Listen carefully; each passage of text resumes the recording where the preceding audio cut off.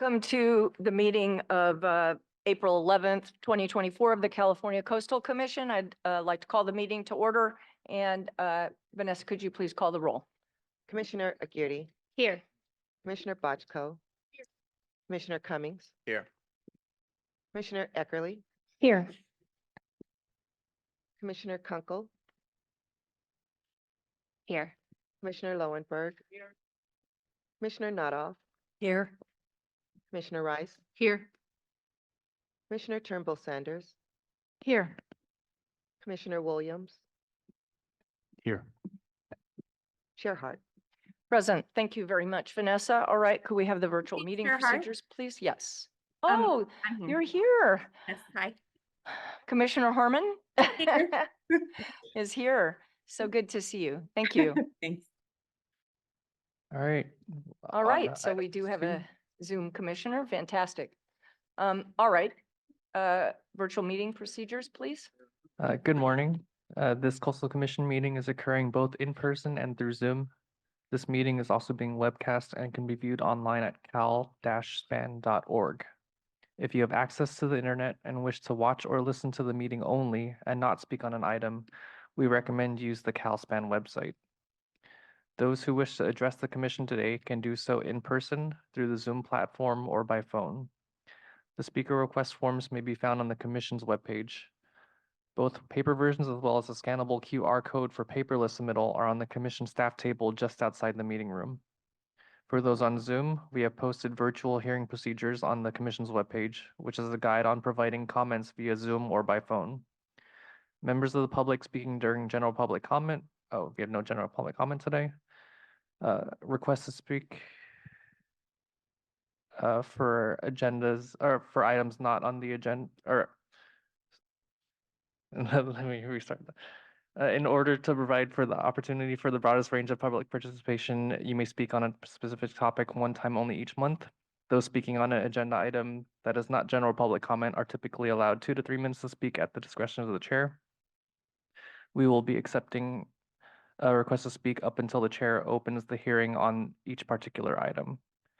If you have access to the internet, please go to the Commission's webpage and click on the link to fill out a speaker request. If you do not have internet access or prefer to testify by phone, please call the Commission staff at 562-477-9089. Again, that number is 562-477-9089. Staff will provide you with a telephone call-in number and instructions for how to participate and provide testimony by phone. We will manage speakers coming in and out of the meeting through a meeting organizer. When it is your time to address the Commission, the organizer will invite you to turn on your video and microphone or provide instructions on how to unmute the phone. Madam Chair, that concludes virtual hearing procedures. Thank you, Chris. I'd like to just make a brief announcement regarding the hearing. Today, we have several items that have many public speakers. In order for this not to become literally a 24-hour meeting, I'm going to have to manage our speakers and comment today. And I'm really hoping that as the day goes on, people will have some perspective if, and I'll be mentioning this before each item, before each lengthy item, that if someone has already said what you want to say, that it would be helpful if you would just either simply state that you agree with the other speaker or rely on the previous speaker for the comments that you want to make. Also, my intention today is to take 10 speakers on the items that have numerous speakers, 5 in support of the project, 5 in opposition. Those speakers will all have 2 minutes, and then it is very likely that we will go to 1 minute per speaker. Of course, for those that need Spanish interpretation, they will have double the time. So in the case of 2 minutes, 4 minutes, 1 minute, 2 minutes. So just wanted to make sure that everyone listening on Zoom and the people that are planning on coming today to speak on these important items recognize we want to hear from you, but we literally cannot be here for 24 hours. So on that note, I'd like to hear the agenda changes, please. Mr. Carl. Thank you, Chair Hart. Good morning. Item 3 is the agenda changes, and today we have 4 items, 3 of which are on the posted agenda change.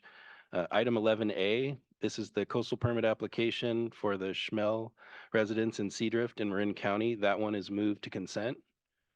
Item 12A, this is the dispute resolution case for the proposed Hodge Amendment in San Mateo County. That item's been postponed. Item 14A, this is the City of Capitola LCP amendment for the proposed Monarch Cove Inn redesignation in Capitola. That one's also been postponed. And then the one that wasn't on the sheet, and it just happened yesterday, is item 15A. This is the appeal of the City of Pacific Grove coastal permit decision on a bed and breakfast project. The appellant withdrew his appeal yesterday, thus the appeal is withdrawn. There'll be no hearing today. And that concludes the agenda changes. Mr. Carl, what was the final number? Sorry. That was item number 15A, so that one's been withdrawn. So there'll be no hearing on that item. So 11A, 12A, 14A, and 15A will not be heard today, or 11A 11A and. 11A was Is- to consent, and the Okey-doke. other 3 will not be heard today, correct? All right, thank you very much. All right. We will now move on to the consent calendar. Madam Chair, can we report out a closed session before we move on? Of course, please. Thank you. Thank you. Yesterday afternoon, the commission met in closed session. It received litigation information and advice and took action on Bel Air Bay Club versus California Coastal Commission. The commission also received litigation information and advice on Rio Del Mar Beach Island Homeowners Association versus Coastal Commission. That concludes my report. All right, thank you very much. Then we will turn to the consent calendar. Is there a presentation on 11A? No, so yes, item 5, that consent calendar, there's nothing on that consent calendar, but item 6, we just moved the item number 11A. And again, this is the CDP application for the Schmehl residence in Seadrift in Marin County. The applicant's in agreement with the staff recommendation. We're not aware of any objections or controversy. So we're recommending that the commission approve it on consent. Okay, thank you very much, Mr. Carl. Are there any ex partes on that item? All right, seeing none, are there any members of the public that wish to speak on that item, 11A? No, there are no speakers. All right, is there a motion to approve the consent calendar? All right, moved by Commissioner Aguirre, seconded, I believe Commissioner Bochco had already seconded, and we'll need a roll call vote, please, because Commissioner Herman's. Commissioner Aguirre. Yes. Aguirre, yes. Commissioner Bochco. Yes. Bochco, yes. Commissioner Cummings. Aye. Cummings, yes. Commissioner Escalante. Yes. Escalante, yes. Commissioner Harmon. Yes. Harmon, yes. Commissioner Lowenberg. Yes. Lowenberg, yes. Commissioner Nuttall. Aye. Nuttall, yes. Commissioner Rice. Yes. Rice, yes. Commissioner Turnbull Sanders. Yes. Turnbull Sanders, yes. Commissioner Uranga. Aye. Uranga, yes. Chair Hart. Yes. Hart, yes. The vote is unanimous. All right, thank you. We'll now turn to item 7, the enforcement report. Ms. Hagee? Yes, thank you. Good morning, Commissioners. I'd first need to report to you on the status of one case in which we recorded a notice of violation, which we refer to as NOVAs. As you may remember, under Section 308.12 of the Coastal Act, after providing proper notice, the Commission's executive director may have a so-called notice of violation of the Coastal Act recorded on title of property. This mechanism is intended in large part just to put potential purchasers on notice of the violation and avoid problems. These novas are sometimes the result of formal hearings before the commission and sometimes are the result of a negotiated resolution. But in either case, we're required to report back to you to see if the NOVA is still needed. The NOVA on which we're reporting today was recorded for unpermitted development on a private beach fronting property located in Oxnard. The violations included use of heavy equipment on the public beach, removal of major vegetation and grading of sand dunes, the failure to maintain a public pedestrian bike path clear of sand for public use as required by the CDP, and undertaking other actions that had the effect of impeding public access. Although we've been working with the property owner in this case, it has not been resolved, and therefore the violations are in place and we need to retain the NOVA. Next, I need to get my PowerPoint up there.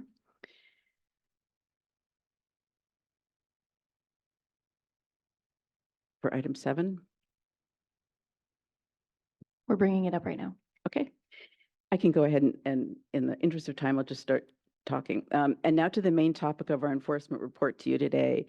We're pleased to provide you with an update on the Commission's use of the new Administrative Penalty Authority to resolve non-public access cases. As you may recall, and as we'll discuss in a few moments, this provision was added to the Coastal Act to expand the earlier provisions regarding administrative penalties, which applied only for public access. Today, we will report on the implementation thus far of this new section 30821.3. The new provision requires us to submit an annual report to the Commission and to the legislature detailing certain pieces of information regarding our experience with the new authority, and that's what this report is doing today. We also took the chance to evaluate the effectiveness of the new section and give you some additional information regarding those cases. Throughout this presentation, we will refer to 30821.3 cases as resource cases to distinguish them from the public access cases and to demonstrate the wide range of natural resources this administrative penalty is designed to protect. I would note that the full text of our report to the legislature is linked to today's agenda item and is available to the public on our website. Next slide. Okay. You will see from the report in today's presentation that the expanded Administrative Penalty Authority has proven to be an effective enforcement tool for resolving cases. As a result of this new authority, the Commission has the ability to apply the provisions for administrative penalties in a wider range of cases, including those that harm some of our state's most precious natural resources, such as wetlands, beaches, dunes, and endangered plants and animal species. Much of our information on this today will be presented by Shelby Waymont, an attorney in our headquarters enforcement group. She just started at the Commission this year, and we're thrilled to have her. I'd also really like to thank our district enforcement staff for working tirelessly on these resource cases as they arose through 2023 and to go back and look at older cases to use the new authority. Today, during our presentation, we'll briefly discuss the components of the new section, present the findings from our report, and end with a few examples of cases. The picture on this slide shows the grading in Central Coast done with heavy machinery on the beach. The pictures shown throughout the rest of this slideshow are from our active 2023 cases, which we're working to resolve. However, because they're ongoing, we're limited in the amount of information we'll disclose. Next slide, please. As you may recall, the Coastal Act was amended by Senate Bill 433, which was authored by Senator Allen to include the new section, and we're very grateful for his participation. The Administrative Penalty Authority conferred under this section is not intended as a fiscal measure. In fact, as you may remember, no proceeds come to the Commission. They go to the Violation Remediation Account administered by the Coastal Conservancy and are used to fund restoration and acquisition of coastal sites. But the provision also helps resolve cases without penalties in some matters, as we will discuss. The authority is actually designed and intended to provide an incentive for violators to resolve their violations quickly and to also deter future violations. The good news is that this statutory authority has worked as intended and proven to be an effective tool, enhancing our enforcement efforts with respect to resource cases. The Coastal Act was previously amended in 2014 to include administrative penalties for the public access cases. The addition of this new section we're discussing today in the aggregate now provides the Commission with the authority to impose administrative penalties for all violations of the Coastal Act. This slide shows unpermitted sand dune grading in the South Coast, which also involves a discharge pipe that is discharged slurry flowing downhill and directly into the ocean. Next slide, please. I'll briefly go over the specific provisions of the new section, which was largely modeled after the existing penalty provisions. We've attached the full text of the section as Exhibit 2, if you would like to read it in its entirety. The statute basically enables the Commission to assess penalties of up to $11,250 per day per violation by a majority vote of the commissioners present at a notice commission meeting. The possibility of such a large penalty amount, which accumulates daily, was intended to provide an incentive for violators to comply as quickly as possible. It also provides that in determining the amount of penalty, the Commission should consider the factors set forth in Section 30820C, which the Commission looks to when imposing civil liability and other enforcement matters. This slide shows an unpermitted seawall at a residence. While seawalls also affect public access, they harm precious beach resources, including erosion of the beach area. Next slide, please. This slide contains a text of the factors from 30820C. Next slide. The statute provides additional incentives for violators to resolve matters quickly. In certain instances, a party can avoid administrative penalties altogether by fully resolving a violation within 60 days of receiving notice. This period does not apply to previous violations of permit conditions for a variety of reasons, including that the prior permit itself provided notice of the requirements. In addition, in circumstances where a violation is unintentional and minor and only causes de minimis harm, penalties under the statute will not apply if the party acts expeditiously to correct the violation. You can see in the aggregate that the key to avoiding administrative penalties is to resolve violations quickly. This benefits both the public and the habitat because quicker resolutions mean that violations are resolved more quickly and with fewer adverse impacts, fewer costs to both the state and the violator, and the avoidance of delays and costs associated with litigation. If administrative penalties are ultimately necessary, the statute also contains provisions to ensure that once imposed, they are enforceable. If a violator fails to pay an administrative penalty, the Commission may enforce it through the courts or by recording a lien on the property. This slide shows a case of unpermitted development in the North Coast, specifically harm to ESHA and wetlands. Next slide. I'm sorry, I'm reading as fast as possible in light of the time. The following slide summarizes the statistical analysis that we did for the report. The charts and graphs that we're about to show you provide an overview of our implementation of the new section over the last year. To be honest, they may not be the most compelling slides, but the story they tell is compelling. Our goal with this analysis was to determine whether having administrative penalty authority has, in fact, enhanced our enforcement efforts. Even though it's early days and we're just getting started, the clear answer is it has. In the following slides, we'll explain by way of some charts and graphs how we reached this conclusion. By the way, this slide shows the unpermitted cutting of approximately 522 eucalyptus trees. While eucalyptus is a non-native plant, in some locations it provides critical habitat for endangered monarch butterflies who stop in these groves during the winter. Next slide, please. This slide shows our increasing caseload by district. The statute requires us to report on the number of cases open per year during our reporting period to this legislature, and this chart shows the number of cases opened last year, 110 in total.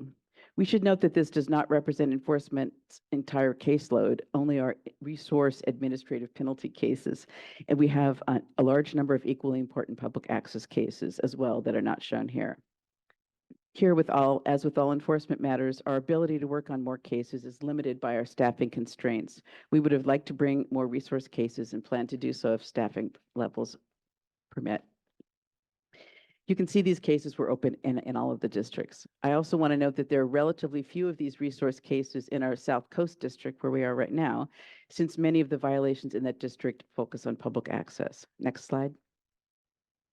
Resolution of resource cases provide a broad range of benefits, and to show the types of resources involved in these cases, we have provided a more detailed breakdown of the different subject matter of the cases that arose last year, as shown on this slide. They include shoreline armoring, harm to water quality, harm to wetlands, cases involving unpermitted vegetation removal, cultural resources, and 37 cases involving harm to other coastal resources, which is our catch-all category for things such as harm to marine life. Many violations include impacts on more than one kind of resource. Now, Shelby Warman is going to walk us through the next section of statistical slides. Next slide, please. Thanks, Lisa, and good morning, commissioners. With our next slide, we would like to highlight the process of implementing the provision. After staff investigates a case and determines that it is a resource case, we notify the party of the violation and the potential for administrative penalties if it is not resolved quickly. It should be noted that, unlike resolving public access violations, where some can be resolved relatively quickly, resolving resource violations often includes complicated habitat restoration and monitoring, typically for a period of 5 years. Thus, in many cases, Commission staff may have reached an agreement for resolution, but the restoration or mitigation work is not yet complete, and so the case remains open so the restoration can be monitored. Next slide, please. In 2023, one case under the new section was fully resolved, which means that all required restoration or mitigation work was completed. This case involved development without a CDP and was ultimately resolved through an after-the-fact CDP and removal of unpermitted development. Additionally, in 11 cases opened in 2023, Commission staff secured an agreement for resolution, but due to the complex and lengthy nature of the cases, there is more required work that is either currently in progress or due to begin shortly. The new section has helped us reach an agreement to address the Coastal Act resource issues, and work may have already commenced in several of these cases, but that work isn't yet complete and field oversight is continuing. For the purposes of this report, we have provided an estimate of how long these 11 cases were open, although because there is still ongoing restoration or mitigation work, these cases are not considered fully resolved, but the agreement to resolve them is in place. For these cases, 7 were resolved in 0 to 31 days, 2 were resolved within 32 to 100 days, and 2 cases were resolved in over 100 days. In 40 other cases, enforcement staff is actively negotiating with the violator to reach an agreement. In 24 cases, enforcement staff has not made progress in negotiating with the violator or does not have the capacity to attempt to resolve the case at this time.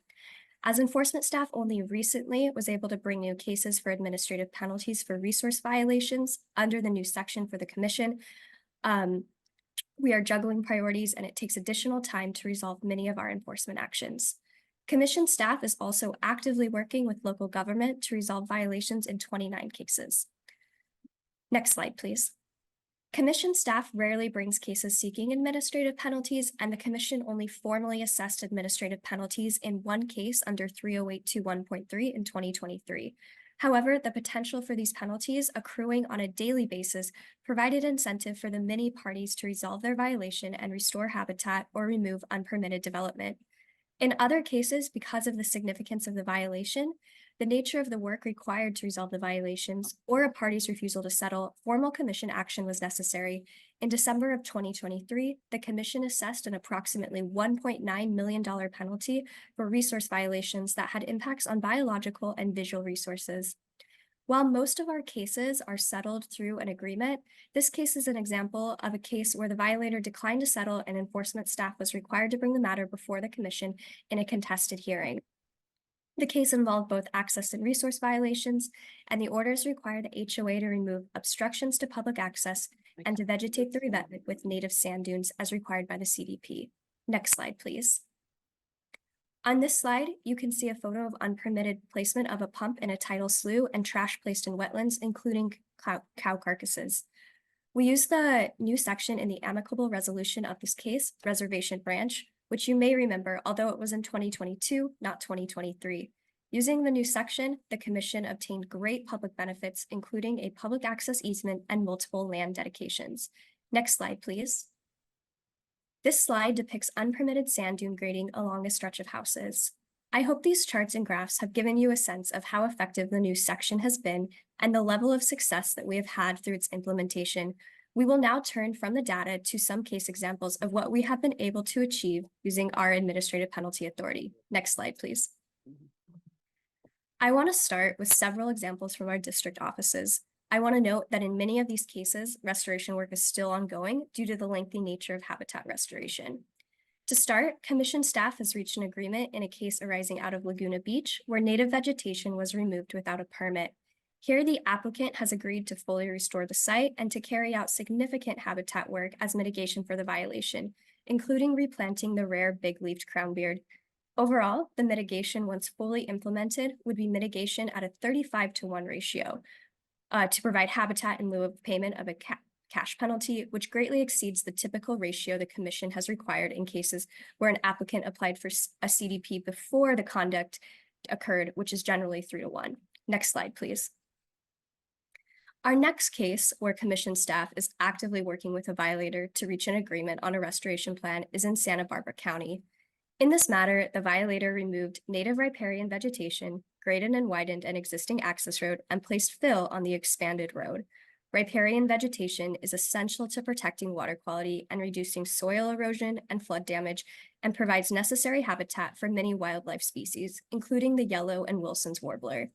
As a means to address the violation, we have been working with the owner to get authorization for the work via a CDP, and the property owner has been approved for a CDP to remediate the impacts of ASHA at a 4-to-1 ratio, again to address the violation in lieu of a cash payment. Next slide, please.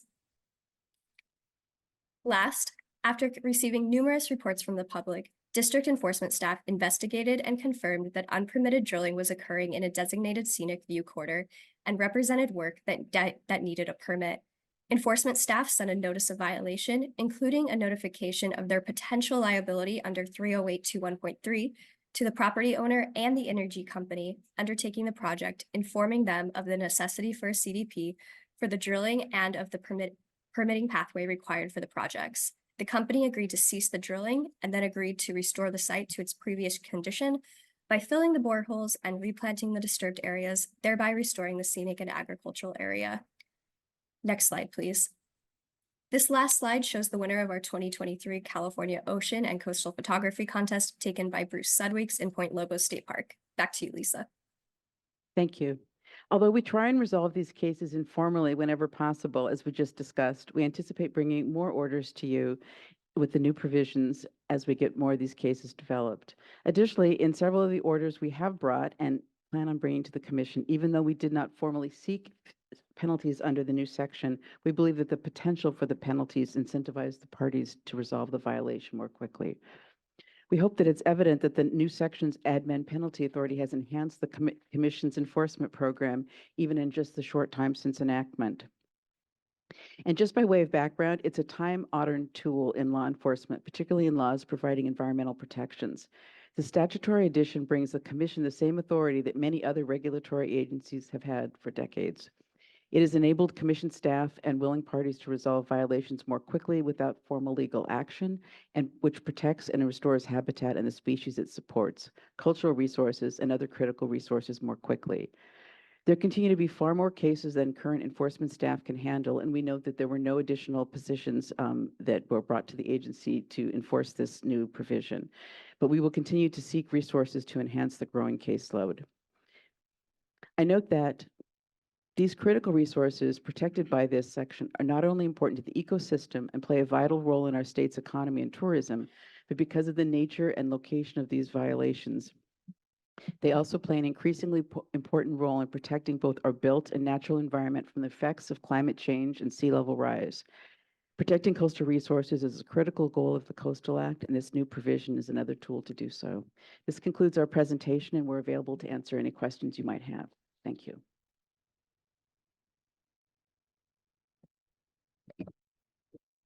Great, thank you so much. All right, is there any public comment on this item? There are no speakers for this item.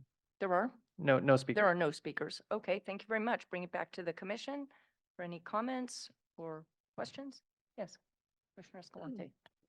I will just never miss an opportunity to congratulate and show my gratitude for our enforcement team that is quite exceptional work. That pie of 64% clearing within 30 days is quite a feat. So Ms. Hagee, thank you, congratulations. You're a wonderful public servant, and you and your team are remarkable. So we're so lucky. The state is so lucky to have you. Thank you for those kind words. And I can't tell you how important it is to the enforcement staff and the regulated community to know that the Commission itself cares about these things and acts when we bring them to you for your consideration. So thank you very much. Yes, Commissioner Nodoff, followed by Commissioner Turnbull Sanders. I just, also congratulations on, it's great to see that when a law is passed, it actually makes a difference on the ground, and this, you can't argue that. But I was just wondering if you could comment a little bit on the role of the public in bringing these violations to the attention of Commission, of staff, and I think that's always been an important thing, and had just wondered if you had a comment. It's enormously important to us.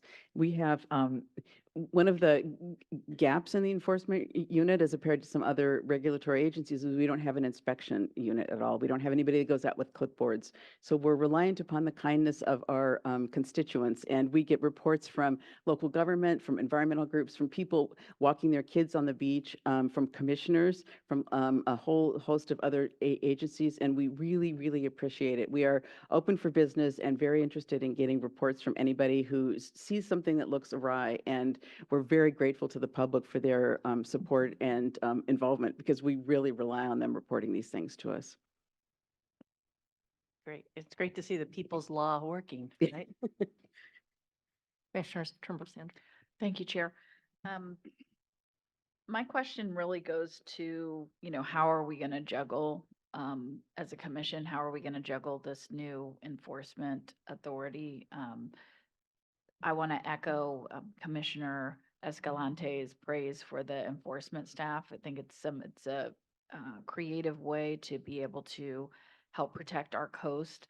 But just, also want to put a plug in for increased funding for the Coastal Commission, and just wanted to, for the record, maybe ask Ms. Hagee to explain really how we're managing to now not only have the legislation for the penalties for blocking coastal access, but now for all enforcement matters, to have that with a handful of very courageous, powerful, small but mighty team, to really manage the coast in that way. Candidly, it's a challenge. And we have tried a number of times to get additional funding, and we're going to continue to do so, working through our budget folks and through our legislative folks. And we have to make hard choices. What we're doing now is we're folding in these cases into the basket of cases that are currently held public access cases, and we do very serious prioritization, and we meet with the district staff, we meet with the public, and we meet with our staff to see which cases we can that we need to bring that are most important and have the biggest impact. And it's difficult to weigh, impact on monarch butterflies versus, equitable access to the coast. So we're trying to do a little bit of everything.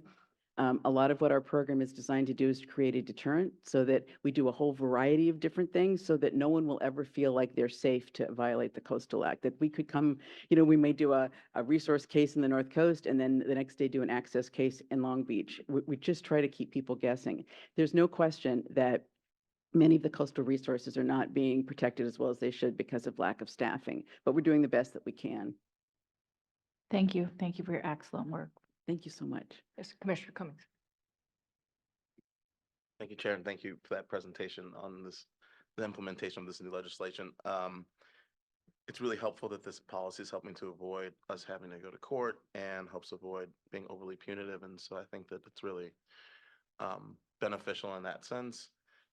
If staff develops any materials that they're using to help lobby for more funding, I think it'd be good for us to get those kinds of materials as well, because what will really be helpful is not just the Coastal Commission asking for more money, but people throughout the coast of California, elected officials, really encouraging the legislature to push for that. I think that every agency is going to be pushing to say we need more money, but when the communities and the people are saying, no, we want this agency to be better funded, it comes across a little bit more strong. And so any materials that you all produce, I'm happy to advocate as well on behalf of the Coastal Commission.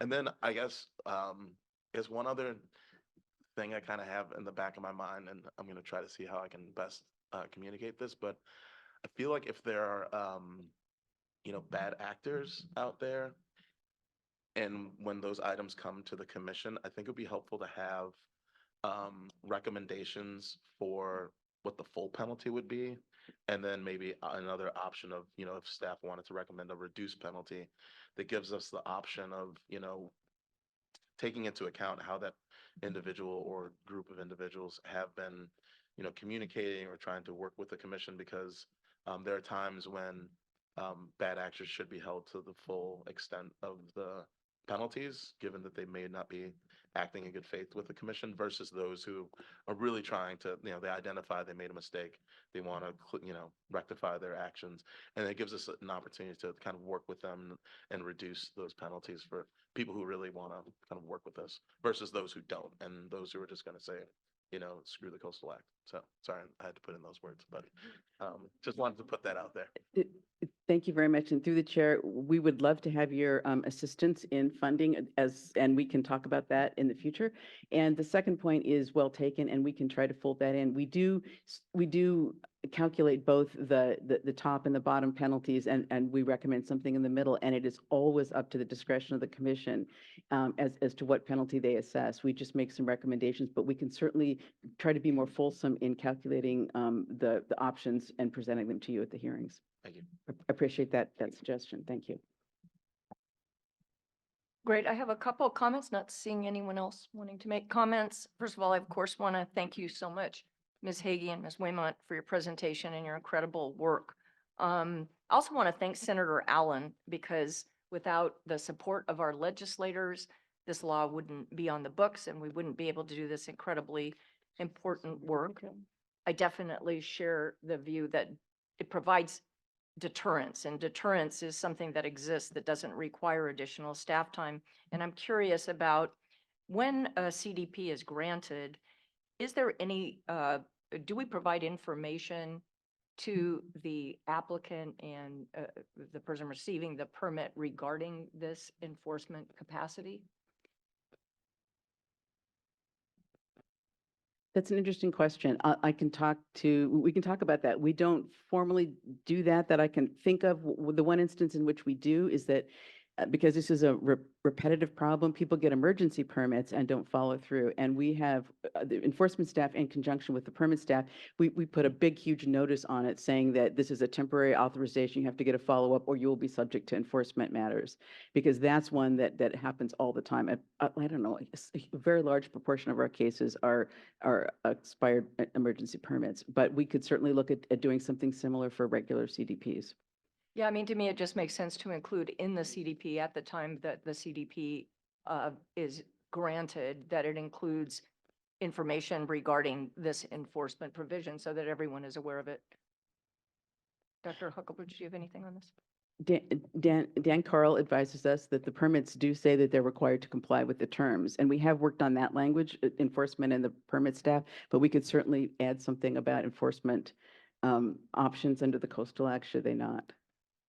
Yeah, citing the statute, I think it's important that people understand that we have this capacity now and that they're advised of it. So I think that would be great. I just want to again share my fellow commissioners' congratulations, our gratitude and our concerns regarding funding. So thank you so much. Thank you. Thank you so much. All right, we're now going to move on to the Deputy Director's report from the North Central Coast District. Mr. Carl? Yes, thank you, Chair Hart. That's item 8. We were reporting 2 waivers, 2 immaterial amendments, and 3 emergency coastal permits. We did receive an objection regarding the waiver for the Inverness Foundation for its invasive species management project at its trail and park site near Vision Road, inland of Tomales Bay, as well as the applicant's response, both of which are in the correspondence package for this item. So in a nutshell, the objector claims it's not a habitat enhancement project at all, and that the waiver is inappropriate. The applicant responds to and rebuts all of the objector's claims, and again describes the project as an appropriate habitat enhancement project, which we continue to believe. So we're continuing to recommend that waiver. Past that item, we're not aware of any objection or controversy regarding the other matters. And so the question is whether 3 or more commissioners object to the amendments or 4 or more commissioners object to the waivers. And if not, then the commission will concur. Thanks, Mr. Carl. Are there any public comment on the Deputy Director's report? Yes, we have one speaker, Don Schmitz, who's here in person. All right, Mr. Schmitz. Okay, thank you Okay. very much. All Okay. right, no other speakers on Zoom or otherwise? No. All right, then I'll return to the commission, ask if 3 or more commissioners have any opposition to concurrence on the Deputy Director's report. All right, seeing none, the commission concurs, and we'll move on now to item 9A, Marin County LCP Amendment, short-term rentals. Yes, thank you, Chair Hart. That is item number 9A. We do have a PowerPoint for this item and Sorry, just one Sure. moment, please. Yep. I am recusing myself from the hearing on Marin County LCP Amendment Number 2-MAR-24-00-2-1, short-term rentals due to a potential conflict of interest under Government Code Section B7100. 8, under Government Code Section 87100. Thank you so much, Commissioner Lowenberg, and I'm sorry I almost cut you off on that. Very much appreciate that. So we'll wait a moment.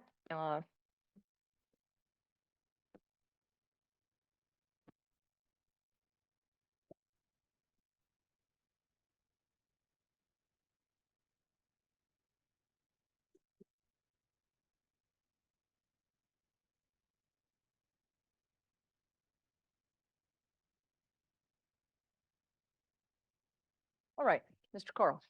Yes, so we do have a thank you. And Stephanie Rexing, who's our district manager for the North Central Coast Office, is going to give our staff presentation. Good morning, Commissioners. Item 9A is a proposed Marin County LCP land use plan amendment that would update provisions for short-term rentals within residential units. You know, Ms. Wexing, I'm a little concerned you're not as loud as you might need to be for everyone to hear. Thank you. Is that better? Yeah, Okay. I think if the mic is right by you. Thank you. That would update provisions for short-term rentals within residential units in the county coastal zone. Slide 1 shows Stinson Beach, one of the many beaches that are part of the county's coastal landscape and one of its most popular coastal visitor destinations, particularly given its proximity to Bay Area population centers. Next slide, please. Slide 2 shows you the overall county boundary with the coastal zone areas noted in blue and everything outside the coastal zone shown in gray. Much of coastal Marin County is relatively remote and quite far from inland population areas. At the same time, this area is also a very popular visitor destination. Given the relative lack of hotels and motels in this rural coastal landscape, short-term rentals perform a valuable visitor serving function. Since 2018, the county has been regulating short-term rentals with provisions that require compliance around potential use issues related to noise, activities, and the like, otherwise known as good neighbor policies, and also through the collection of transient occupancy tax. The proposed changes would add new definitions, establish licensing and transfer requirements, and would add additional good neighbor provisions. Such provisions would limit rentals based on water, wastewater, and parking capacities, and would require specific emergency preparedness measures. Other changes also prohibit short-term rentals in affordable housing, accessory dwelling units, multifamily or condominium residential developments, and agricultural and farm worker housing. Perhaps the most controversial of the proposed changes are the new limits on short-term rentals through capping their maximum numbers in each of the 10 identified coastal zone communities, or townships as the county refers to them, where almost all of the communities would see a decrease in allowed short-term rentals, other than Dillon Beach and Seadrift, which are circled in red on the slide. Dillon Beach being one of the northernmost communities, and Seadrift is in the southern reach between Bolinas and Stinson. Next slide, please. Slide 3 shows the proposed caps as applied to each community, along with the county's estimates of the number of housing units, the percentage of housing units offered as a rental at least some of the time, and the proposed change from existing short-term rental numbers outlined in blue to the proposed numbers outlined in green. This table is also in the staff report on page 8, if that is easier to follow along with. It is important to note the actual number of housing units is likely higher than represented here because the county counted the number of parcels with a unit and didn't account for parcels with more than one unit. The short-term rental numbers shown here also do not distinguish between whole house or unhosted versus hosted or room rentals. Finally, this data does not distinguish between rentals that are offered infrequently versus those that are offered more regularly. As a result, this chart is best understood as showing a percentage of short-term rentals using up a greater share of housing units than may actually be the case, because housing units have been likely undercounted here. That said, this is the data that the county provided, and it can offer a general sense of the existing and proposed short-term rental context in Marin County. While the county recognizes the value of short-term rentals for visitors, they are also concerned with the need to maintain and expand housing opportunities in these areas, especially affordable and workforce housing, and believe that the proposed changes will better balance those housing priorities with visitor needs. As you can see, all of the communities would see a decrease in allowed existing short-term rentals except for Dillon Beach and Seadrift, which would see an increase. Because the existing column in blue on slide 3 reflects what the county characterizes as an uptick in rental licenses that occurred when their moratorium was announced in May 2022, the county reasons that the proposed reduced cap levels in the green column for the first 8 communities would essentially return these areas to the pre-moratorium baseline that reflects the short-term rental market at a general state of equilibrium. As to the allowed increases proposed for Dillon Beach and Seadrift, the county reasons that these communities have historically provided a higher concentration of vacation homes, and that focusing short-term rentals there would further visitor serving objectives without significantly affecting longer term housing stock. Next slide, please. The Coastal Act requires protection and maximization of public recreational access opportunities of both overnight accommodations like those provided via short-term rentals, as well as the directly related opportunities that overnight stays can facilitate. In addition, the Coastal Act gives preference and priority to public recreational access use and development over other uses, and public access use is explicitly prioritized over private residential use when the choice is between the two, as is the case here. At the same time, the Coastal Act also requires the Commission to encourage housing opportunities for persons of low and moderate income and requires protection of special communities that are popular visitor destinations. One of the reasons that these special communities actually attract visitors in the first place is their visitor-serving nature and the related facilities and economies, which in turn are dependent on workers who also need reasonably affordable and available workforce housing. Oftentimes, such workers contribute to these communities in other ways as well and reflect a part of its fabric and character in that sense. Thus, protecting those communities as visitor destinations implicitly requires that workforce housing also be accommodated. So the Coastal Act protects and encourages both short-term rental use as a higher priority while also protecting special communities that are visitor destinations because of their attributes, such as the communities in West Marin County. In turn, the ability of such communities to accommodate and attract visitors, as protected by the Coastal Act, requires both workers to serve the visitor economy, where such workers require viable workforce housing, and residents that contribute to and can be a part of the character of the place. Put another way, the question of when, where, and how to accommodate short-term rentals raises intertwined Coastal Act public recreational access and housing issues that must be harmonized as much as possible, including through establishing a balance that makes sense for both the community and the visitors to it. While staff notes that this is true in this case, it is also a common theme up and down the state, and the Commission has historically sought to find that context-specific balance each time a short-term rental program is considered anew. Here, while the proposal is not without its public access issues, it also includes short-term rental growth in some areas, and allowable rentals would only decrease in absolute number by around 50 in other areas. Staff does not see this ultimate market as an inconsequential number of rentals, especially in smaller communities like these, and it still represents a fairly robust short-term rental market under the circumstances. For their part, the county asserts the approach proposed is a balance that appropriately reflects an inclusive local process, but a still divided constituency on this issue nonetheless. In other words, there is no approach here that will satisfy all parties and all objectives, and the county believes they achieved a hard-won balance through a multiple-year process, one that accounted for the unique attributes of the built and natural environment of West Marin, and staff agrees. Next slide, please. The question about how communities should regulate short-term rentals to meet Coastal Act objectives can be quite charged, and Marin is not an exception to that rule. Also, short-term rental regulation is not in staff's view an all or nothing proposition, as some may suggest, but rather the key is finding the balance that makes sense for both the community and the visitors to it.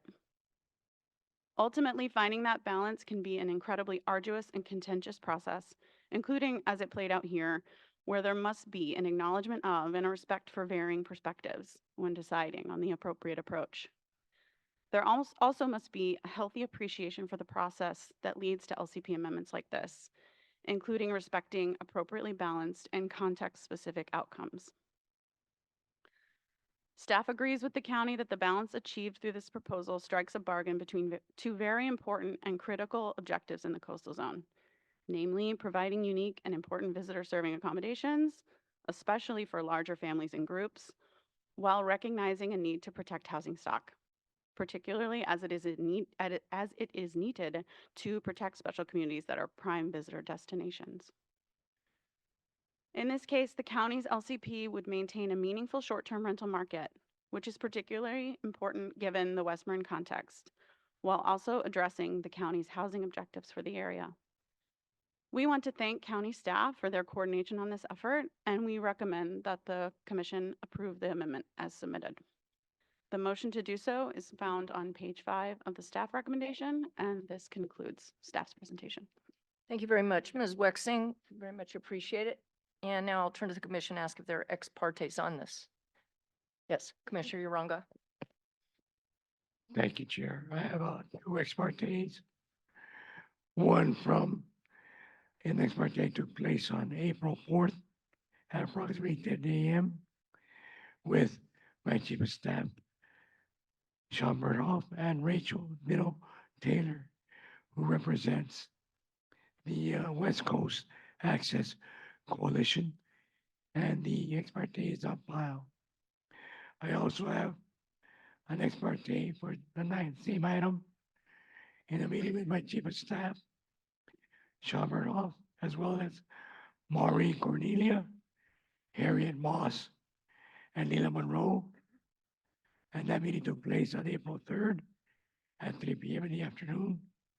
And then ex parte is also on file. Thank you, Commissioner Nuttall. Did you want to, do you have an ex parte on this? Oh, I thought you did. Okay. Who else? Commissioner Rice? Yeah, thank you. I have two recent ex partes, one on March 28th at 1 p.m. in the afternoon. It was a Zoom meeting. The participants were Leila Monroe, Harriet Moss, Maureen Cornelia, David Kimball. In the ex parte, the participants expressed their general support for the staff recommendation to approve the county's proposal as submitted, though their preferred regulation would have set the caps lower. They expressed concern regarding the lack of narrative, in their view, in the staff report regarding how the conversion of long-term residential housing stock to short-term rentals impacts communities with limited housing supply. They commented on the difficulty West Marin communities are having retaining essential workforce such as teachers, let alone service workers supporting visitors serving businesses. We discussed the significant level of public engagement during the county process, the high numbers of individuals commenting on the STR regulation from all perspectives, and that the resulting proposed regulation represents a compromise. They had some concerns regarding the 2-year or 4-year relicensing cycle.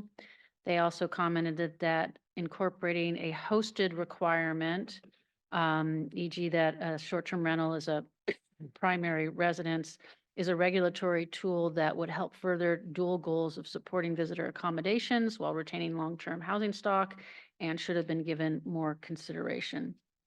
My second ex parte just happened late last week on April 4th.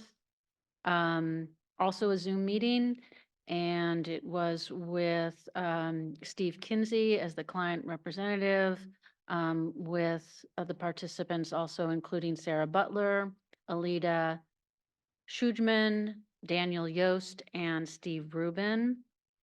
Each of the participants are residents or property owners or involved in the Stinson Beach community. They did provide a brief slide deck, which is attached to the ex parte that I've submitted. The focus of the conversation was on STR regulations in Stinson Beach, more globally, both Seadrift and village of Stinson Beach.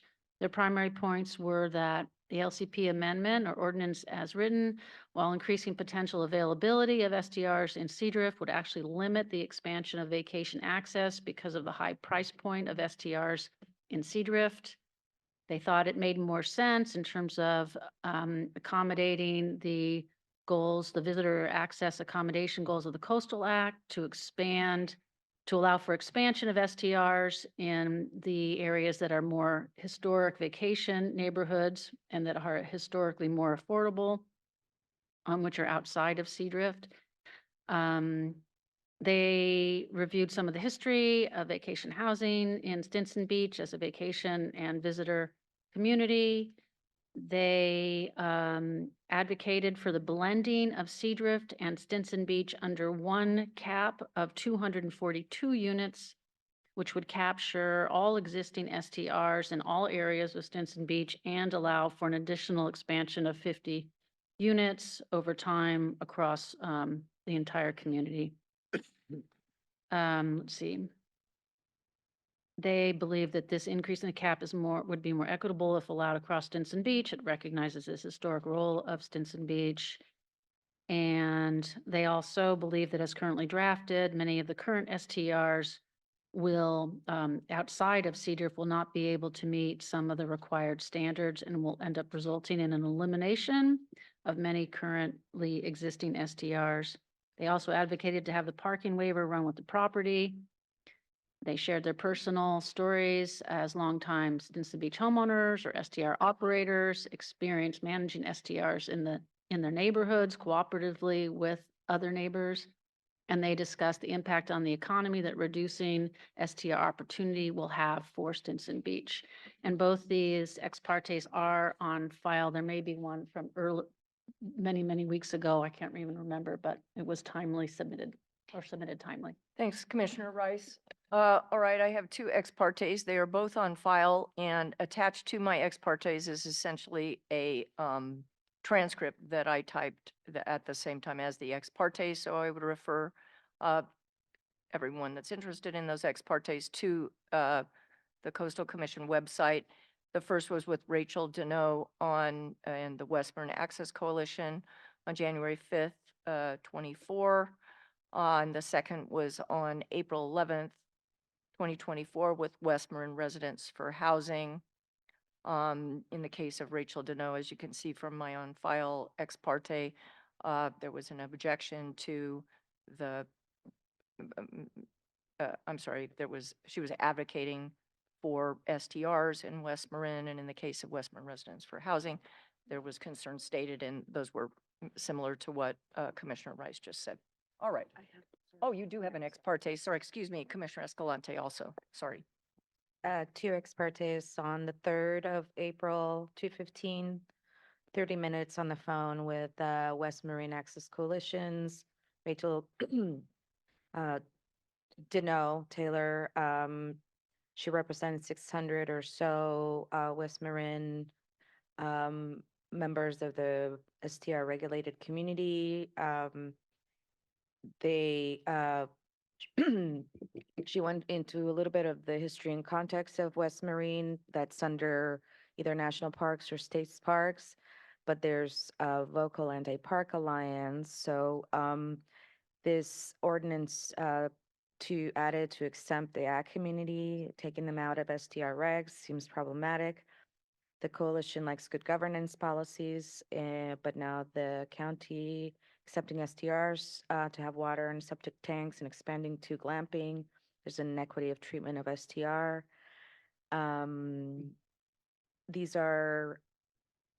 There's a history of heavily regulating this historical homes in Seadrift and Dillon Beach are only zones for visitors. In the current system work to centralize lodging and homes that have historically been STRs. This process is slanted, bogus poll. County hasn't done serious work. The coalition formed in response to this process where county wasn't talking to constituents, comprised constituency comprised of vacation homeowners. And also spoke to, I'm sorry. I thought I got organized. And then on 4/8, Better Neighbors with Becca Ayala and Layal Bata. They only support home sharing model. They wanted to talk about the Marin and Sonoma County STRs. They did some data analysis. Marin County found 390 unhosted STRs, about 488 a night. They're working on a report with more info on the rooms to get more data. And they think the cap in Marin is too high and they recommend a 1%. That's it. Thank you. Thanks so much, Commissioner Escalante. And I'm sorry, folks, I inadvertently used today's date on my ex parte. It was actually April 2nd, 2024 with West Marin residents for housing. So I wanted to correct that for the record. I'm not seeing any other ex partes. Like to now open the public hearing on this item and like to start with our elected representatives. And my understanding is we have Marin County Supervisor Redoni on Zoom, I believe. Yes. Yeah. Welcome. And I'm here. is Thank 3 you. minutes sufficient, Chair. Supervisor? Chair Hart. Yes, it is. Thank you. It might be Yes. appropriate to have the county do their presentation. Prior to the electeds? All right. Okay, if you feel that way, that would be. Dan is the one that knows what's going on, so in that case, I will turn to the county. And the county, you're requesting 10 minutes is my understanding, and 10 minutes for rebuttal.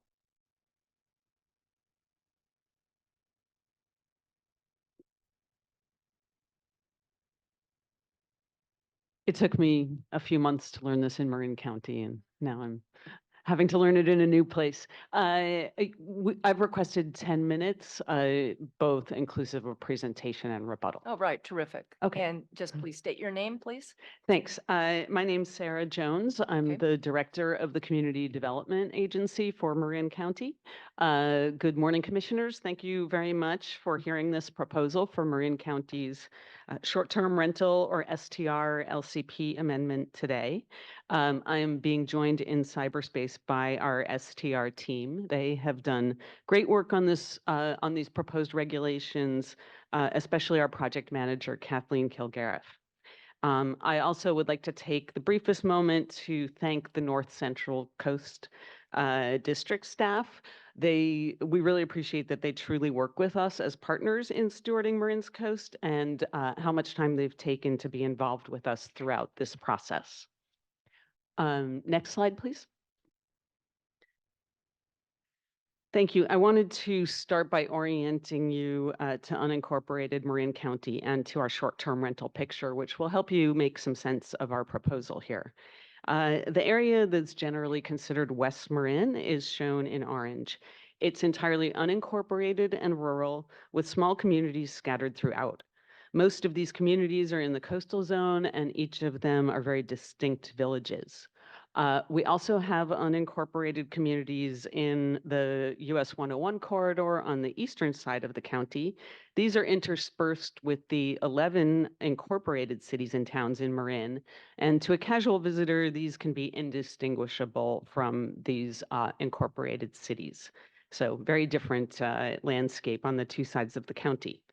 But from pretty much anywhere on the eastern side of the county, it takes about an hour, give or take 15 minutes, to drive to anywhere on the western side of the county without traffic. Most people who work in the West Marin communities are driving further because of the cost of housing throughout the county. So in other words, Marin's Coast is a relatively easy day trip for an occasional visitor, but is a burdensome commute for somebody who goes there daily. 8 out of the 10 people who work in Marin's coastal zone commute from outside the area. This is a significant drain on the resources of this workforce, almost half of whom earn less than $40,000 per year. So this really does compromise the viability of communities and of visitor-serving uses in the coastal zone. So in our view, the housing issue really is very much part of the overall picture of coastal access in our county. Most of the homes in West Marin are not primary residents. Overall, 33% of property owners in the coastal zone take the primary home tax exemption. A few communities like Point Reyes Station are at over 50% primary home tax exemption, but many of the communities are actually much lower than that 33% average. Let's go back to the orange area. That's what we call the Measure W area, and it's where there is a voter-approved additional transient occupancy tax, or TOT, that is designated specifically for affordable housing and for fire protection. It is also the area where our Board of Supervisors placed a moratorium on new STR registrations in May of 2022. A couple of facts and figures on STRs, no quiz on it, but it's just helpful. We did start regulating STRs in 2018 for TOT and good neighbor reasons.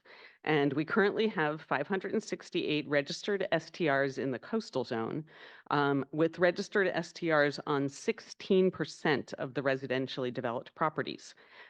These communities range, some of them are down around 10%, some of them go up as high as 30% of property with STRs.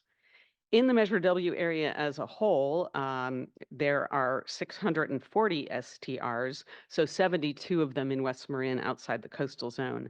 And that is something that has emerged over the last few years. In the eastern part of the county, there are currently 252 STRs. So not only is this number less than half of what we're seeing in West Marin, there are also many more properties in this urbanized part of the county. On the eastern side of the county, about 1% of the parcels have STRs on them. So our proposed regulations would apply countywide. Our board supports community-specific caps for all of the locations in the Measure W area, as well as one community outside of it. We are seeing impacts of STR conversion in the communities outside the coastal zone with easy access to West Marin, and that does play into our thinking about our overall STR regulations. Next slide, please. So when we are developing policy recommendations, we start by working with our communities to define guiding principles so that we have common and consistent understanding of what it is we're trying to achieve. These are the guiding principles that we developed for the STR regulations, and I'm just going to highlight a few. The first being housing, which is why we started this. Marin has a shortage of housing, especially affordable housing. The reason that we felt it necessary to take further steps to manage STRs is that hundreds of homes and a meaningful chunk of housing are in this use. Looking ahead, we are, of course, working very hard to add housing and to preserve housing. This is an important policy in our housing element and in our LCP, and we have heard great concern from West Marin residents about the impacts of STR on communities and on housing costs. At the same time, you can see here that in our guiding principles, we're recognizing the role of Marin as a visitor destination and the longtime presence of vacation rentals. That's very much in our minds. The final principle that I want to point out is our case principle, particularly the E, which is enforceability. Following through is critical for meaningful policy. And after a lot of delving into the strategies that people use for STR management, we did conclude that STR regulations for hosted activity would not be something we could implement or enforce, and that it would be a huge loophole for continued growth of STRs. So that's why we're not proposing to differentiate hosted and unhosted, and have instead applied a different strategy to limit full-time commercial STRs. Next slide, please. A quick summary of our public outreach. Huge part of this, and I'll take a moment to thank the many people who have participated and given a lot of time to this. And we heard a lot of perspectives. I would say it was more of a barbell than a spectrum, in that most people really land on one side of this issue or the other. But one theme did emerge, and it aligns with what your commission heard on this topic in December, which is about the value of what I call part-time or partial STR. Renting out space for a portion of time means that there's an owner who is invested in the community and who has the added income that they might need. And it also provides visitor accommodation and the economic and community boost that goes with it. Next slide, please. So this is a summary of where our board landed in their strategy for regulating. We did not want to manipulate this issue beyond our ability to enforce, and we also felt that we didn't have enough certainty that significantly reducing STR would achieve a good enough outcome in light of the known effects of that reduction on a visitor serving place. But at the same time, we do see the unchecked ability for STR as harmful, particularly when it's full-time use operating as an investment activity and taking up limited housing. So what we're proposing are ample caps coupled with a one per operator rule. We feel that this gives the flexibility for people to operate an STR if they desire, but it would tilt the activity towards maximizing the stake in the community of the population of STR operators. It would also take away the potential for STRs to impinge further on our housing supply. And by ample caps, we mean a countywide cap that's a few hundred more than now exist. Within that cap, as we've talked about, some individual communities would have specific limits. With two exceptions, those limits are the number of STRs that existed in May 2022 before we announced the moratorium. The two exceptions are Dillon Beach and Seadrift, where our board approved caps that could bring STRs to 50% of developed properties. Reduced caps and the limit of one per operator would all be phased in over time or come with attrition. So this is a change that would be gradual. We are also stepping up the requirements for STRs because we are aware that visitor activity has different impacts than somebody who lives in a place full time, and it's affecting neighborhoods. So just to sum up, while vacation rentals are a longstanding use in Marin, the advent of the STR platforms has very much changed the nature of them in a way that's collided with a lot of other stresses on communities. Our board has approved what we feel is our best strategy for effectively addressing this with the tools that we have now. We do need to periodically revisit this and see how it's going and whether it's achieving what all of our stakeholders need. So we already have a 2-year review built in and expect that we may find that we need to iterate or adjust at that time with more data. We see the question of how to handle hosted use as one of the things that we'll continue to explore as time goes on. Final slide, please. I've used up all my time. Thank you. This concludes my presentation, and our county team is available for questions. All right, very much appreciate it. Thanks so much. Mr. Carl, now should we turn to the supervisor? Thank you very much. Supervisor Rodoni on Zoom.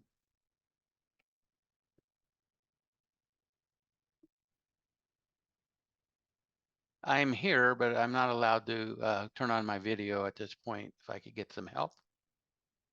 There we go. Thank you. Good morning. I'm Dennis Rodoni, Marin County Supervisor, District 4. My district includes almost all the coastal zone in Marin. First, I'd like to thank the Commission and your staff for your time to review and work with the county to ensure a timely approval of this item. The implementation of this regulation in a timely manner are crucial for our communities that are experiencing a rise in short-term rentals, especially in the coastal zone. I was initially elected in 2016, and since that time, I've been working to find a pathway to balance regulations of visitor-serving short-term rentals with the needs of residential communities. Coastal communities in Marin County are experiencing a population and workforce decline that is impacting our fire districts, school enrollments, our service workers.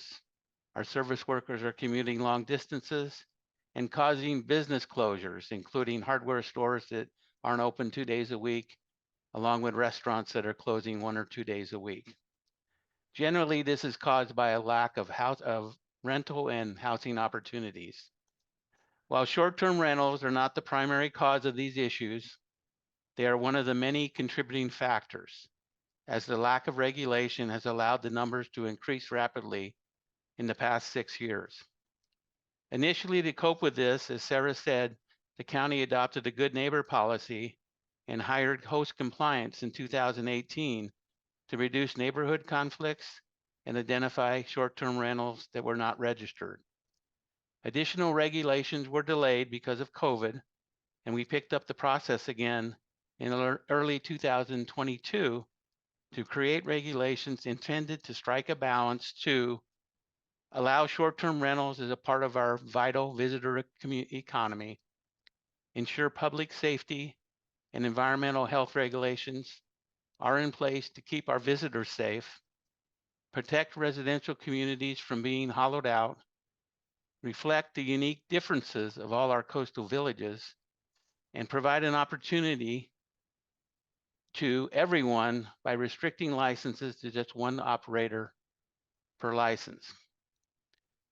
And we are committing to gathering data and measuring programs over the next couple years and hope to revisit this regulation to make adjustments as needed. The county is engaged in extensive community outreach, learning from our coastal communities that all have different needs and different values. The item before you reflects both a reasonable regulation and ample capacity to serve visitors. I have learned through this process there's no silver bullet in this discussion, and this rulemaking has been challenging. However, I encourage these regulations be adopted as proposed to honor the local process and insight into our coastal villages so we can begin the implementation. Thank you, and I'm available for questions during the hearing. Thank you so much, Supervisor Rodoni. I also understand that we have the Mayor of Ross on Zoom, Mayor Robbins. Yes, Elizabeth Robbins is on Zoom being promoted in as a panelist. So when you're able to, please unmute. Yes, can you hear me? Yes, we can hear you. Yes, and I'm not the mayor, I'm a council member. So I'm a council member in the town of Ross in Marin County, though I'm speaking for myself and not the council. So I've been renting vacation homes at Stinson Beach for 50 years.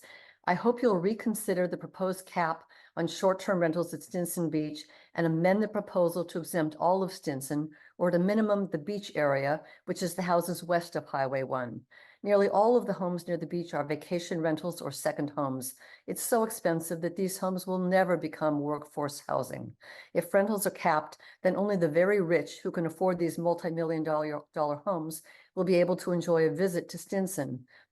And those owners don't open their homes to renters. Their homes mostly stay empty.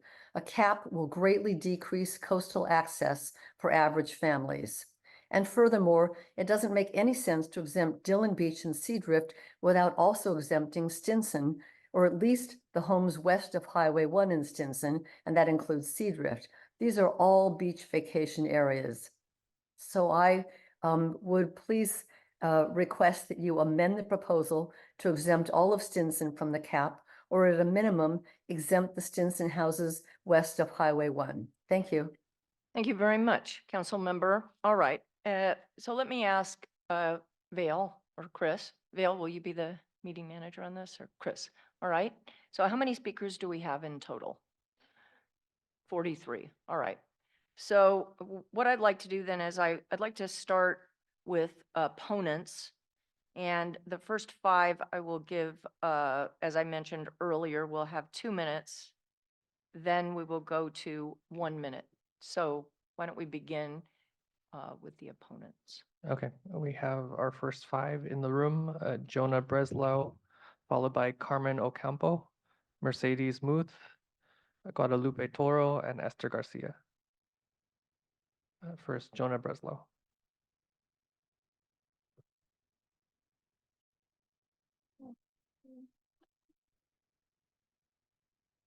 Good morning. My name is Jonah Breslau. I'm a researcher at Unite Here Local 11. And when we're disappointed to see the staff report on this item after a very successful informational hearing in December, last December in Santa Cruz. Here we see the staff recommending a policy that would allow up to 19% of Marin County's housing stock to be used as luxury tourist rentals for the wealthiest travelers. In December, in response to a presentation by McGill professor David Waxsmith, many commissioners expressed a desire to consider the impacts SDRs have on affordability and housing. As Better Neighbors LA and our union has presented many times, short-term rentals, whole home rentals are quite expensive. They do not create access, including here in Marin County, where these short-term rentals are $488 per night on average. Simply put, as we've argued several times, staff's assertion that unhosted short-term rentals create access is not supported by actual data. STRs also unfairly compete with and cannibalize truly affordable accommodations, such as motels and bed and breakfast. Secondly, staff appears to be using workforce housing to justify a policy that will allow unhosted STRs to eat away at Marin's coastal housing stock. Staff acknowledges that the role that workers play in carrying out the goals of the Coastal Act in economies that are dependent on visitor serving uses and asserts that the way to achieve those goals is through workforce housing.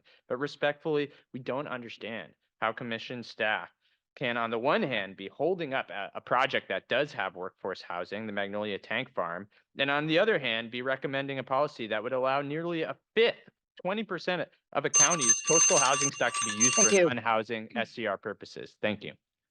Thank you. I'm sorry to the next speakers, but I've been instructed that we need to spread out the different groups for That's the okay, 2-minute Chris. You can period. just call the So, next speaker. yeah. That's fine. So I need to call some new names to go next. Rachel Dino Taylor, followed by Melinda Stone. I'll start with those two. And then we'll return to the Unite Hero people after. Yeah, thank you. Rachel Deneau on Zoom, I believe.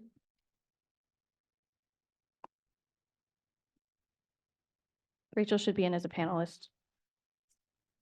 Can you, Yes, we can hear you. you can hear me? Okay. Good morning. Coastal Marin is extremely unique, as you can tell. The coast is entirely owned by the National Park Service with 100 miles of coast and bayline. It's known, and as your commission staff identified, it's a prime visitor destination. The gateway communities are near the immediate shoreline and popular beaches, and they're epitomized by the infamous Bolinas Border Patrol. Think about this for a moment. The Bolinas Border Patrol. This is not Texas. This is Coastal Marin. These local vigilantes are very active, removing street wayfinding signs, putting up road barriers, and issuing false tickets to keep visitors out. Their local supervisor is the sponsor of this measure. He said in a public hearing that these parks are intended for day use only. These are national parks, not county parks, national parks with campgrounds, youth hostels. Essentially, he's saying visitors can come for the day, but then visitors must leave. This attitude is contrary to the Coastal Act. The Commission staff report states that due to being a very far away destination, day trips are difficult. The county has no data to justify the need for the ordinance, and it states multiple times that the ordinance will reduce access overall. Please do not codify this anti-visitor exclusionary behavior. Do not turn a region dense in coastal public recreational lands into an exclusionary playground that only the elite can access. Please reject this amendment. Thank you. Thank you. Next is Melinda Stone, and then we'll come back to the Unite Here people. Melinda Stone. Chris, maybe you could say it was on Zoom or in person. Just for me, it would be helpful. Okay. Is Melinda Stone on Zoom? On Zoom. I'm not seeing a Melinda Stone, so I'm gonna call the names again. Carmen Ocampo, Mercedes Muth, Guadalupe Toro, and Esther Garcia.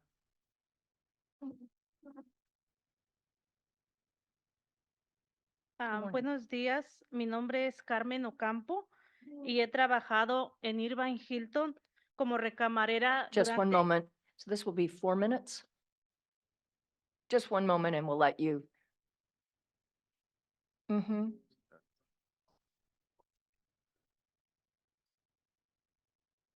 Okay, great.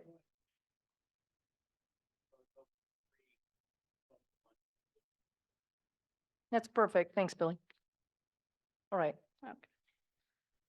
Buenos días, mi nombre es Carmen Ocampo y he trabajado en Hilton Irvine como recamarera durante 19 años y vivo en la ciudad de Santa Ana. Las unidades de renta a corto plazo que cuestan $488 por noche no son accesibles para personas como yo que trabajan por hora. ¿Por qué la Comisión está considerando una política como esta cuando proyectos como Magnolia Tech Farm están esperando para poder construir alojamientos reales de bajo costo. Por favor, no aprueben una política que podría sacar del mercado más de 100 unidades de viviendas existentes. Gracias.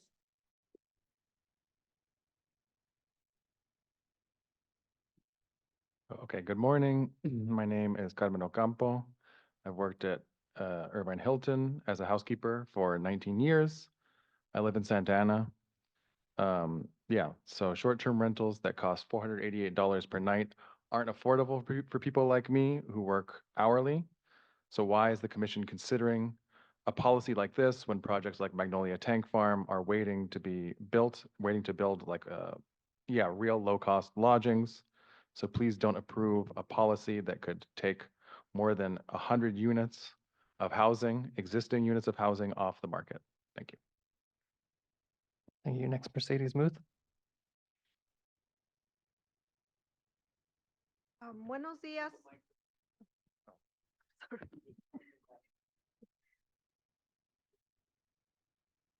Buenos días, mi nombre es Mercedes Mute y trabajo en Irvine Hilton como recamarera durante 17 años. Vivo en Santa Ana. Gracias por reconocer el papel que desempeñan los trabajadores en las economías costeras. Estamos de acuerdo en que se debe construir viviendas para la fuerza laboral y por eso ustedes deberían aprobar el proyecto Magnolia Tank Farm en Huntington Beach. Pero las unidades de renta a corto plazo a 488 la noche serían inaccesibles para personas como yo y además sacarían viviendas existentes del mercado. Por favor, protegen las viviendas existentes y permiten que se construyan nuevas viviendas en la zona costera. Gracias.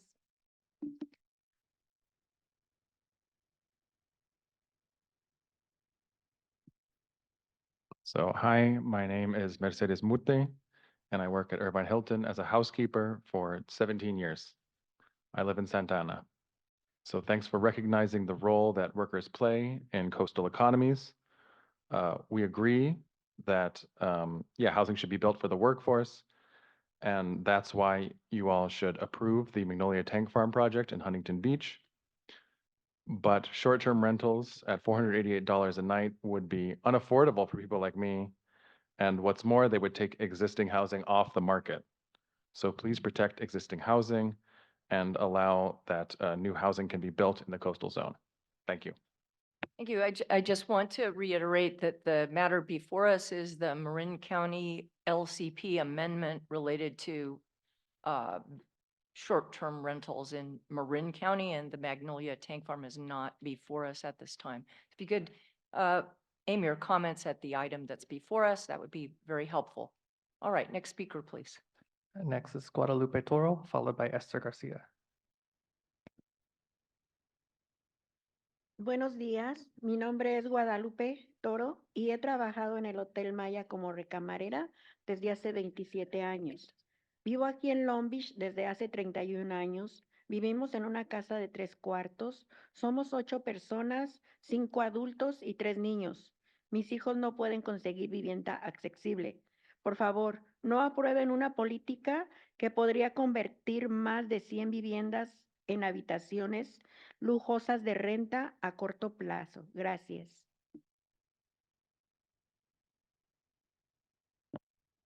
Good morning. My name is Guadalupe Toro, and I've worked at the Hotel Maya as a housekeeper for 27 years.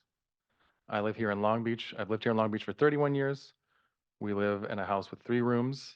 We're 8 people, 5 adults, 3 children, and my children can't get affordable housing.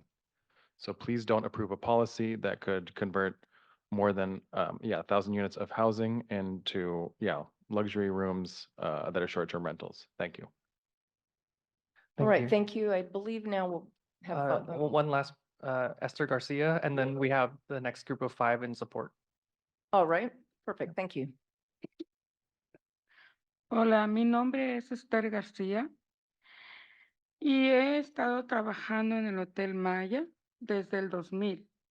Yo fui madre de 5 hijos Vivo en Long Beach.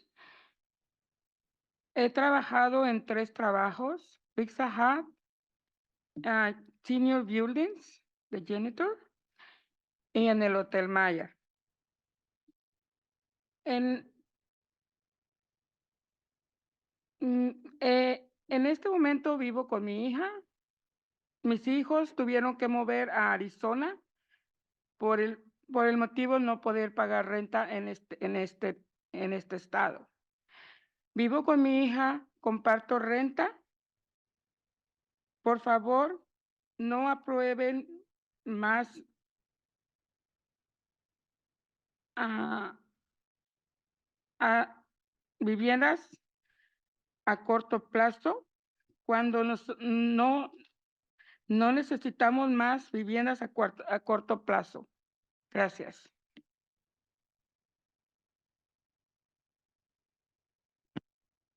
So hi, my name is Esther Garcia, and I've worked at the Hotel Maya since the year 2000. I live here in Long Beach. I was a single mother with 5 children.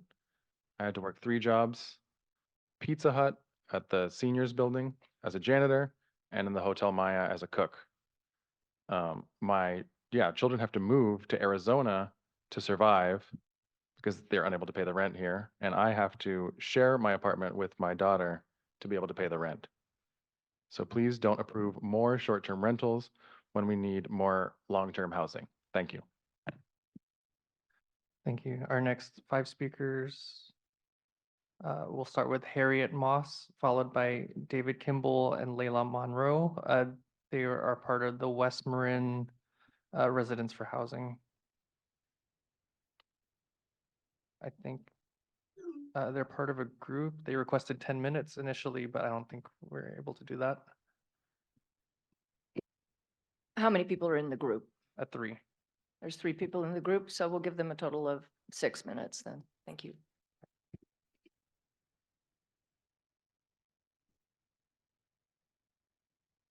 We have the presentation under Monroe, I believe. So are you starting, Layla Monroe?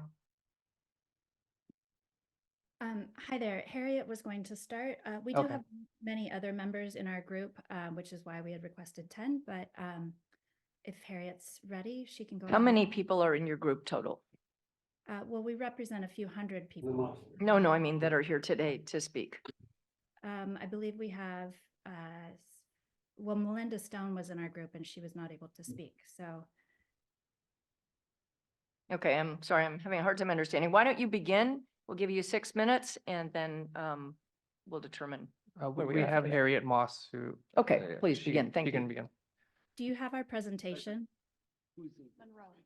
Yes, we're bringing it up now. Okay, thank you.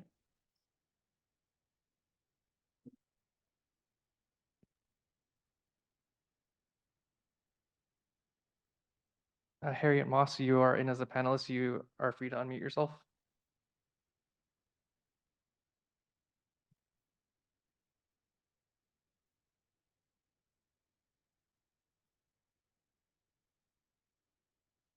Are you able Perhaps to we could hear have, me? are you Ms. Moss? I am Ms. Moss. All Thank you. right, please. And actually, this is not our presentation. This was going to be my individual presentation. So can we go to the presentation? Layla, was it under your name or under West Marin Residents for Housing? We'll pull up the West Marin right now. Thank you. Thanks.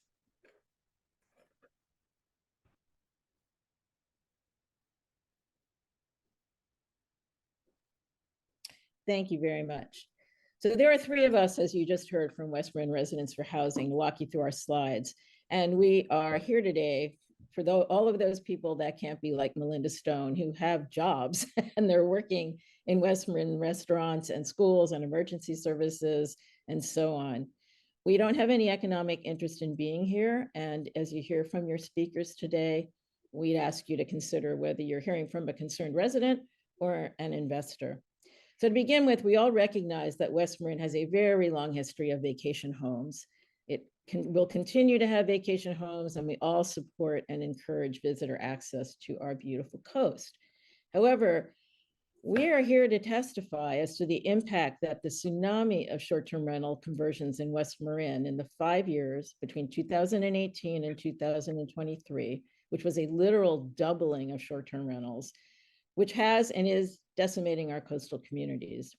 Every town in West Marin has been impacted by the conversion of long-term housing to short-term rentals and the resulting incredibly severe tightening of what was already a small housing market. I moved to Stinson Beach in 1990. In 2000, there were 751 residents here. As of 2022, there were 371. That is half. The community was halved. Today, there are even fewer. The number I've seen is 265. That is not enough people to keep a community going. It's not enough people to support the tourists that come to Stinson Beach. When I moved here, our town was a functioning small town with a medical clinic, a volunteer fire department, a school system with a student population evenly divided between Stinson Beach and Bolinas.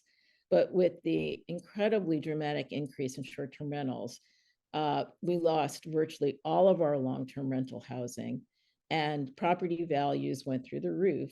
You can see from this slide how much faster they rose in unincorporated Marin, primarily West Marin, than in the rest of Marin County and the rest of the Bay Area. It was a 90% increase since the short-term rental boom began.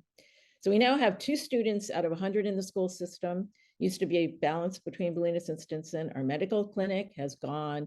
Our one art gallery is now a short-term rental. And our formerly volunteer fire department with 1 paid person now has 6 paid firefighters, one of whom flies in from Stockton for his shift. So every week we hear of workers and our friends and neighbors having to move because they've lost their housing. Coastal Act Section 30222 prioritizes agricultural and coastal dependent industries over visitor serving functions. And I'm going to ask you to go to the next slide, please. You can see what you see here is pictures of the Teixeira Ranch in Bolinas. The 50 emergency trailers you see here are a poignant example of the loss of agricultural housing. I was starting to say that Section 30222 prioritizes agricultural and coastal dependent industry over visitor serving functions. So I am, this slide particularly points this out. And I'm now going to turn this over to David Kimball. Thank you. Next slide, please. I'm David. As you can see, STRs have doubled over 5 years, over 5 years, while in the 40 years of the National Park Service data shows that visitor numbers have remained remarkably steady or even declined since the peaks in the 1980s, even with the growth of STRs. Several examples of how this other side of the coin impacts the communities. Bolinas Fire is transitioning from an all-volunteer to mostly paid firefighters. We recruited a qualified woman from Fresno. She wished to rent in Bolinas or West Marin. Nothing was available. She commutes from Fresno and overnights at the Bolinas Firehouse 3 nights per week. Stinson Fire has the same situation. A gentleman commutes from Southern California. The lead operator of the Bolinas Utility District was raised in Bolinas, and after several evictions, due to the loss of his family's long-term rental, they only remain in town in a subsidized Bolinas Community Land Trust home.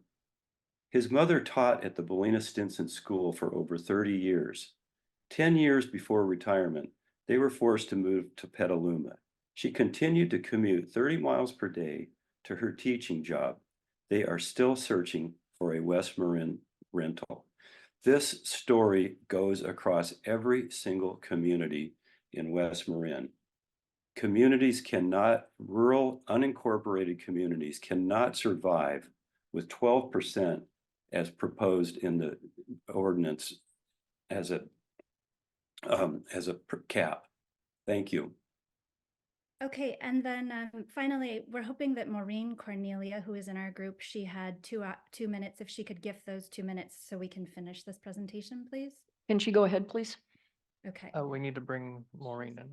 I'll just continue speaking if I may, on behalf of West Marin Residents for Housing. I'd Okay, like to so you show guys the will, final slide. I'll give you 2 minutes total to complete your comments. Thank you so much. So next slide, please.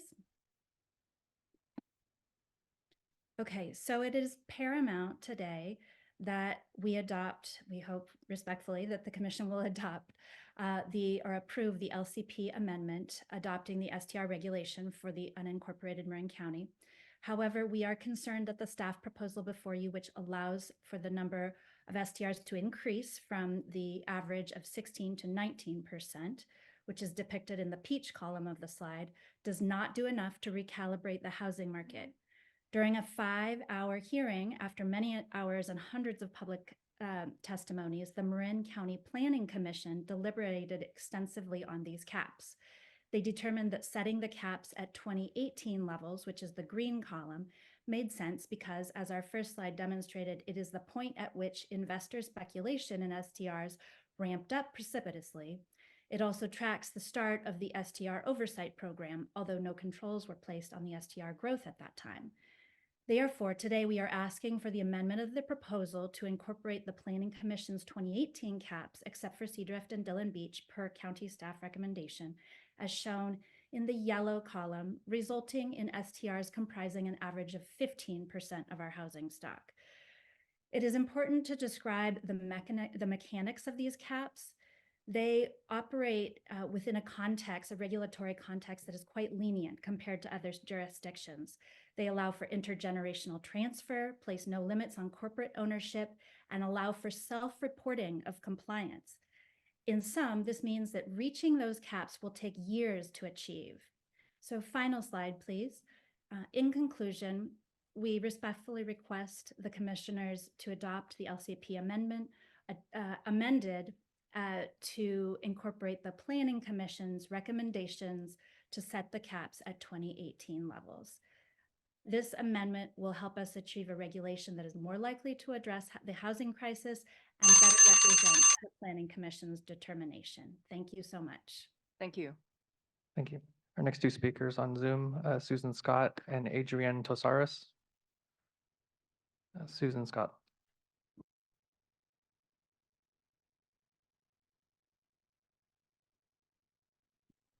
Hello, can you hear me? Yes, we can hear you. Oh, good, okay. I am Susan Scott. I live in Inverness, have lived here since 1998 and started working with the Community Land Trust in the Tomales Bay region called CLAM shortly after I moved here because I had been doing affordable housing work in my previous life. And I was on the property committee for about 20 years. I'm now no longer on the board or the property committee, although I am still on the property committee.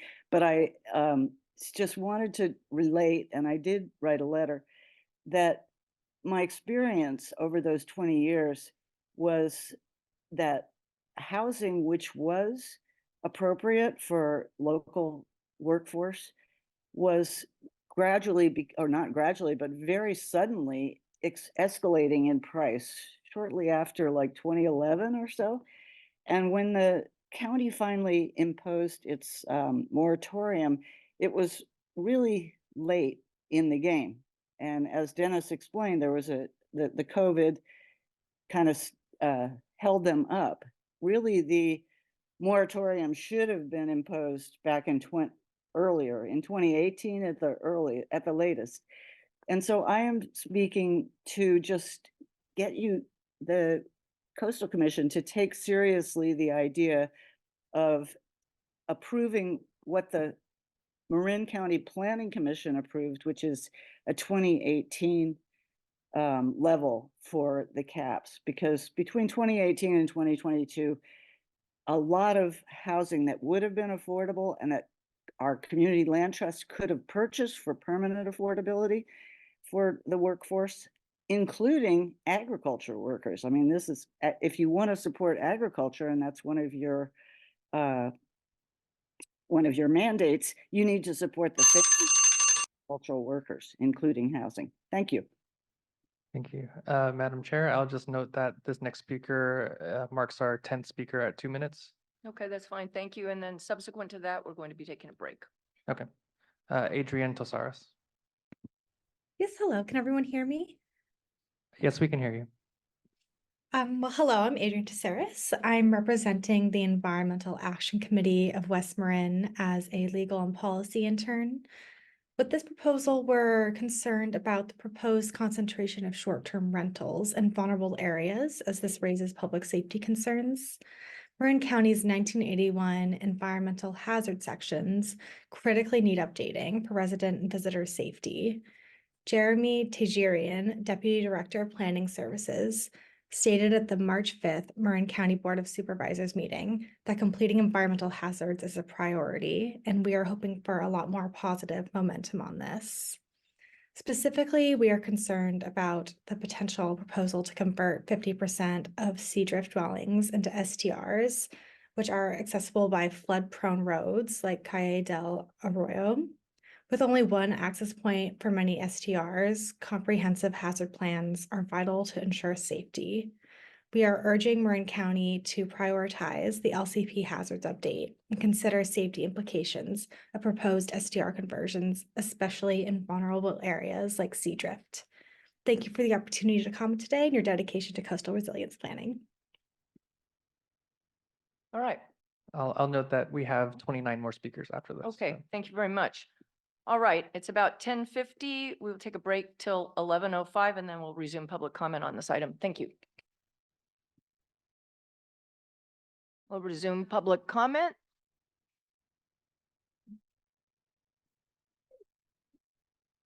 Yep, we have a quorum, so we could resume, Chris, that'd be great. Thank you. All right. We have one Zoom participant, Sean Callaghy, before we return to in-person speakers. Sean Callaghy. Thank you. I don't know if you can all hear me. Yes, we can hear you. Thank you. Before I begin my comments, I need to object to the procedure that just went down before the break. The commission chair announced that there would be 5 speakers against the application and then 5 in favor. 4 of the 5 speakers against appeared to have spoken on an entirely unrelated matter and spoke out against short-term rentals. So really were, in a weird sense, pro the amendment. Those 2-minute slots were then apparently used up, which otherwise would have been used by genuine speakers here to speak about the Marin County application on a matter of actual topical relevance. The second basis of our objection was that I'm speaking now as the West Marin Access Coalition, a group of 650 members, reached out to commission staff to get clarity about the process the staff would use and the commission would use to hear testimony today. We were told there would be no aggregating of time. It was 2 minutes per person, no more for groups. And then we just saw the opposite happen, where 8 minutes was allocated to a group that is speaking in favor of the proposed amendment. So we would ask for some adjustment in light of this. We think that's pretty irregular. If possible, we'd like to expand our time. There are over a dozen members of the West Marin Access Coalition who have asked to speak today. I can try and summarize some of those views. I don't think I would need the full 8 minutes that was given to the last group, but if I'm allowed to speak for, say, 6 minutes, I can probably address many of the comments, and that would probably reduce some of your subsequent comment time this morning. Okay, is it Mr. Callaghy? Is that how you Yes. pronounce it? Yes, thank you. Thank you. I have to say that to some extent, I agree with you with regard to comments made by the public that are not on the topic that's before us. Of course, we have no ability to control what someone says before they say it. But given that, I'd like to give you additional time. So I'd like to give your group, will you be speaking on behalf of your group? Yes, I am. All right. So I will give your group 5 minutes in that case. So could you begin? Thank you, Chair. I appreciate that. So we are the West Marin Access Coalition, a group of over 650 members. We are not just residents and homeowners and locals in Marin County. We are also individuals who reside statewide and love the Marin coast and love to visit it. And one thing that distinguishes us from many of the groups and individuals you'll hear today is that statewide focus, just as this commission has a statewide mandate. Local residents have had every opportunity to speak and participate, as is their right, and you've heard practically every speaker this morning from the county, from Mr. Rodoni, speak in favor of the local parochial interests of a small subgroup of people. This commission represents the other 40 million Californians who are not fortunate enough to live in Marin County full time. I want to get down to the core issue with the county's application and why it cannot be approved in its form. You need reliable data, and you don't have it. Because Marin County hasn't submitted data, it cannot overcome the Coastal Act's presumption in favor of visitor-serving uses over private residential uses, which is exactly what the county is trying to get you to do. They haven't presented you with data about historic vacation home rentals. As a kid, that's how I visited Inverness. I've lived in Inverness full-time and also part-time. And after several years of ownership, put our house on the market as a part-time, short-time rental when we're not there. It's a 2-bedroom home. You can rent it for $250 a night. That's $67 per person. The cost analysis, you can't get a better deal anywhere. No motel, I mean, a campground if you wanted, but for somebody who needs a roof over their head, you can't do better than that. And we would never put our home on as a long-term rental so long as we own it, because then we can't go there. It's where I hope to be later when I'm hopefully fortunate enough to retire one day when my young kids grow up. So that's one thing you have no data about. The thing is, there is a shortage of housing, but what caused it? You can't just scapegoat one factor of many. The county has created that shortage through decades of exclusionary policy. Bolinas itself put a moratorium on new connections to its water supply in 1971. That's in effect been a growth moratorium. And since that date, you've seen a tremendous increase in housing prices. The notion that you could blame it on short-term rentals, an activity that goes back a century, is not supported by data. A third problem is the numbers the county has presented you are inaccurate. Your own staff confirmed to you that the county conflated the number of parcels with units. This has caused the county to overstate the proportion of units for which an STR license is granted by anywhere from 30 to 50%.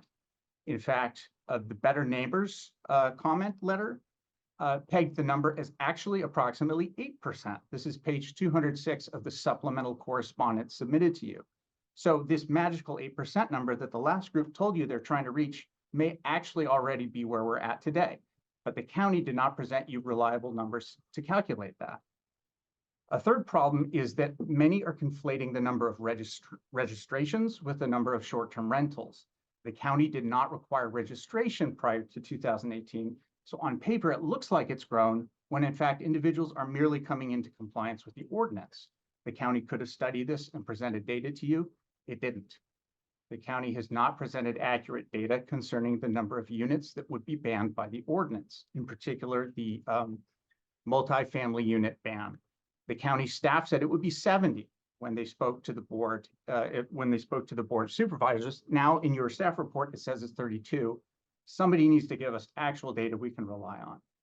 There's been no analysis of availability or price of housing. If you're going to ban half of Stinson and make everybody go stay in Seadrift for $1,000 a night, no way they can reach the price that, for instance, my family offers. So this goes to the heart of what the commission does.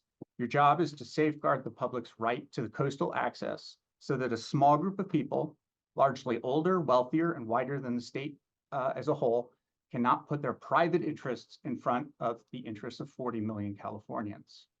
Page 159 of your supplement puts it succinctly, where one proponent of the application said, "I completely resent the STRs that already exist here." This is the sentiment that underlies this application. That's why this commission must reject it, cannot approve it. Please stand up for the people of California and their ability to visit the coast. Thank you.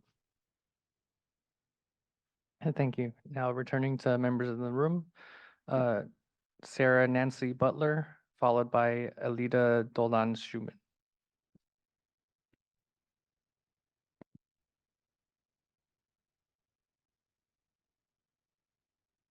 Why don't you just go ahead?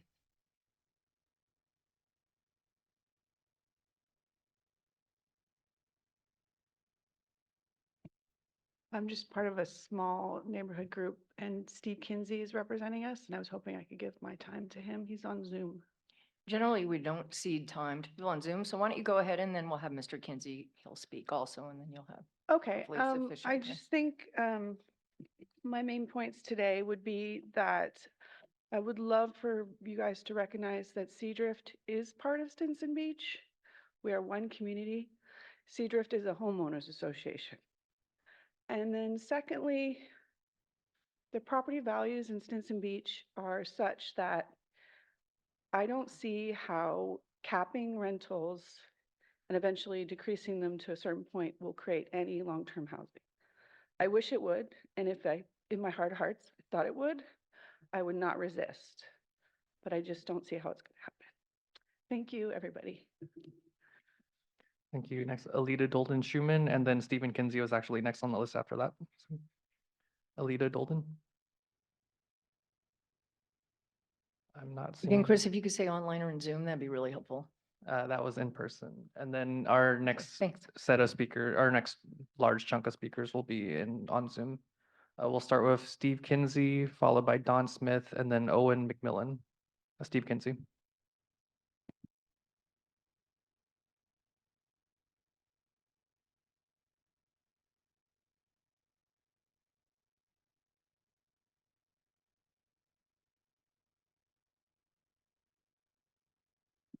Thank you.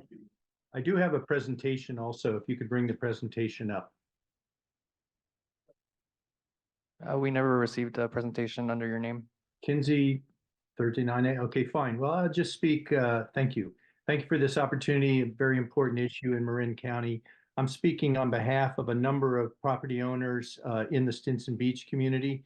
We understand the challenges that you have of balancing community preservation with coastal access. But we want to point out to you that in the county's ordinance, that Stinson Beach is one town with one history, yet this ordinance divides it into Seadrift and the rest of Stinson Beach, unfairly creating haves and have-nots. The issue here is not the cap, but how it's allocated. Stinson Beach is one of Marin's two historic beach towns. What began as shoreline camps in the early 1900s grew into an enclave of modest homes by the 1940s, and it remains a legacy visitor destination today. Seadrift is a gated neighborhood that came to be much later, and it took decades for it to become part of the community fabric. The county's ordinance would not just be insensitive, it would undermine the Coastal Act's goal of lower cost access to the coast. The recent survey of all Stinson Beach rental rates, which is in your packet, illustrates a substantial disparity between Seadrift and the rest of town. Your chart on your staff's report on page 8 shows that Seadrift's STRs could more than double, while the town's more affordable units would shrink by 22%. Limiting all future short-term rentals to the most expensive neighborhood is highly inequitable. We're asking your commission to bring Marin's ordinance into Coastal Act's compliance by combining Seadrift's caps with those for the rest of Stinson Beach.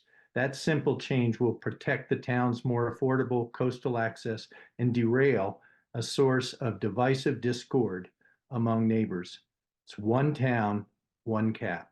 Thank you. Thank you. Next, Don Smith, followed by Owen McMillan, and then Alice Bang. Don Smith, we're moving to 1 minute right now as well.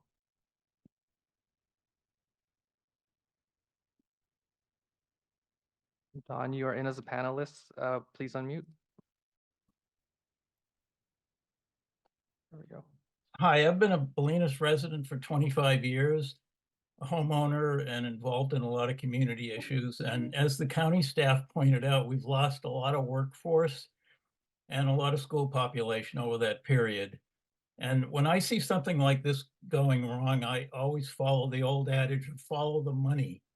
The fact is you can make twice as much money doing short-term rental as a homeowner renting out part of your house than you can with long-term renters. So those long-term renters are being booted out in favor of vacation renters.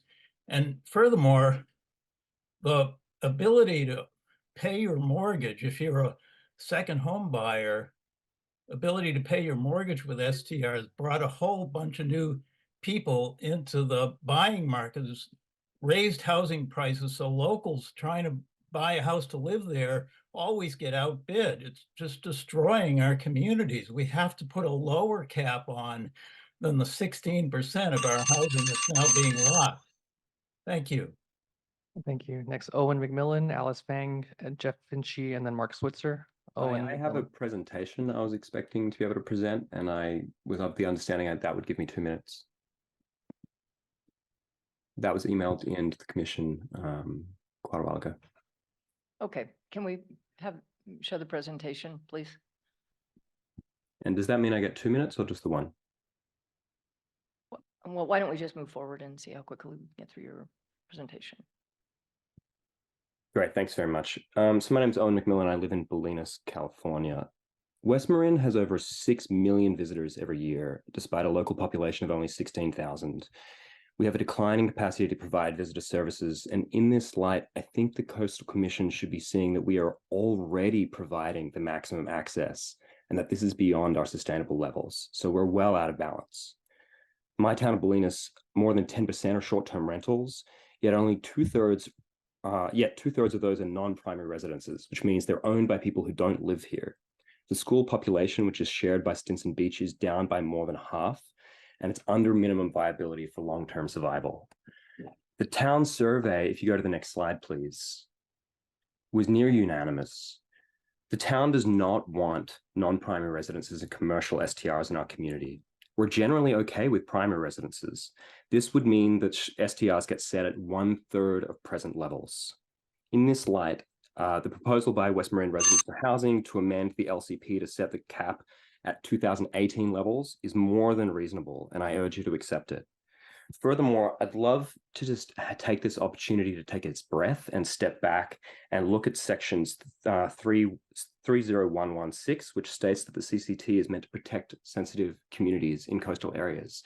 It has failed to do so, and the strategy of embracing short-term rentals as a method of expanding the portfolio of accommodations overnight is well beyond the maximum access provision that seeks the balance that you're looking to achieve. I'd really love for you to take a breath and look at all the alternate modes of accommodation for overnight use, which may be hotels, it may be hostels, it may be camping, it may be other forms, and look at the community in front of you who don't want short-term rentals in our community. It's not that we don't want visitors. We already host 6 million of them. We're doing more than our part, and we're no longer able to provide services like hospitality and fire and everything else needed to embrace these visitors and make them welcome. Thank you. Thank you. All right. I just want to say to people that are have been told earlier that they have 2 minutes, like this gentleman, that at the time that we make those statements, we have no idea how many speakers we're going to get. This morning, we learned that we had quite a large number of speakers. Therefore, unfortunately, I'm going to have to restrict all future presentations to 1 minute. So if you have a presentation, try to zip through it more quickly, and we're going to go to 1 minute at this time. All right, next is Alice Bang, followed by Jeff Finchie, Mark Switzer, Katie Beacock, Albert Strauss. This is Alice. Can you hear me? Yes, we can hear you. Go ahead. I support the staff recommendation as an effort to grow affordable housing and ensure STRs are good neighbors in Marin County. However, I urge the commission consider a few categories that should be exempt from the caps. My family has a 50-acre property that is a 10-minute drive from our nearest neighbors. We do not currently operate as an STR, but hope to soon to help us pay our mortgage and afford to live in Marin and grow our family. The proposed LCP amendment would prevent my family from doing so. Because of our large acreage, we would not be a nuisance to our neighbors. Large acreage properties like ours are also not part of the affordable housing stock. We just want others to allow others to enjoy the views we have of the sunrise and sunset of the coast and the mountains. So please consider exempting 10+ acre properties from the caps to allow everyone to enjoy the beauty of our coast while also protecting affordable housing. Thank you. Thank you. Next, Jeff Finchie. Hi, I am a concerned resident on a triplex in Stinson. Per county staff, all but 11 of the 923 existing registered STRs will be grandfathered in. The 11 excluded units are in multifamily properties such as my triplex. Data has not been provided for how many of the 11 are in the coastal zone. 2 of our 3 units are 1-bedroom ocean view oceanfront, which makes them more affordable than most other oceanfront properties. Our guests often tell us they are not aware of other similarly situated units for a couple looking for an affordable beach getaway for a weekend. We are almost fully reserved for the summer well in advance, and the large majority of our guests are from all over California. My property is indistinguishable from my neighbors' single-family homes, yet we are being categorized like an apartment building because we have 3 units instead of 1. Since there's so few of us, what is the downside to grandfathering us in? If it's not possible to grandfather, please also consider allowing the county staff to grant exemptions on a case-by-case basis and affordable lodging considerations. Thank you very much.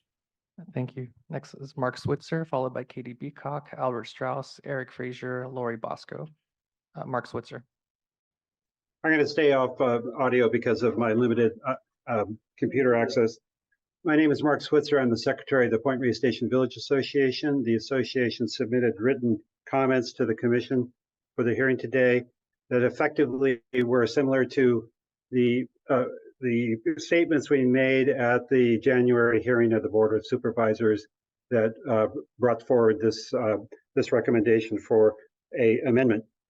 I think it's crucial to understand that Point Reyes Station is, as a commercial hub, has a totally different issue locally because we have very few short-term rentals, but we are experiencing an incredible strain on all service workers to engage and support the services that we are essential for. The association is engaged in a program called Point Reyes Station 2050, and we need this legislation or this amendment to be passed in order to carry on our work to provide housing into the future. Thank you. Next, Katie Beacock. I'm Katie Beacock. I'm a lifelong Marin County resident. My grandparents brought their family out to Stinson Beach back in the 30s and 40s to rent little cabins for the weekend. I am strongly opposed to the numbers as they've been allocated, many other parts of the ordinance as well, but the allocation will divide Stinson Beach again. We worked so hard for many years. I lived there full time for over 15 years, had children in the local schools. We are one community out there. Please do not divide it with the elitist only able to come out there. Let the young families from Stockton, Sacramento, the hot areas be able to come out for a weekend and be part of the community. Thank you. Thank you. Next, Albert Strauss. Yeah, I'm Albert Strauss. I just wanted to say that my family's been here for generations, and we supported the Coastal Act because it created a balance between farming communities and public access. That's been, we were the first organic dairy. We have 90% of the dairies that are certified organic. We are losing our communities, and I feel that the Coastal Commission has a responsibility and not use their power to eliminate our communities. We are lost our communities. We don't have any residences that are able to live and work in the community, and our farms are disappearing. Between the Coastal Commission and the collaboration with the Point Reyes National Seashore, we're losing all our organic dairies, all our farms, and our communities. The workers and our housing are all being diminished. We need a balance. Short-term rentals. Thank you. Next is Eric Frazier, followed by Lori Bosco, Paul Falcone, Tom Riley, Lisa Altman. Start the timer, please, after you've presented my slides. I have 5 slides, 12 seconds each, please. Yes, we're bringing it up. Give us a moment. Thank you very much. Appreciate that. Yes, now I'll stop my video. You don't need to see me. So, I'm very concerned. For a long time, I've had an appreciation for the Coastal Commission, but I have to say, in observing this issue, it's really gone quite off track. To me, it's the lack of verifiable data. We see this as a common technique when it comes to STR regulations in most all jurisdictions, but the Commission has dived headfirst into this. And that's really, you can go back to this, what was called an informational hearing on housing, where an economist who's supported by the New York Hotel Association was brought forward, There's no rebuttal of information. The information that's brought forward in the case of Marin's LCP is suspect. Obviously, this is weighted to be something that's more of an introduction to Marxist economics. Unfortunately, the examples, this is supposed to be expanded every 12 seconds, please. You're not keeping, I'm sorry, but these slides were not being kept track of. I demand that this be submitted to each commissioner as an attachment, or I get more time so that people can see these slides. Sir, I'm not even clear what you're asking for, but could you just conclude your comments? Yes, I have some additional slides here, please. If I could have at least 12 seconds per additional slide. Thank you. You're not inclusive in your processes. You're not engaged in a good faith effort. And look at the way you're proceeding is never going to solve this issue. It's going to come up again and again. Thank you very much. Thank you. Next, Lori Bosco, followed by Paul Falcone, Tom Riley, Lisa Altman, Kathleen Hurley. Lori Bosco. Thank you. My name is Lori Bosco, and I'm currently a homeowner in Mill Valley, which is in incorporated Marin. And I have a very small studio that I rent out as a short-term rental. And I went through the proper process of legalizing this as an ADU. And I'm opposed to them restricting ADUs as short-term rentals, or at least existing ADUs, because they are what you consider inexpensive units that we can rent out as a short-term rental. And my space I use also for my family when they come to visit. It is extra income for me to help me stay in my home. And I don't understand the ADU restriction. My unit would never be rented out on a full-time basis. Thank you. Thank you. Next, Paul Falcone. Hello, my name is Paul Falcone. I live in Marin County, and with the short-term rental restrictions, I think for large properties, as someone else had already mentioned, is excessive. So I live on a 11-acre property. We live pretty far away from our nearest neighbors, and they changed the regulations when they were in the process to make it more restrictive. So I would ask that there at least be a case-by-case basis that each rental could be submitted. So if you had a short-term rental, you could apply and that they would still consider it, and it wouldn't just be a blanket ban. I would also ask that for large properties that have no neighbors close by that are not part of the housing shortage, that at those houses would be exempt agricultural zoned properties. So if you just consider that and not accept the proposal as currently written. Thank you. Thanks. Next, Tom Riley, followed by Lisa Altman, Kathleen Hurley, Yarrow, Angela Barali, and Jason Smith. Tom Riley.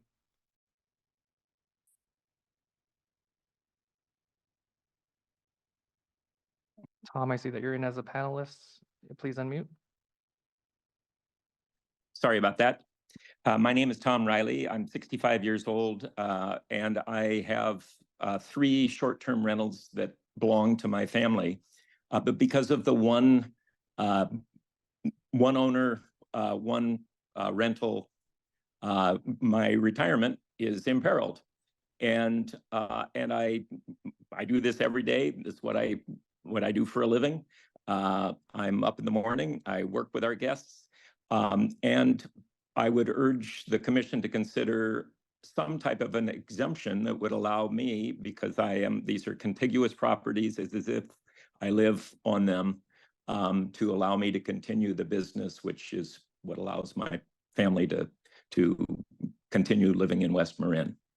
The second thing I would like to say is we should do something about the gig economy. There are ways in which we can treat our workers better.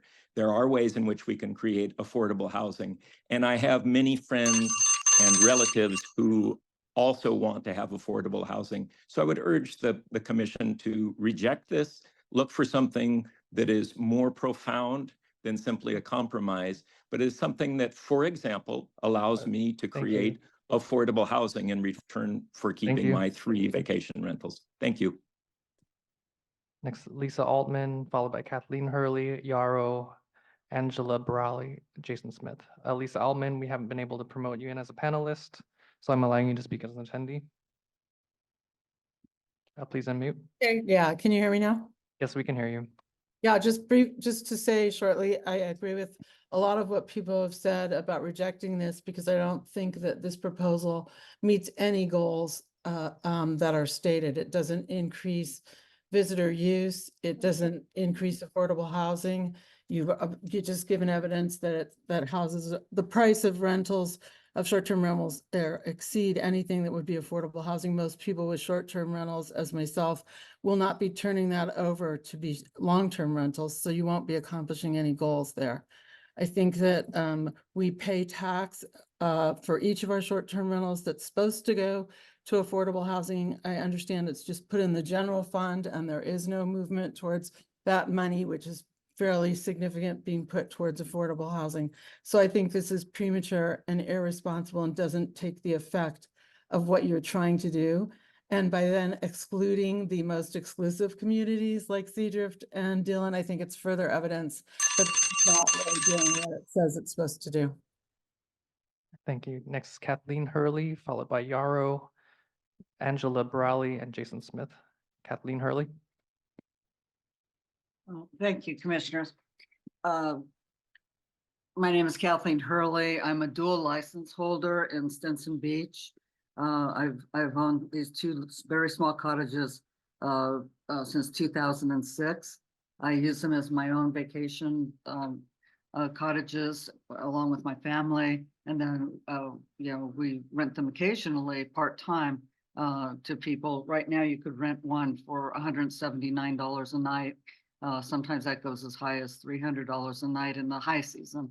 Much cheaper, much more affordable than anything you would find in the Seadrift area. Today, I want to advocate that the caps go for all of Stinson Beach and preserve properties such as mine from 1937, original authentic beach cottage, 400 square feet that gives a real beach experience, only 5 houses to the ocean. People love it. I have guest books full of positive comments. I'd like to see that continue, but I will lose the ability to rent one or maybe both based on very strict new requirements. And I wish it could be tweaked so that there could be a grandfathering in of houses such as mine. I would appreciate that consideration. Thank you very much. Thank you. Our next speaker, their name is only entered as Yarrow. Yarrow. You're muted. Unmute. Can you hear me? Yes, we can Hi, hear you now. I'm Yarrow. My family, we have a home in Stinson Beach that we don't take lightly. Being able to share with other people, we greatly enjoy that process and having people come and stay and enjoy the beautiful Marin coastline. I know this is a very sensitive topic, but making short-term rentals the main issue for affordable housing and affordable long-term rentals, I just don't see how that is any way the case, especially in Marin County and certain areas like Stinson Beach, Dillon, many communities really. The problem goes way beyond short-term rentals.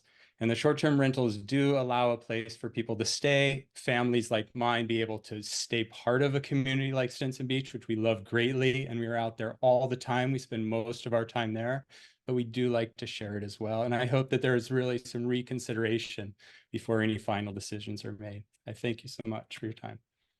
Thank you. Next is Angela Borali, followed by Jason Smith. Angela. I'm trying to get my video on. Sorry. Okay, there. Hi. Thank you for accepting comments today. It is a priority for us to continue sharing our property in Stinson Beach for visitors to stay over and enjoy the surrounding public coastal lands as we do. Rentals for visitors have been providing access to the coastal trailheads and beaches of West Marin for over 100 years. This is our local economy. Locals participate. Please do not divide our village of Stinson Beach. Please keep it equitable and allow equal access and equal hosting opportunities. Distribute caps evenly throughout our small town. Seadrift's caps may never be realized at current sales prices. No home in Stinson Beach is affordable housing. Our home is not affordable housing and will not become affordable long-term rental. Stinson Beach has always been and continues to be a vacation rental village where property owners enjoy their homes while also choosing to share them with visitors. Please do not eliminate visitor opportunities which support our local economy. Thank you. Thank you. Next, Jason Smith, and then we'll call names that are in the room again. Jason Smith. Howdy. Greetings from Fort Worth, Texas. I'm speaking on behalf of my wife, Sarah Peretta, and our 4 children. We love Stinson Beach. It is our special place in the world. We are not rich. We are middle-class people who live paycheck to paycheck. We have enjoyed Stinson. I've gone to Marin County since the mid-70s when my brother moved there to teach at College of Marin. Marin County is an amazing community. I'm glad to expose my children to the openness and the open-mindedness of Marin County and the beautiful nature that is at Stinson Beach. Whether it's my daughter seeing harbor seals or my son engaging in aquatic surfing and other aquatic activities, we'd ask that you treat Stinson Beach the same as Seadrift. Those houses are quite frankly more affordable. Thank you for listening. Thank you. And then our next 4 speakers are in the room: Becca Ayala, followed by Yael Bata, David Ventura, and Juana Malara. Please line up behind the podium. Becca Ayala first.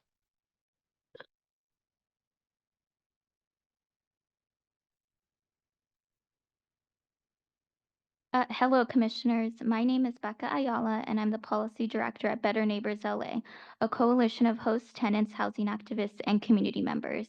We conduct data analysis and research on the short-term rental industry throughout the coastal zone and its impact on affordable coastal access and housing, and believe true home sharing and hosted-only short-term rentals is the best way to balance housing accessibility and affordable access to the coast for visitors.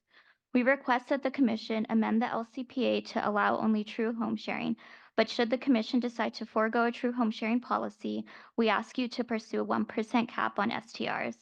At the December info briefing on housing, this Commission heard Professor Walksmooth discuss his research on the impacts of short-term rentals and recommend that the California Coastal Commission should consider establishing a common regulatory floor that restricts unhosted STRs and encourages home sharing in the coastal zone to better preserve access for coastal visitors. During that hearing, several commissioners expressed their concern regarding the consequences of short-term rentals. Thank you. Next, Lael Bata.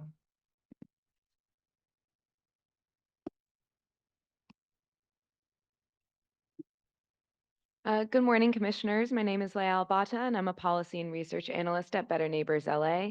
Better Neighbors requests the Commission amend Marin County's proposed LCPA to allow only true home sharing within the coastal zone.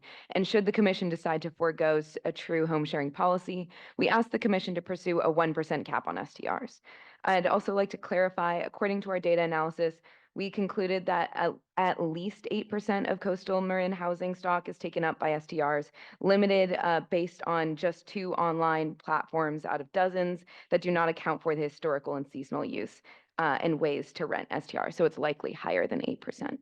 The staff report fails to treat STRs similarly to hotels in terms of analyzing their impact on LCOAs and access to the coast. The staff report should include an analysis on the cost of STRs in Marin with comparison to other available overnight accommodations. Otherwise, the Commission continues to make determinations related to coastal access without ensuring compliance with STRs. Thank you. Our last 2 speakers that we have located are David Ventura and Juana Malara. After that, I'll call names that we haven't been able to find. David Ventura. I don't see anyone approaching the mic. Juana Malara. Hello and good morning, Commissioners. My name is Juana Melara. I have worked at the Westin Long Beach as a room attendant for 10 years. I live in Norwood. Because of high housing costs, I have co-workers living paycheck to paycheck and commute hours to get to work. My daughter has her own family and a husband and 3 kids. She still lives with me and my son and my mother. Because of high housing costs, my home is overcrowded and my daughter is upset because she can't get a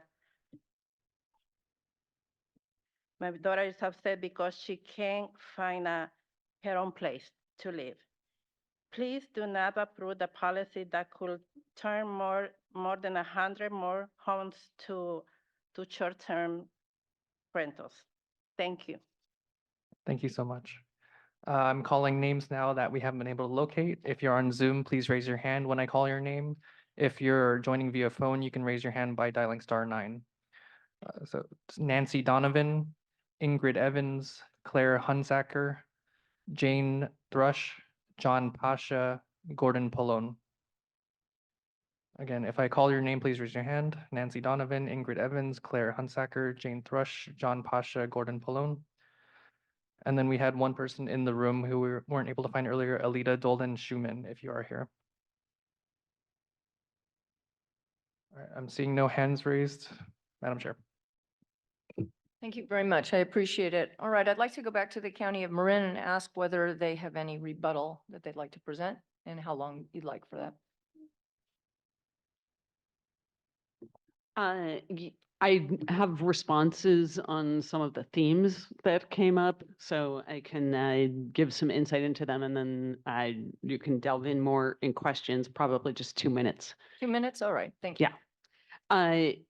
So, you know, we heard a number of sort of larger topics. One was about a request to go back to the 2018 numbers that existed, and I can give insight into those numbers if your commission would like. One was some feedback about multifamily housing. The proposed regulations would not allow short-term rentals in multifamily housing and would have the one short-term rental per operator. We are proposing to issue one license to allow people who have more than one short-term rental the time to convert to a different business model, either a licensed Airbnb or a licensed B&B, not Airbnb, or long-term rental, or some other solution that they put into place. Another point that came up was about ADUs and restricting short-term rentals in ADUs.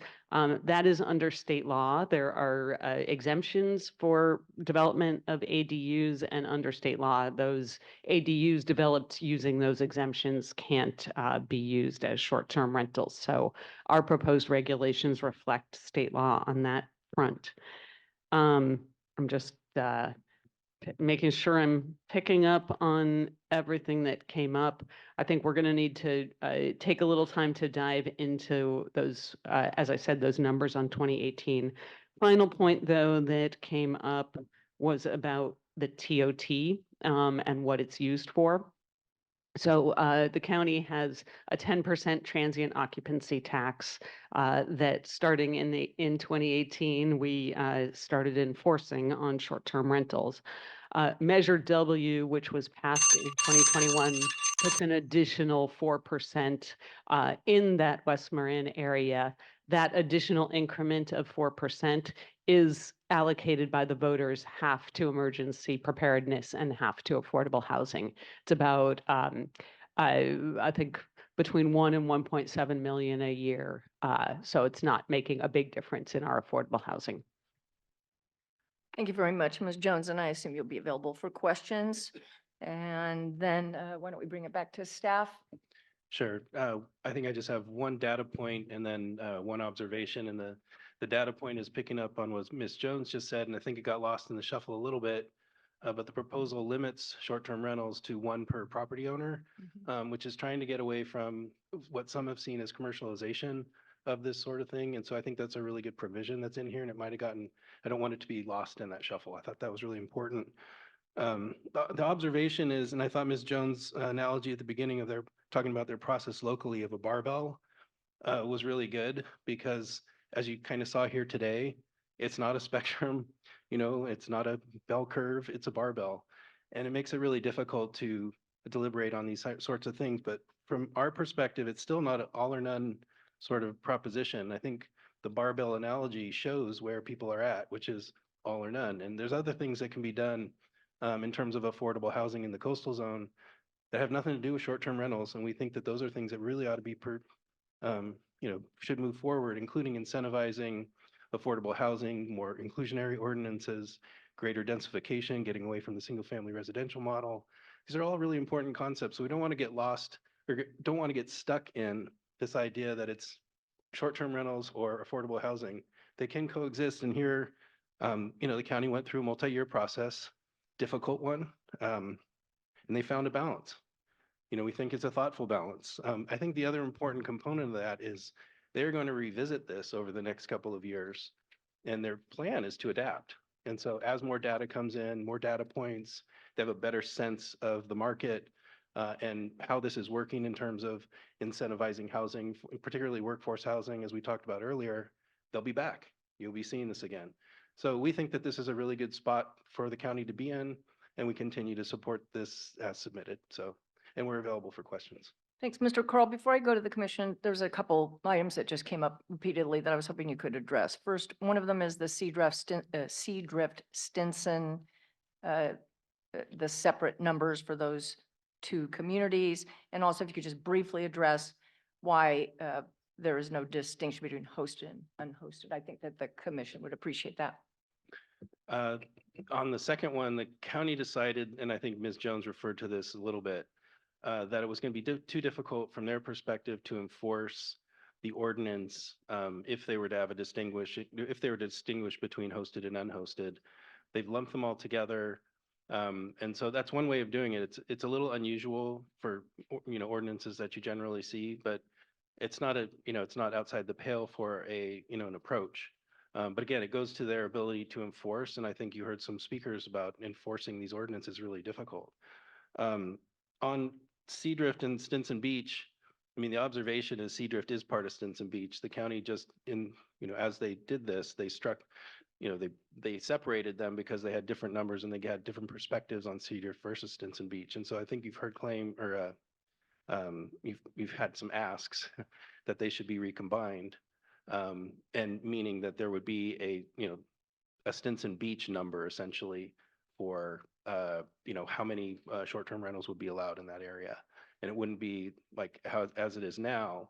Seadrift is one of those communities like Dillon Beach, which actually sees a pretty significant increase in allowed short-term rentals. It might even it out slightly within that community because it is one community. So I don't know if that helps. Staff is supportive of the Marin County approach and that division at this time, right?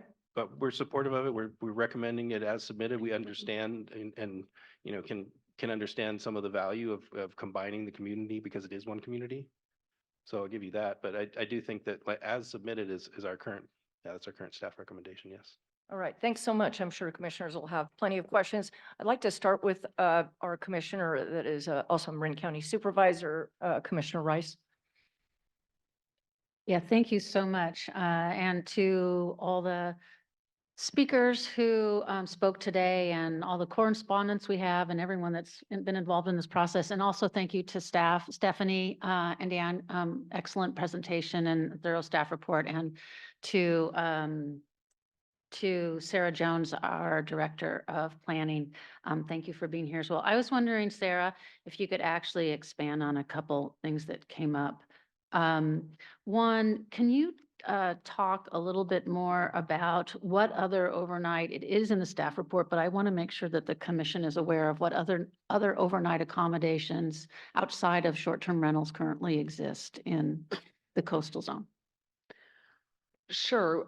We have a variety of different types. There are, it ranges from campgrounds to sort of small inns, small bed and breakfasts. These are all uses that are allowable uses within our LCP and that exist here. And then, hotels, there's actually, I think 47 rooms that have just recently opened up at the Marconi at the Marconi site over on Tomales Bay. So there are, it's not, it is not abundant. There are a lot of different kinds of visitor opportunities, and they are ones that we continue to support and encourage. Thank you. And then more generally to the overall portrait of housing stock that's actually available on the coast. We have those numbers in the staff report, but what I'm hoping that you could just speak to, and I don't expect you to have exact numbers, is exactly how much growth has happened with regards to residential housing stock in the last 10, 20 years. How much is in the pipeline? What is in the pipeline? And what we might anticipate given constraints around water, sewer, et cetera, in various communities. And this is just to allow the commission to understand, what's the capacity out there realistically, what's happened in the past, and just real context for opportunities and or challenges with regards to residential housing stock. Sure. Thank you for that question. So one piece of information that we have to provide in our housing element to the state is addition of housing units in the coastal zone. So in our 2023 to 2031 housing element, we reported that over the last 12 years or so, we've had a net addition of, I think it's something like 8 units in the coastal zone. So it is really not a lot. And of course, that really stood out as we started looking at the short-term rental numbers and changes to the housing stock that does exist. In terms of residential development in the coastal zone, we do have some much more robust projects starting to happen than we've seen before. We have a former Coast Guard facility that is being converted to affordable housing. We have I'll call it a smattering of multifamily housing sites that have been identified in our housing element. We still need to go forward with the LCP amendment to allow those to go forward. But there's a lot more potential looking ahead and reality for housing. However, having said all that, there are serious constraints. We don't have a lot of housing that we are planning for or think can be accommodated. The coastal zone is pretty much entirely on septic. There are some limited community scale wastewater systems, but it's almost entirely on septic. And the septic constraints are very real in Marin County. There is, soil issues, topography issues, et cetera. And we're trying to locate housing in the places that are the denser parts of West Marin, and those are places where you're kind of hitting the limit on site wastewater capacity. So we have septic issues, we have water supply issues, we have water distribution issues. So the infrastructure is not really going to allow us to solve our housing needs entirely through addition of housing here. Thank you. And then the other thing I wanted you to maybe talk a little bit more about is what, and I know, and I don't expect you to have a crystal ball, but I do think there has been given some thought to what kind of attrition might take place over time if indeed we establish the caps at a number that is lower than what exists today in terms of short-term rentals. What are we anticipating might happen that would over time lead to those numbers coming down to the cap in some sort of natural attrition? Sure. Can I just, there was one point I forgot to make on the last question, which is about substandard housing in the coastal zone. We have a serious problem with people living in very substandard, unpermitted housing units. And so it's not just that we have a need to bring more people into the coastal zone, we have a need to, what housing we are able to build is also needed by people who are already there, who are living in unacceptable conditions. And so that's another challenge on our housing supply. I just wanted to make sure that that priority was noted. On the question of attrition and getting to the caps, we know we have a number, not a large number, but some short-term rental existing registered short-term rentals that would not be able to be permitted because of the one per operator requirement. If somebody has multiple short-term rentals, the data that we collect at this point in time, which is collected by our Department of Finance, just doesn't give us the ability to know that number exactly. We are also in our regulations, we have some requirements around, for example, just making sure that that you're going to be able to accommodate visitor use.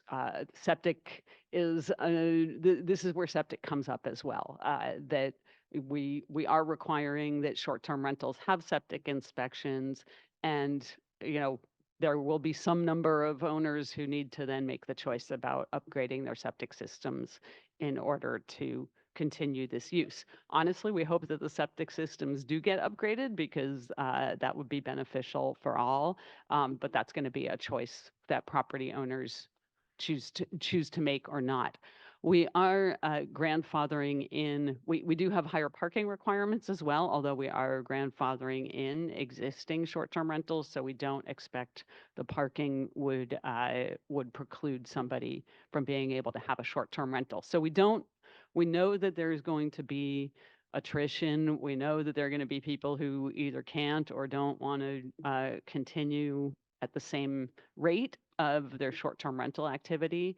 And we would expect, but we just don't know how quickly those numbers are going to come down and come to those caps. Right. And then lastly, I may have further questions, but lastly, I wish you could just speak to what makes Seadrift and Dillon Beach and or Stinson Beach as a whole and Dillon Beach different, or how did the county come to differentiating those two communities apart from the other villages in terms of allowing for that freeboard and a higher cap above what exists today? Thank you for the question, Commissioner Rice, and I realized that I had neglected to speak to that differentiation, particularly of Seadrift from the rest of Stinson. The idea of some communities really being very much historically and almost exclusively visitor-oriented emerged primarily at the time of our Planning Commission's recommendations on our short-term rental regulations. And really Dillon Beach was the community that came up in that way. And so our Planning Commission proposed bringing forward actually no cap at all for Dillon Beach. And then,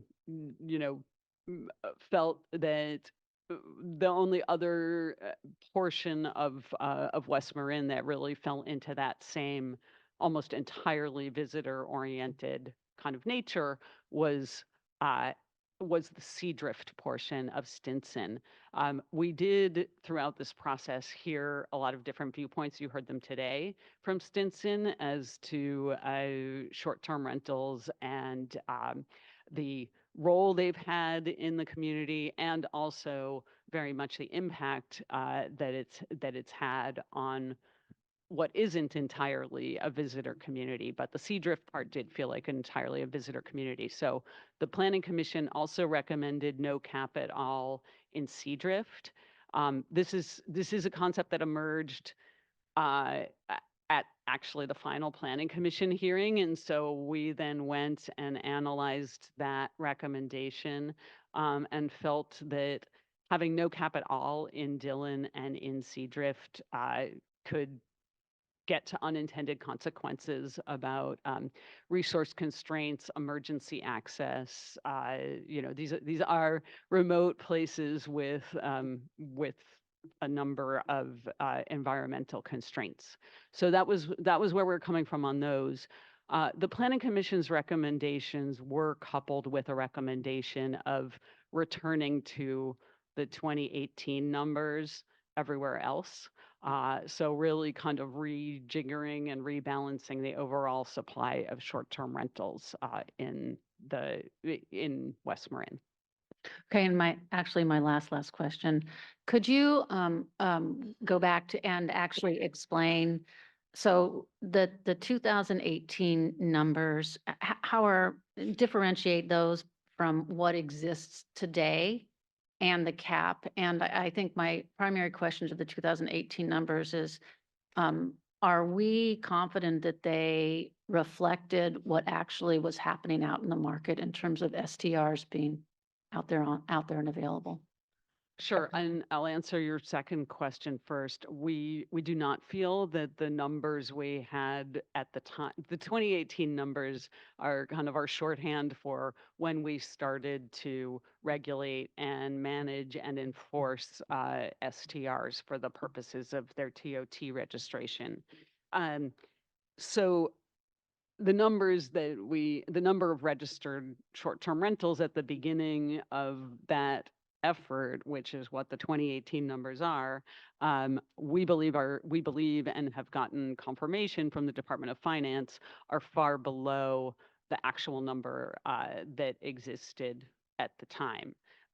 Department of Finance, let us know that once they started enforcing, they actually ended up with that there were a couple hundred more short-term rentals than were registered when this all started, which is not surprising. But if the numbers that we're referring to as the 2018 numbers, they are significantly below in some communities.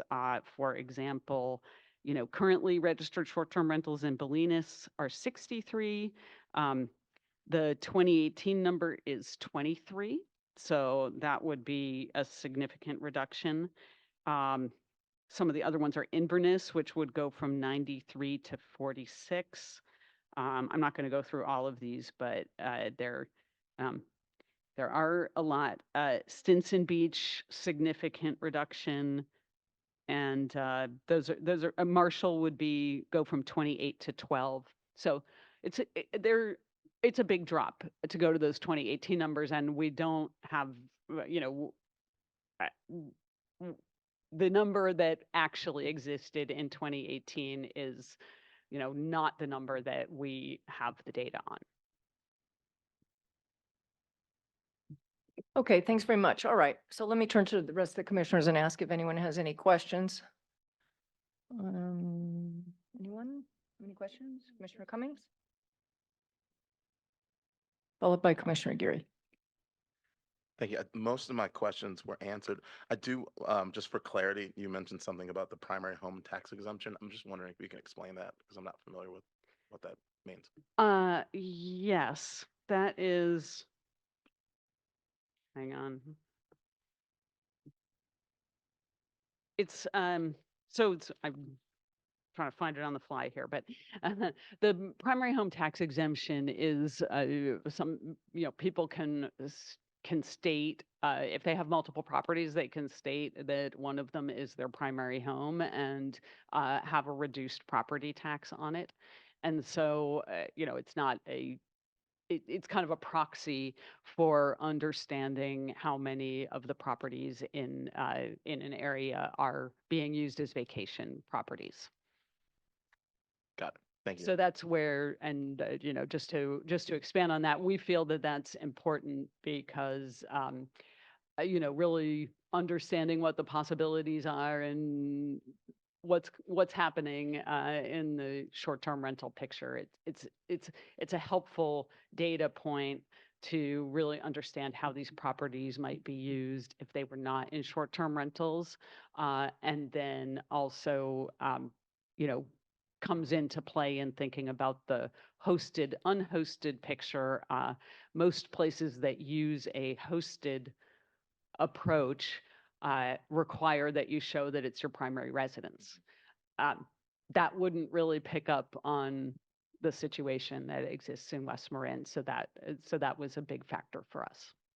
Got it. And then I know you can't control for the hosted versus unhosted, but do you all plan on kind of tracking that as people are, as they're applying for the permits? We absolutely do. We're going to have a, much more involved and robust application, and we will, we want to get a better handle on how these are used so that we can refine our regulations over time. So we will be tracking that, and that's not having that information now is one of the reasons we just don't feel we can give an informed recommendation on how to approach it. Great, thank you. All right, Commissioner Geary. Thank you, Madam Chair, and thank you for very comprehensive presentation and answering our questions. My question is in the vein of Commissioner Cummings as far as hosted, unhosted. So you're saying at the point of application is how you would gather that data, but what about actively once they're active? I know that there's consultant services out there like Decker Technologies Rentalscape, which is a service we use in the city of Imperial Beach to actively monitor our short-term rentals. Is that something that you plan on using? Yes, we have, we're using a service now that's monitoring, just for the existence of short-term rentals, and is also where people can register complaints or issues or questions. And so we're using a service like that. We will, I think we might change the one we're using. I mean, we always need to make sure it's the best fit, but we do intend to continue doing that, if nothing else, for TOT purposes. In terms of monitoring in an ongoing way, the hosted, unhosted piece, we will need to pinpoint. We don't want to become the bedroom police, for want of a better word.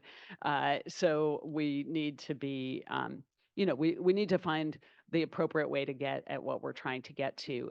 I think that one thing that we will most certainly need to be reviewing and keeping close track of on an ongoing basis is just the number of nights that short-term rentals are being rented out. That is a way that this gets managed, and so the first step on that is knowing that. So right now, people submit TOT to the county, but our Department of Finance is not actively tracking that based on number of nights. Well, I would strongly encourage that. As you heard from some of the folks who testified today, some of these price points are inaccessible to many. I was just looking it up. They range between $200 and $400 a night, which I know I can't afford. So I would just strongly encourage the continued monitoring. As you have explained earlier, this is going to be an evolving and iterative process moving forward. So that would be my recommendation. Thank you. If you were finding $400 a night, I've seen many that are much higher than that. Some of these are, it really ranges from, a studio or one bedroom all the way to a 6-bedroom house. Commissioner Nodov, did you have questions? Or comments? Comments. I wanted to kind of just talk about a little bit about public access and public access to the public lands in West Marin. That we've heard some testimony that the visitation levels have really remained constant over the years. So people are still using these lands despite the recent growth of short-term rentals. I've spent my life in the Bay Area and spent many days in Marin County coast and go home in the evening to the East Bay. So I think that equating public access to being able to rent a $400 a night thing is, that's not public, that's not the same thing to me. And I would like to have a specific commitment by the county to look at the unhosted versus the hosted things, because that is, you really have a discrepancy in terms of affordability between those two types. And it also speaks to helping preserve community, allowing people to stay in their homes. So that's a specific thing that I'm concerned about. But, you know, I did want to point out that public land access in Marin continues to grow. I mean, one of the most recent ones is Duxbury Reef Marine Reserve in Bolinas. You know, that's been added to the state system in the last few years, and people will continue to use that, and we encourage that. I think the county has brought a very tough balancing, has done a very tough balancing, and I think I would like to see a lower number like the 2018, but it sounds like that might be what the ultimate outcome is as you go through this process. The issue of looking at Stinson as one, I think is an important one. I think that if by including Stinson Beach as a whole, you really do bring a more diversity of housing stock into the potential short-term rental market. And so you do have, I think you would have more affordability, and affordability is really the thing I'm most concerned about, that in terms, and also the viability of these communities to continue to support their schools and their public services. So I would like to hear, you know, if that's a possibility to do, to go. I know, understand the county's under some deadlines for action, but if there's some tweaks like that could be done, that would be important to me, I think. Okay, I'm going to turn to my fellow commissioners for any comments. Commissioner Rice, would you like to make some comments?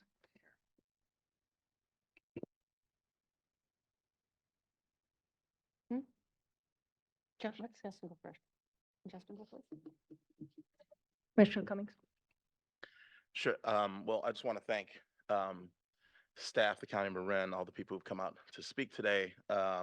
This scenario is pretty illuminating regarding the conversations we've had previously around short-term rentals. I think that oftentimes we're thinking about displacement in metropolitan communities, but this is an example of a very rural and remote community that doesn't necessarily have the potential for wide span expansion, just given their lack of sewer, lack of water, and that historically this community has been used as a vacation community to begin with. And so for an area where you have a lot of vacation rentals or second homes that are sitting empty, and we're not necessarily displacing people who are living in these communities. I mean, there might be some displacement, but what this is really trying to do, and why I think that I'm supportive of the recommendations, is that it's actually capping the number of homes within this community that can be used for this purpose. And in the absence of these caps, what we would likely see happening is many more homes being bought up, converted to short-term rentals. There's no regulation on whether they can be bought by large corporations that, you know, amass many housing units and convert those to short-term rentals and use those as investment properties.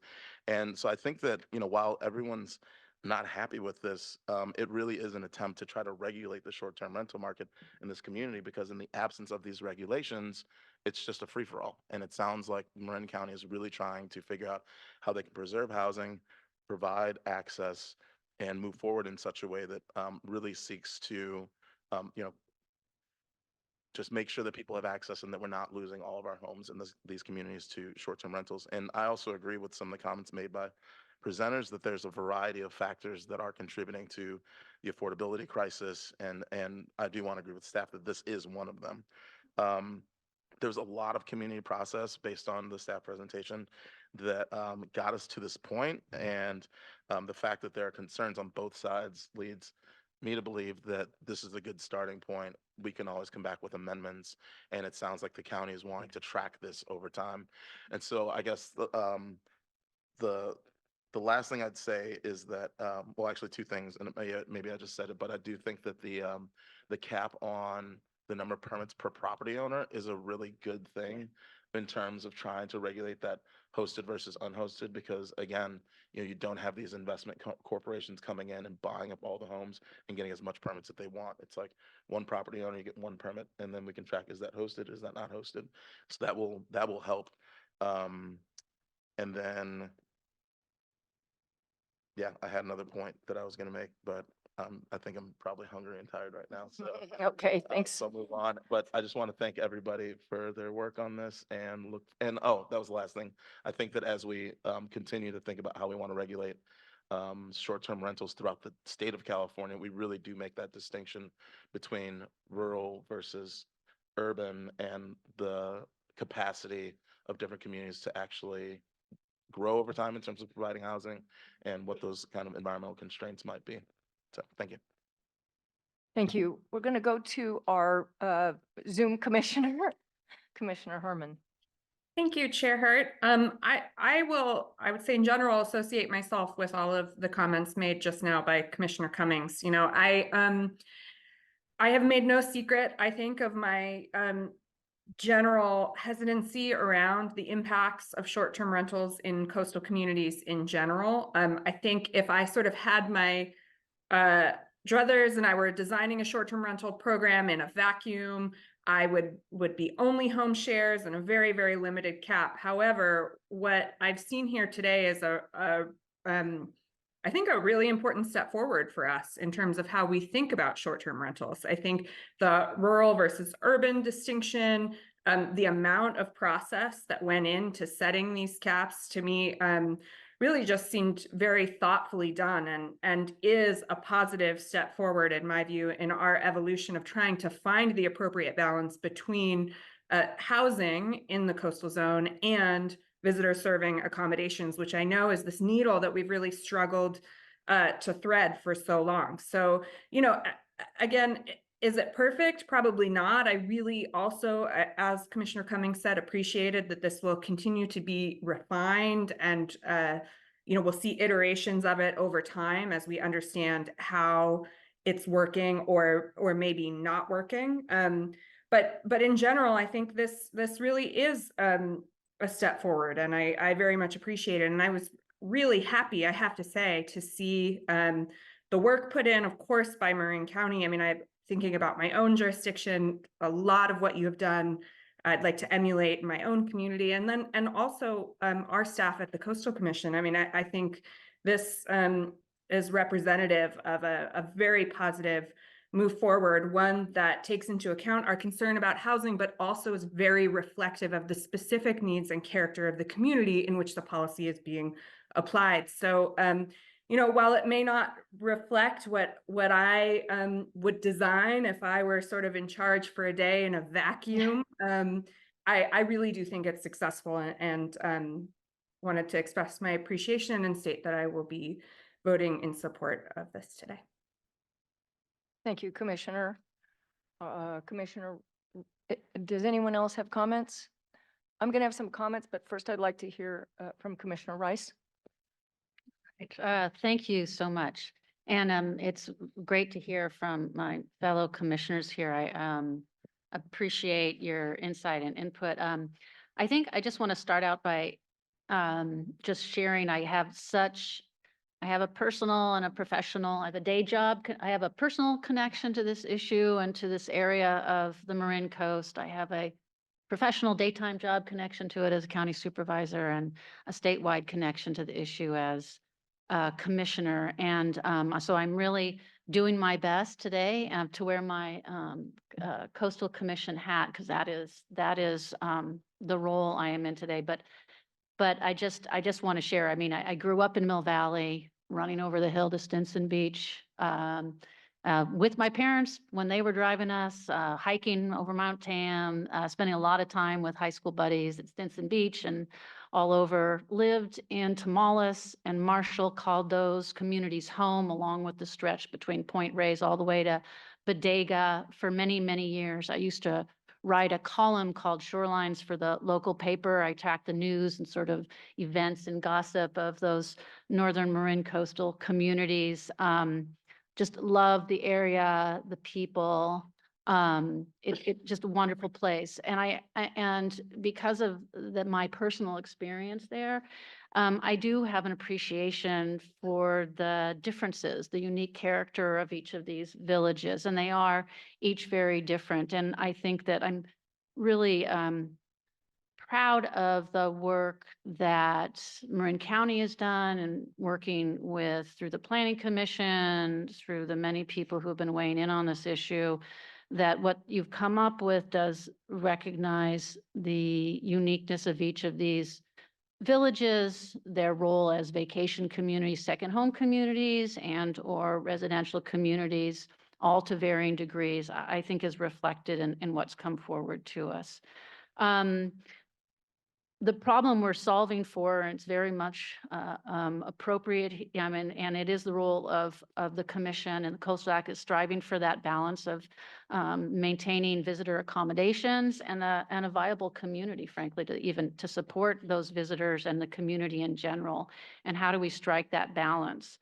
And I think with this ordinance and with the process that Marin County's gone through, as well as the other communities that have come before us with LCP amendments around short-term rentals, we're taking this issue up because of the urgency, because we can't, you know, and the urgency is we're seeing housing stock disappear or erode.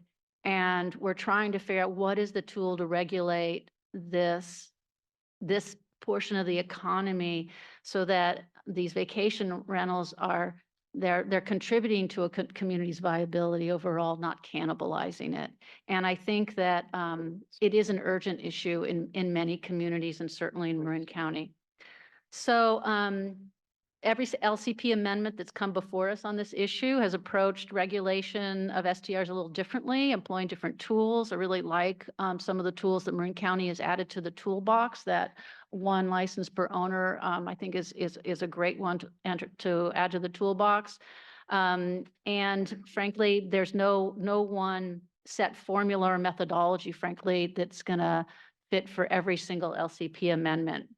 I think coastal Marin is particularly challenging because of the multiple different communities, villages that are each unique in terms of what exists, what's been the history with short-term rentals or vacation rentals, et cetera. And so kudos to my county for navigating this. No one's really completely happy, but that is, as I say, that's maybe a measure of success. So my one concern about what's before us is around the Seadrift numbers and that allowance for increase. And my understanding of how that came forward is a little bit, as Ms. Jones said, came forward at the last minute. I don't like the bifurcation of Seadrift and Stinson Beach. What I'm concerned about going forward in the review process is that we may see that that freeboard, as it were, that the ordinance is currently proposed in Seadrift, it potentially doesn't get even taken advantage of. It's hard to say. Seadrift is really unique. A lot of vacation homes there. They have a lower proportion of short-term rentals compared to Stinson Beach proper. What I want to guard against, and I'm not sure if this is something that can be built in or asked for, I am concerned that potentially that freeboard that allows for a significant expansion spreads over all of Stinson Beach in future years. And I couple that concern with, I actually, for Stinson Beach outside of Seadrift, those are the vacation rentals, the short-term rentals that are potentially more affordable, certainly more affordable than in Seadrift. So in my mind, I'm trying to navigate how to guard against too much expansion of short-term rentals in Stinson Beach globally over time. And though preserving the potential for really wanting to maintain what exists in Seadrift or in Stinson Beach generally today, because it is like Dillon Beach, has been an historic vacation village, also has a community and has had a more viable and robust community in the past. I'm not sure if Ms. Jones has any thoughts on that. But I would, and I'm not sure even if the commission could put in a condition to guard against expansion in time over more than what exists today in Stinson Beach. Yes, Commissioner Rice, I appreciate all of those thoughts. It did emerge kind of late, and so we worked to try to get good analysis on it, but some of these policy considerations about increasing opportunities for short-term rentals in a community that may or may not actually desire expanding short-term rentals by that much is something that would be good to maybe have a chance to reconsider a bit.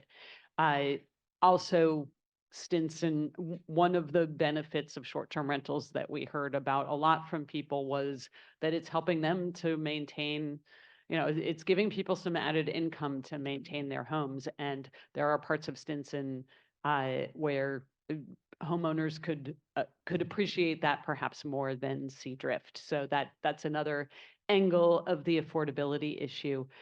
One way to capture kind of what's existing there now and making sure that this is an opportunity that can truly be accommodated at the appropriate level in a community like Stinson would be to, instead of doing what's been done for the other communities of pulling back on short-term rentals, by a modest amount to reflect the numbers that existed before we announced the moratorium, because there was a little bit of a register while you can that happened when we announced the moratorium.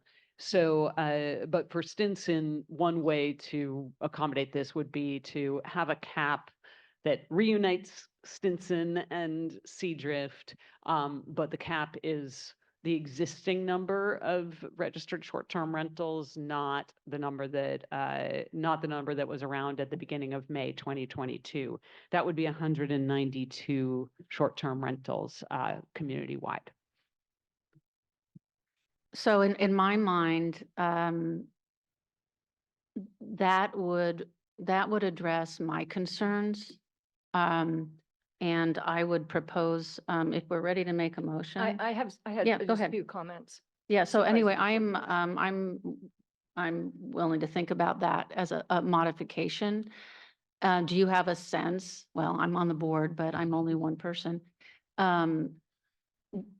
Whatever the commission approves today has to go back to the Board of Supervisors. Yes, it does. So what the commission approves today will be going back to the Board of Supervisors for them to take action and actually pass an ordinance for short-term rental regulations countywide. That is something that we are very much hoping they will be able to do in time for the to beat the clock on the moratorium. Once the moratorium expires, that could be a really problematic situation. So this is the timeline that we've been working towards, and we will be able to do that with this timing, but we need to bring something back to our board that they will be feel is the appropriate thing to approve as an ordinance. I think that as community development director, I would have concerns about a proposal that takes that additional freeboard for Stinson and makes it or for Seadrift and makes it available across the entirety of Stinson. Stinson Beach is one of the communities that really, right from the beginning of this process, has raised concerns about short-term rentals. Using the existing number though, which is really kind of keeping with that view of trying to stabilize things, I think that is something that I could comfortably recommend to our board that they go forward with. Thank you. Okay, I have some comments, but I just want to follow up very quickly on that. Of the 192 that there are currently, what is the breakdown of how many are in Seadrift? Do you know, and how many are in the remaining part of Stinson?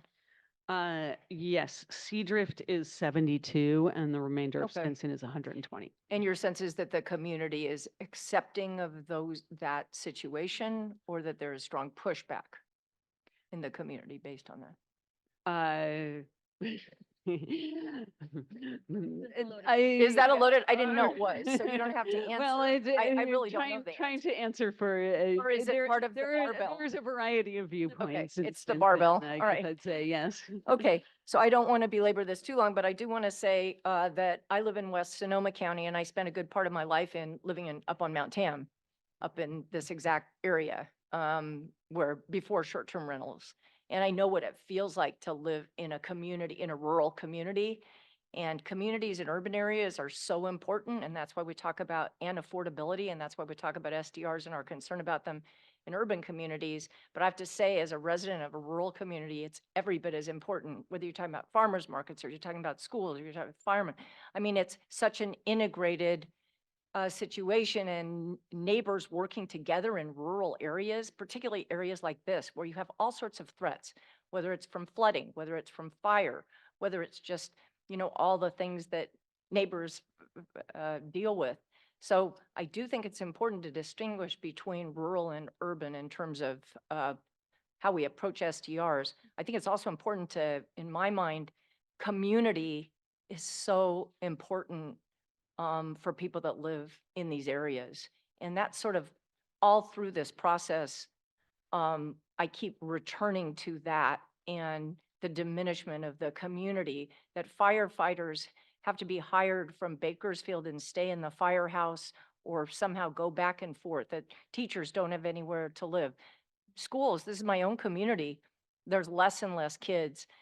It's really, it's a really difficult situation. Saying that, I'm a huge coastal access advocate. I feel so strongly that people, it shouldn't be only the wealthy that have access to the coast.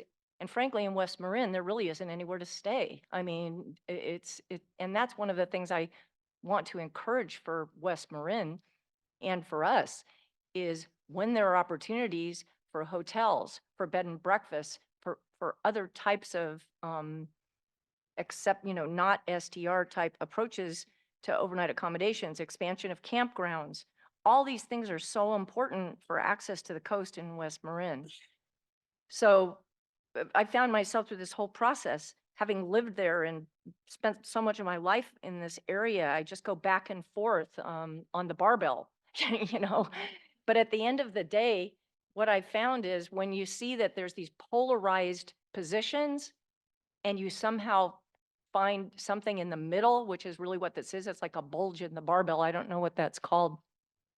That to me, and particularly given the huge process that the Board of Supervisors went through, that the Planning Commission went through, at this point, I want to talk about the Seadrift Stinson situation, but overall, I end up feeling that Marin County did a really good job. And I think that that's what you're hearing. I completely agree with the comments of my fellow commissioners. And, I think it's something to ask also a statewide commission to reach into this kind of a very, very local process and tell the local entity, the county in this case, no, this is what you should do. I think we have to listen really carefully to what the county is saying, particularly when we have a county board member on our commission. So saying all of that, I want to turn it back over to Commissioner Rice to make the motion. But I would say that for myself, I'm very strong. I don't agree with the division. I don't like the idea that there's these very high-end short-term rentals that only very wealthy people can afford, and then the rest of the community, it really diminishes the whole concept of what we're trying to do, which is provide affordable access to the coast. So I really like the idea of combining, of bringing forward the 192 current short-term rentals, combining Stinson and Seadrift. So that would be my preference, but I'll turn it over to you for the motion, Commissioner Rice. And if you're looking for it, Okay. So if you'd like a little bit of guidance here, the staff recommendation is to approve as submitted. And so it would still be the same motion that you would be making because it's always the same motion. But you would, if you want to add a suggested modification, you would be recommending a no vote. And if the commission rejected it on that no vote, then you would make another motion to approve with suggested modifications.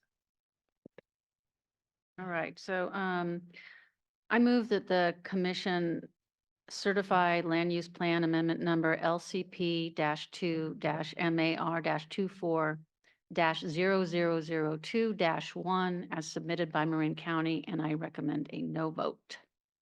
And do we have a second? Second. Second by Commissioner Aguirre. And we need roll call vote, please. Movers requesting a no vote.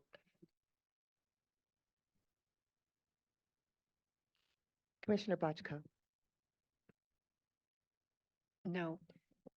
Bochco, no. Commissioner Cummings. No. Cummings, no. Commissioner Escalante. No. Escalante, no. Commissioner Harmon. No.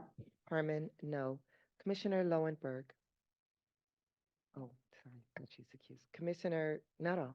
No. Nuttall, no. Commissioner Rice. No. Rice, no. Commissioner Turnbull Sanders. Abstain. Turnbull Sanders abstains. Commissioner Uranga. Clarification. No means I agree with the motion, or yes means I agree with the motion. What is it? No means you're rejecting it as submitted and the commission is contemplating a suggested modification. Okay. Uranga, no. Commissioner Aguirre. No. Aguirre, no. Chair Hart. No. Chair Hart, no. The vote is unanimous All right, Commissioner Rice. with one abstention. Would you like me to read? Yeah, I the can tell you motion? what, yeah, that would be Well, great. the motion, and then you need to work on the suggested modification. So the motion would be that you move that the commission certify the Marin County LCP amendment number. Mhm. I don't have it in front of I me have because it I'm in front looking of at me. something else. I Thank have it. you. As submitted by the County of Marin, if it is modified as suggested Okay, today. all right. So I move that the commission certify land use plan amendment number LCP-2-MAR-24-0002-1 as submitted by Marin County. And I recommend, and if modified to, if modified so that there is one total cap on the number of short-term rentals for all of Seadrift and Stinson Beach combined, set at a number of 192, which represents all existing STRs today. I'll second. All right, we have a motion and a second. Can we have a roll call vote, please?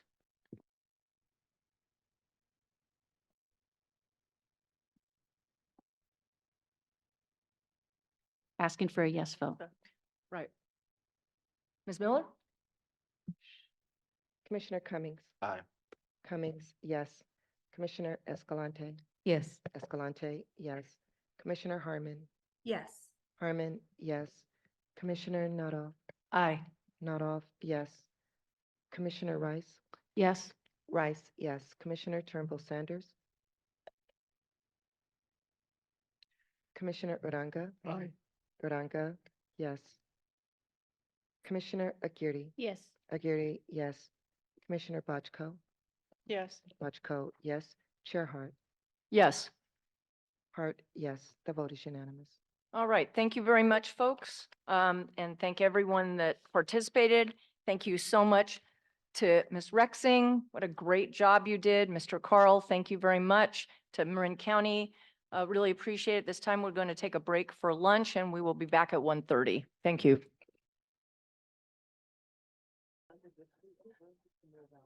All right, good afternoon, everyone. This afternoon session of the California Coastal Commission is now being called to order, and we are going to be moving to item 9B, which is the Sonoma County LCP amendment on vacation rentals. Yes, thank you, Chair Hart. We do have a PowerPoint for this, and on the Zoom, Luke Henningsen of our San Francisco staff is going to give our staff presentation.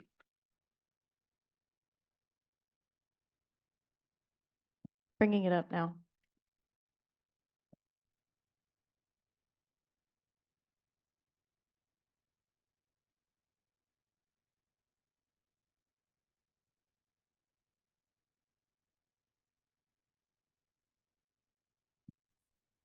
All right. Thank you, Dan. And good afternoon, commissioners. Item 9B is a proposed Sonoma County LCP amendment that would establish some basic regulations and permitting requirements for vacation rentals along the Sonoma coast, pictured here. The county's coastline is both fairly remote and also a prime visitor destination where commercial hotels and motels are relatively limited. In that context, vacation rentals have long provided an important visitor serving function, especially for families. Next slide, please. The LCP does not currently explicitly regulate vacation rentals, and this amendment would be the beginning of an effort to do so. It would put in place some basic permitting and operational requirements. Vacation rentals would be limited only to single-family homes, and vacation rentals would not be allowed in ADUs or agricultural housing or designated affordable housing. Only individual property owners could operate vacation rentals, where at most someone could operate one rental and not multiple as a general rule. Use limitations are also proposed. To be clear, the proposed changes are fairly limited and are probably best understood as a start toward a more robust regulatory program under the LCP.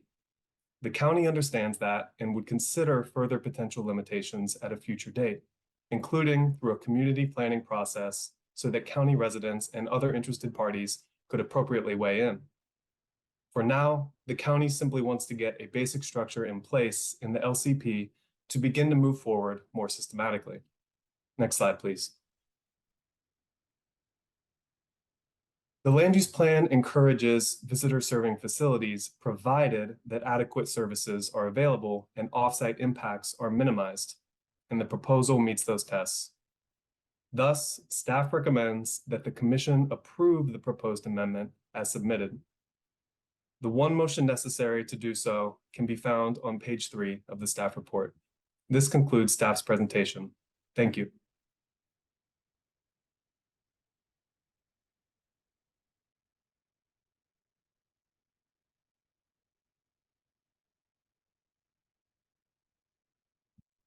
I'm sorry, I lost my train of thought there. All right, thank you so much. Are there any ex partes on this issue? Supervisor. I have, it was a sort of same conversation on the 8th of April with Better Neighbors LA, Rebecca Ayala and Leia Bata. They just, they thought this was an opportunity for us to try to pursue hosted only preemptively. Had noted 160% increase in SRTs in the last X number of years. I didn't write down a number of years. SRTs are accounting for 16.5% of the housing stock in the county. So incredibly fast growth, and I think we need more consideration of comparison of cost of these SRTs. And that's it. Thank you. All right, any other ex partes? All right, seeing none then, I'll open the public hearing and ask if there is someone from Sonoma County that would like to, that is here to testify on this. We have Doug Bush on Zoom. Okay, Mr. Bush. Thank you to the commission, and thank you to Luke in particular for his professionalism and the detailed staff report that's been provided. I don't have too much more to add, but I would just provide some context that Luke alluded to. The county at this time is just asking for certification of minor changes to address nuisance issues associated with existing vacation rentals. The county is also pursuing certification separately of local coastal plan update, and that would include a policy directing staff at a future time to explore issues of vacation rentals and housing availability and access, and balancing those issues to a much more significant, depth, as you saw like in your last item. But at this time, this is a fairly, the item is fairly limited in scope to address nuisance issues by applying the same sort of performance standards and permit requirements, ministerial permit requirements in the coastal zone that are currently applied inland throughout Sonoma County. And I don't have too much more to add to that, but I'm of course happy to answer any questions any of you have. All right, great. Thank you so much. All right, are there speakers on this issue? Yes, we have 4 speakers. All right, please go ahead and call them. We have 2 in the room, Becca Ayala and Layal Bata. Becca Ayala.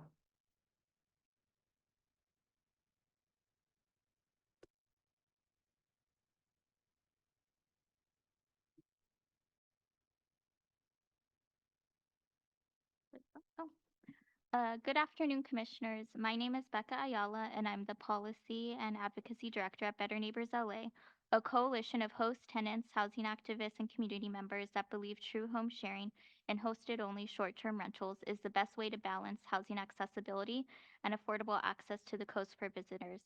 Better Neighbors requests that the Commission amend the definitions in the Sonoma County proposed LCPA to allow only true home sharing within the coastal zone, or to provide strong guidance to the county about how its future ordinance should align with the Commission's stated goal of minimizing the impact of STRs.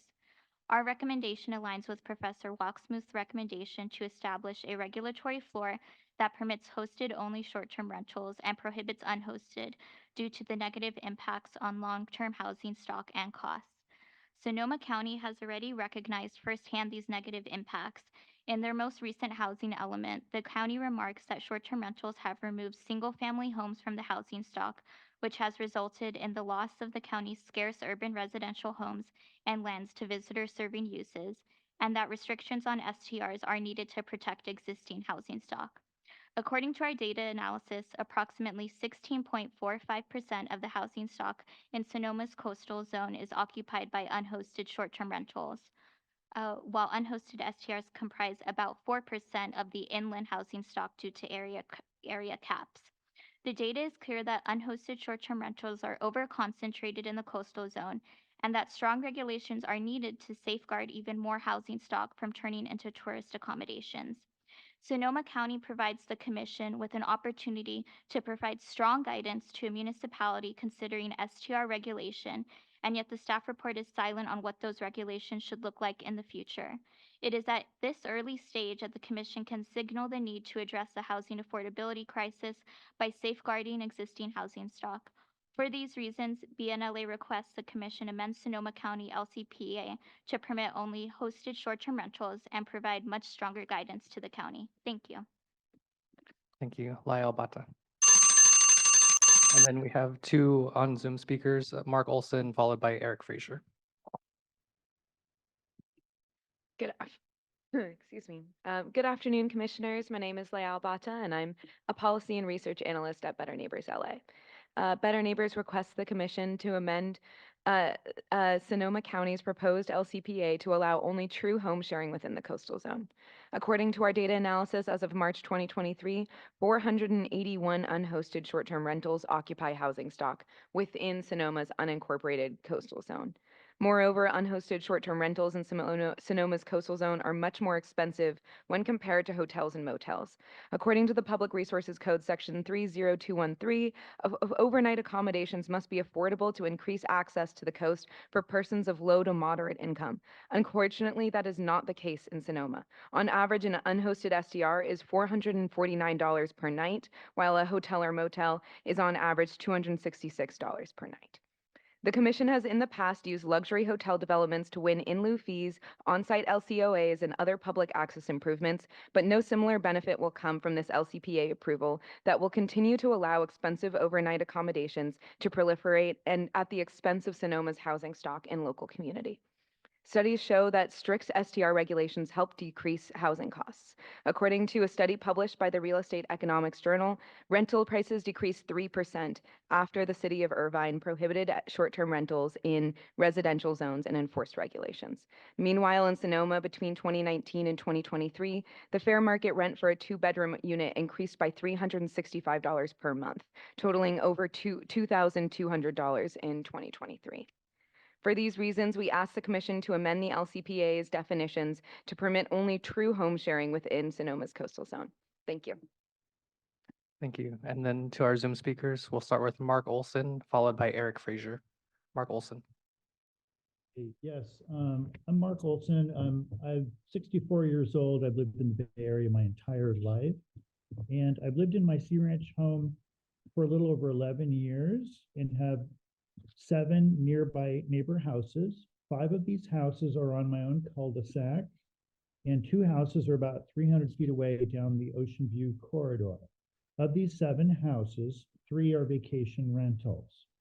Of these 3 vacation rentals, 2 are part-time vacation rentals and on my cul-de-sac where I know the owners because they stay in their vacation home frequently. The third is 300 feet away, but is a vacation rental 100% of the time. Those owners do not visit their vacation house. I have never had a problem or nuisance issue with the part-time vacation rentals closer to me that are on my cul-de-sac. However, the vacation rental house that's 300 feet away has caused numerous noise and disruption issues every year of my 11 years here, from kegger parties on the deck to outside amplified parties to loud hot tub gatherings. Disruptions are frequent.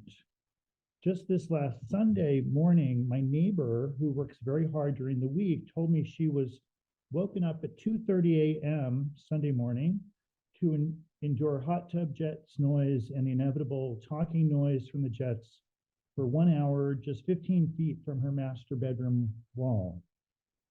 Requiring a 24-hour contact that must respond in a reasonable time to a report of noise or other disruptions in vacation rentals is essential for encouraging future non-disruptive behavior. Keeping logs of these reports with strict penalties and severe restrictions if the problems persist is essential to encouraging better behavior at vacation rentals. And I appreciate the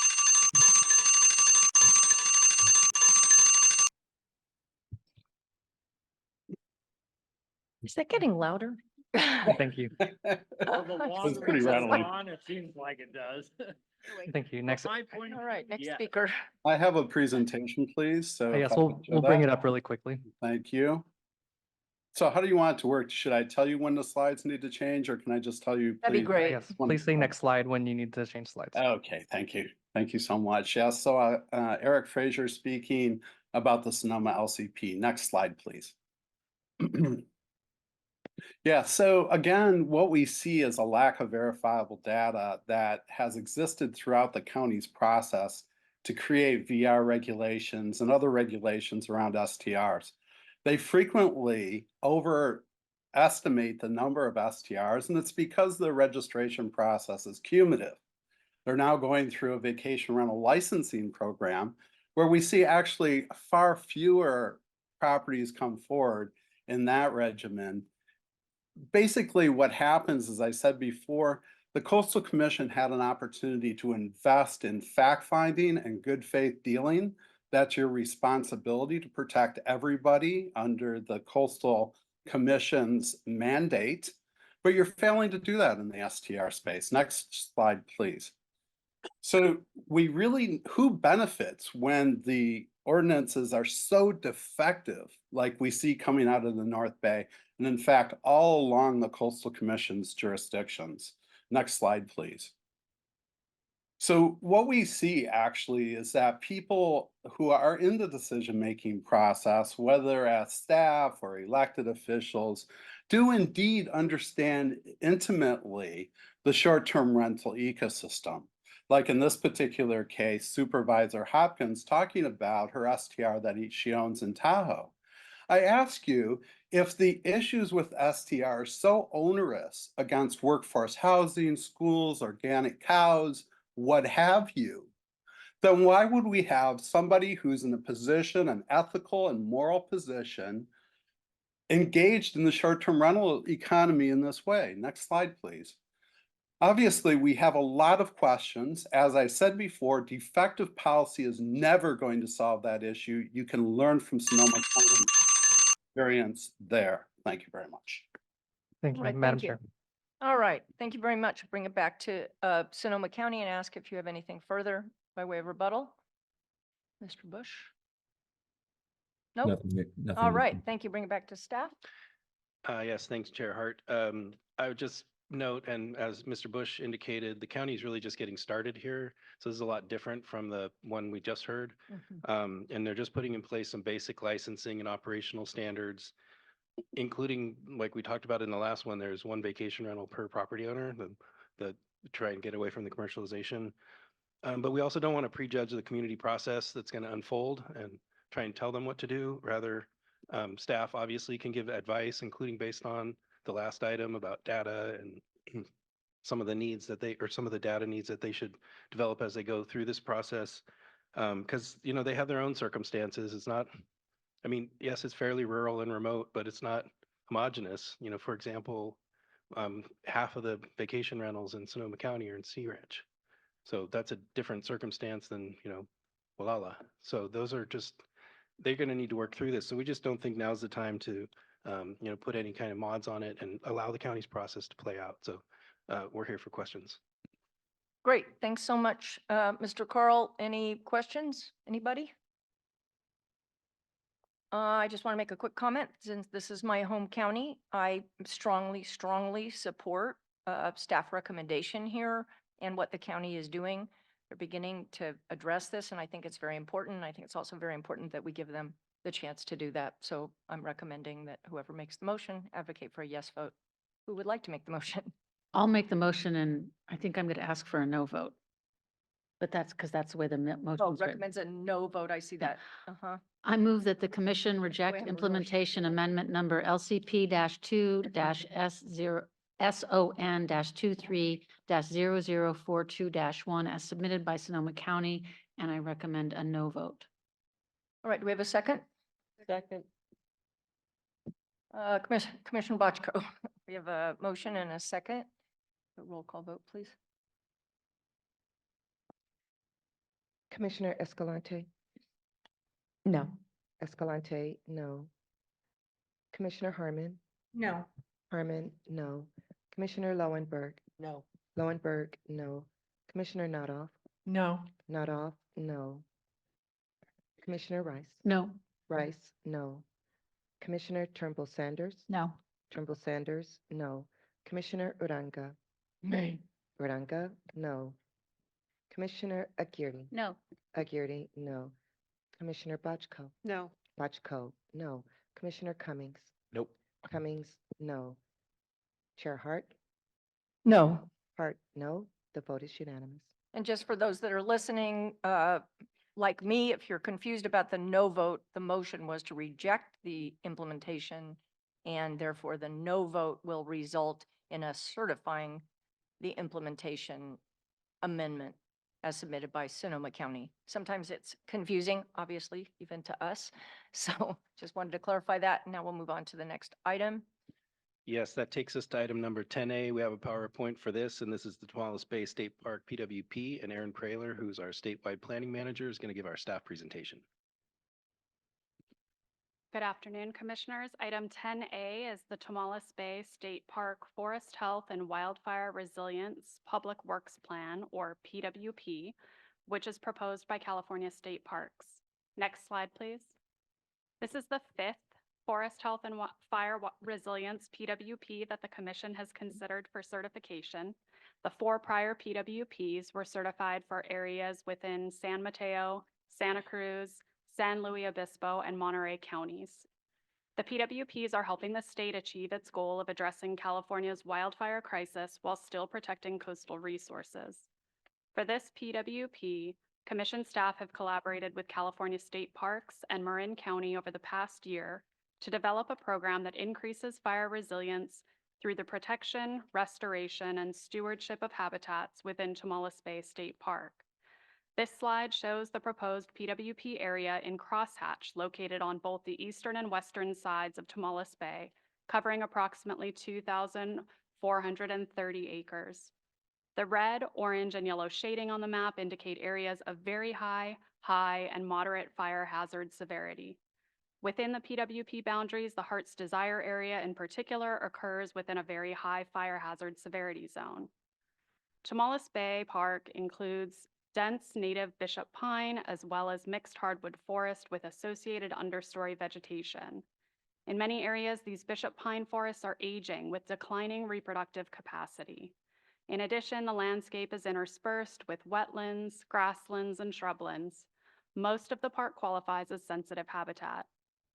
A 2019 forest inventory of the park indicated high levels of tree disease and mortality in declining populations of bishop pine, tan oak, and coast live oak. The study found that absent some natural or human intervention, there is insufficient natural regeneration to sustain the bishop pine and tan oak forest. Instead, much of the park is covered with standing dead and fallen trees, woody debris, a dense impenetrable understory of native shrubs, and deep organic ground layers of litter and duff which inhibit forest regeneration and contribute to heavy surface and ladder forest fuel loads. The proposed program aims to specifically address this issue. Next slide, please. The Tomales Bay State Park PWP provides for the design and implementation of ecological restoration treatment activities to improve resilience of forested areas in the park, preserve and steward bishop pine forests to enable natural regeneration, restore native grasslands and shrublands, reduce risk of catastrophic wildfire, and integrate tribal knowledge and perspectives into vegetation management in the park. These ecological restoration projects are intended to restore forest communities to conditions that mimic the respective fire frequencies they would naturally be exposed to if not for our history of fire suppression.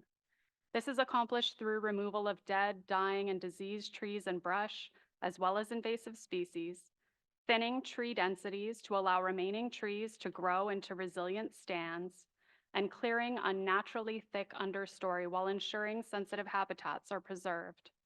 To be clear, unlike other PWPs the Commission has approved, no defensible space or fuel break treatments would be authorized under this PWP. Rather, only restoration-oriented work would be permitted. Next slide, please. Under the Coastal Act, PWPs are an effective alternative to project-by-project coastal development permit review. The PWP provides a streamlined process where the Commission can certify a range of projects described in the PWP, and individual projects are then reported to the Commission and approved consistent with the standards of the PWP on a shorter timeline. Here, the PWP was developed to allow state parks to design and implement critical ecosystem health projects that would simultaneously improve fire resilience in the park over a 10-year period. The PWP sets up a framework of review for future vegetation treatment projects. It relies on the standards and mitigation measures adopted as part of the Board of Forestry's California Vegetation Treatment Program, or CalVTP, programmatic EIR, along with more stringent standards developed for the coastal zones specific to Tomales Bay State Park. These coastal-specific standards, referred to as the Coastal Vegetation Treatment Standards, or coastal VTS, provide an additional layer of protection over and above the standards applicable outside of the coastal zone. In addition to the CalVTP, programmatic EIR, and coastal VTS requirements, staff is recommending suggested modifications to the PWP to require consultation with the Federated Indians of Grayton Rancheria in project design and implementation. And finally, the PWP requires early coordination among agencies and a public process for each individual future project.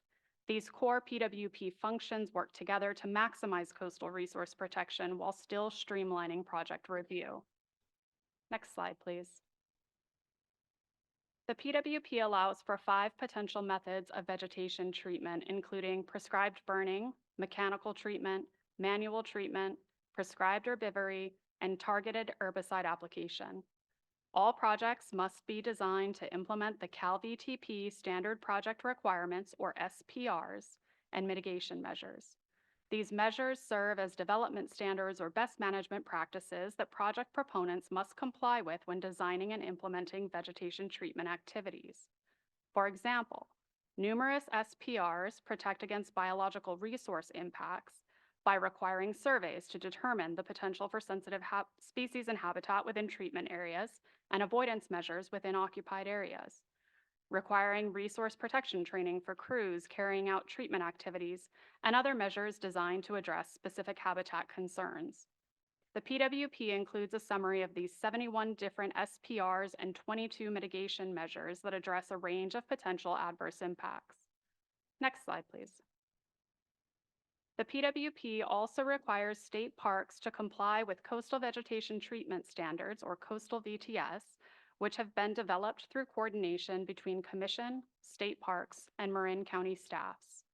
The VTS include dozens of standards that are designed to specifically address and protect the Tomales Bay State Park coastal resources, including coastal wetlands and sensitive vegetation. An important concept of the coastal VTS is that all projects must implement a vegetation removal hierarchy wherein dead, dying, and diseased vegetation is thinned or removed first, followed by removal of invasive species, and then native species that are not classified as sensitive, with the end goal of having appropriate species composition in the plant community with characteristic structures including vegetation age, height, and density. Other provisions of the coastal VTS establish sideboards on the use of heavy equipment, place additional limits on the use of herbicides, and outlines ecosystem objectives and protection measures. Next slide, please. This PWP was originally scheduled for hearing at the Commission's March meeting. However, State Parks and Coastal Commission staff agreed to postpone the item in order to continue consultation with the Federated Indians of Great Rancheria. As a result of further consultation between state parks and the tribe, Commission staff are recommending changes to the PWP to ensure that future projects will protect tribal cultural resources within Tomales Bay State Park.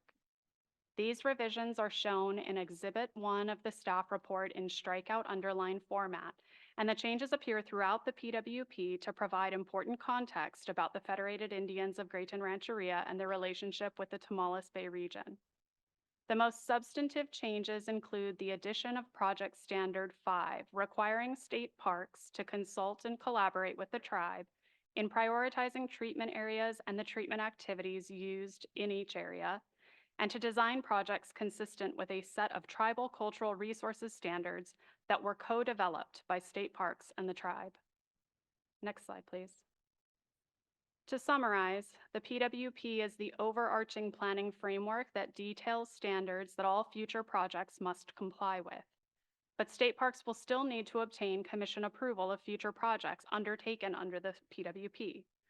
To do this, state parks must prepare and submit a Notice of Impending Development, or NOID, to the Commission for review and approval.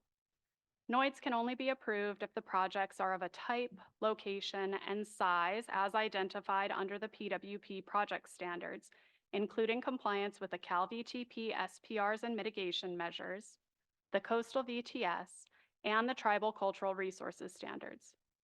Consistency determinations are made by the Coastal Commission at a public hearing and are subject to public and stakeholder review and comment. Members of the public will have an opportunity to comment on individual projects when they come before the Commission. The Commission may condition projects to ensure consistency with the PWP. Further, the PWP requires that projects adhere to reporting and monitoring requirements, including noticing prior to and during development activities. In addition, the PWP requires that state parks prepare 5-year programmatic reviews on the status of individual vegetation treatment projects and overall program success. As part of this process, the Commission retains enforcement authority for projects that are undertaken inconsistent with the provisions of the PWP or NOID authorizations. Next slide, please. The Commission has received many comments from the public on this item. I'll briefly highlight and respond to some of the recurring themes of the comments. So some commenters question the need for the Public Works Plan and any subsequent projects, stating that the forest around Tomales Bay is healthy and should be left alone. However, state parks has demonstrated there is a clear and urgent need to address Bishop Pine health in the near term, more broadly improve ecosystem resilience within the park, and prevent ecologically damaging high-severity wildfires. And the Commission's ecologist agrees with this assessment.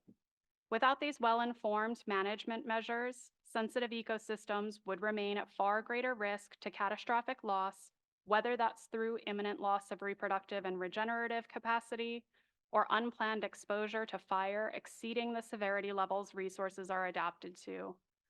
More than that, work under the PWP would be guided by robust local, technical, and tribal knowledge with an explicit goal of recalibrating from management missteps of the past to promoting ecological resilience into the future with limited interventions. Comments also raised concerns about potential harm to special status wildlife species within the park, including northern spotted owls. The PWP requires state parks to conduct reconnaissance-level biological surveys and focus surveys for special status wildlife species or nursery sites, as well as avoid mortality, injury, or disturbance, and maintain habitat function for protected wildlife species. When state parks brings a vegetation treatment project to the Commission for approval through ANOID, the project information will have to document how that treatment will protect wildlife consistent with these requirements of the PWP, and in some cases also provide evidence of formal consultations with wildlife agencies. Additional comments raise concerns that the possible use of herbicides will be harmful. The PWP strictly limits the use of herbicides, allowing use only when such treatment is the least environmentally damaging feasible alternative, and will not result in adverse impacts to sensitive ecological resources. Other provisions require protection of non-targeted species, suspension of herbicide application based on weather forecasts, development of spill response plans, and notification of herbicide use within or adjacent to public recreation areas. Additionally, herbicide application is prohibited within a minimum of 25 feet from wetlands. Finally, one commenter asserts that the PWP is too narrowly focused on wildfire resilience and that state parks should have prepared a comprehensive vegetation management plan with public involvement prior to developing the PWP. However, the commenter does not offer evidence that such a plan would lead to a PWP that is better or has fewer impacts, and this alternative would also delay the important and time-sensitive resilience and restoration work called for under the proposed PWP. Next slide, please. In closing, staff believe that the PWP will provide an important tool for helping reduce the dangers of catastrophic wildfire while also protecting and enhancing ecosystem health consistent with the county's LCP. Further, Marin County has indicated that the PWP will sufficiently protect coastal resources consistent with its LCP and recommends approval. Thus, staff recommends that the Commission approve the PWP as modified. The motions and resolutions can be found on page 9 of the staff report. The deadline for final action on this item is April 15, 2024. Please note that if the Commission does not take final action to certify the PWP today, you may extend the deadline for action by up to 1 year. The addendum for this item includes the motion for a time extension. And that concludes my staff presentation. I'm going to pass the mic over to Director Huckelbridge to make some further statements. I just wanted to say one quick word of thanks to the state park staff for their partnership on this and other coastal projects. We had a lot of work to do to work through comments and response, and just appreciate their coordination with us and the robust discussion. So just wanted to make that Thanks so much, Dr. Huckelbridge. Ms. Brawler, thank you very much. And great to hear about the relationship with state parks on this project. Speaking of state parks, is state parks here to make any comments or further presentation on? They're on Zoom. They're on Zoom, please. Maria Mowry. We also have Bree Hardcastle and Jay Chamberlain, but I believe Maria Mowry will be leading. Thank you. Good afternoon, Maria Mowry, Bay Area District Superintendent for California State Parks. Our presentation will be will be less than 20 minutes. Thank you to Coastal Commission staff and our district staff for their effort on this. Ms. Mowry?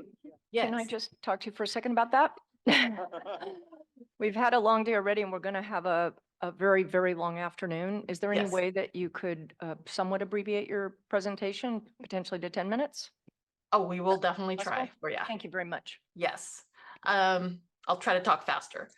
Let's see here. So this work is pretty important. It was mentioned earlier that this item was postponed from the March meeting due to the incomplete consultation with Federated Indians of Grand Rancheria. We have been working with them since then, and we are now ready to put this project forward for approval by the commission. We are planning to conduct this urgently needed vegetation management within the state park.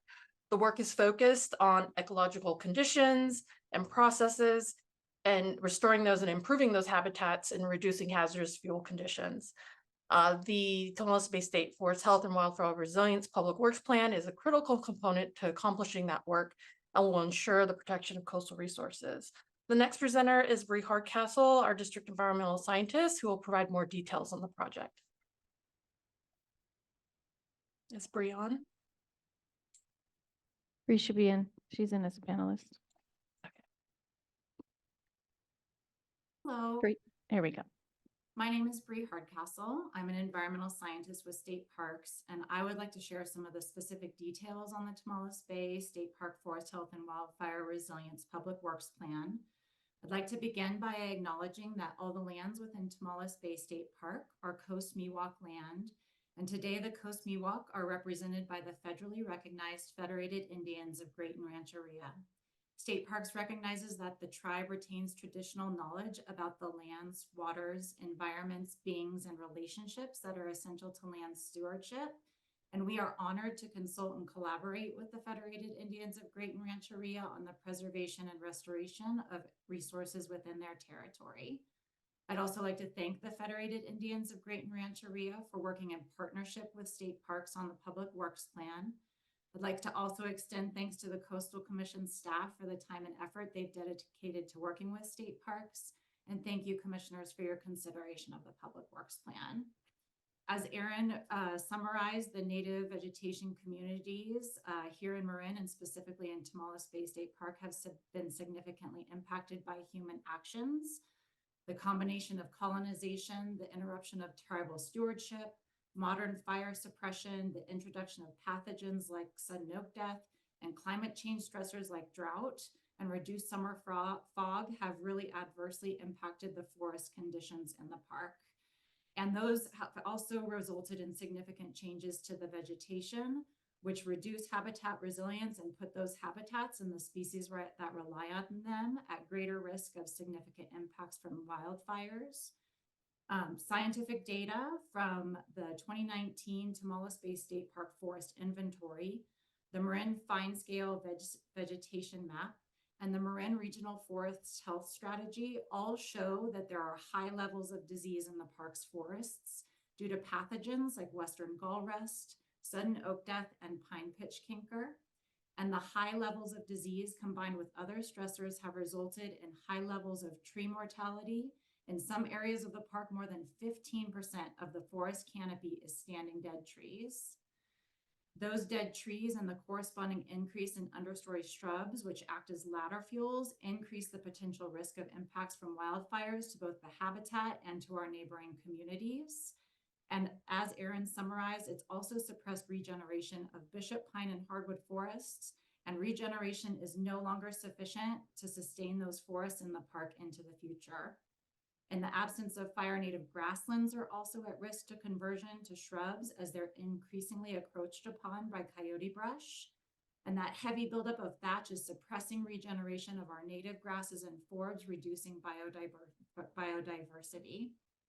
Maintaining open grasslands is critical to the species that rely on that habitat, including American badger, short-eared owls, and myrtle silver spot butterfly.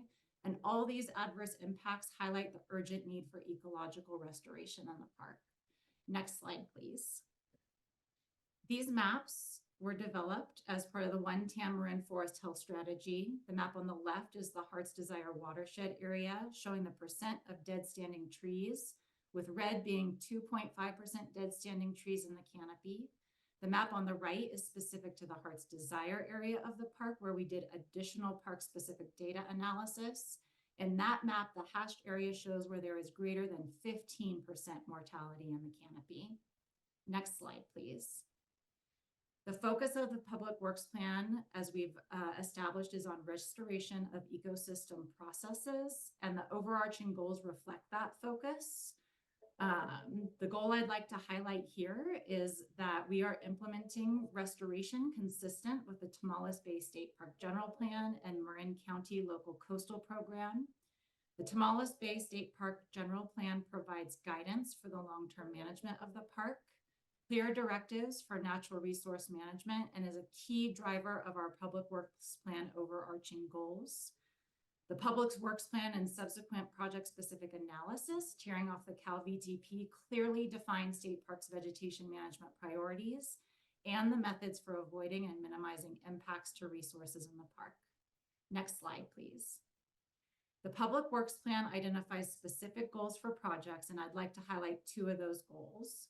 The first is to promote a mosaic of vegetation types that support diverse plant, animal, and fungal communities that are resilient to climate change and wildfire. Bishop pines are a priority resource in the park and are designated in California as a sensitive natural community. Bishop pines face increasing threats across their range, including changing fire frequency, increasing temperature and drought, and pathogens, and they are dying in the park as they reach the end of their lifespan and succumb to disease. So to accomplish this goal and improve bishop pine resilience, we're focused on promoting a diversity of age classes in the park so there continue to be cone-bearing trees. That would be done by conducting restoration treatments in discrete areas to promote regeneration while protecting and retaining existing stands. The second goal is to improve habitat for rare, threatened, and endangered species like Marin manzanita, which is present in the park and also is dependent on fire for regeneration. It's very limited in distribution, and in the absence of fire, it's declining in the park.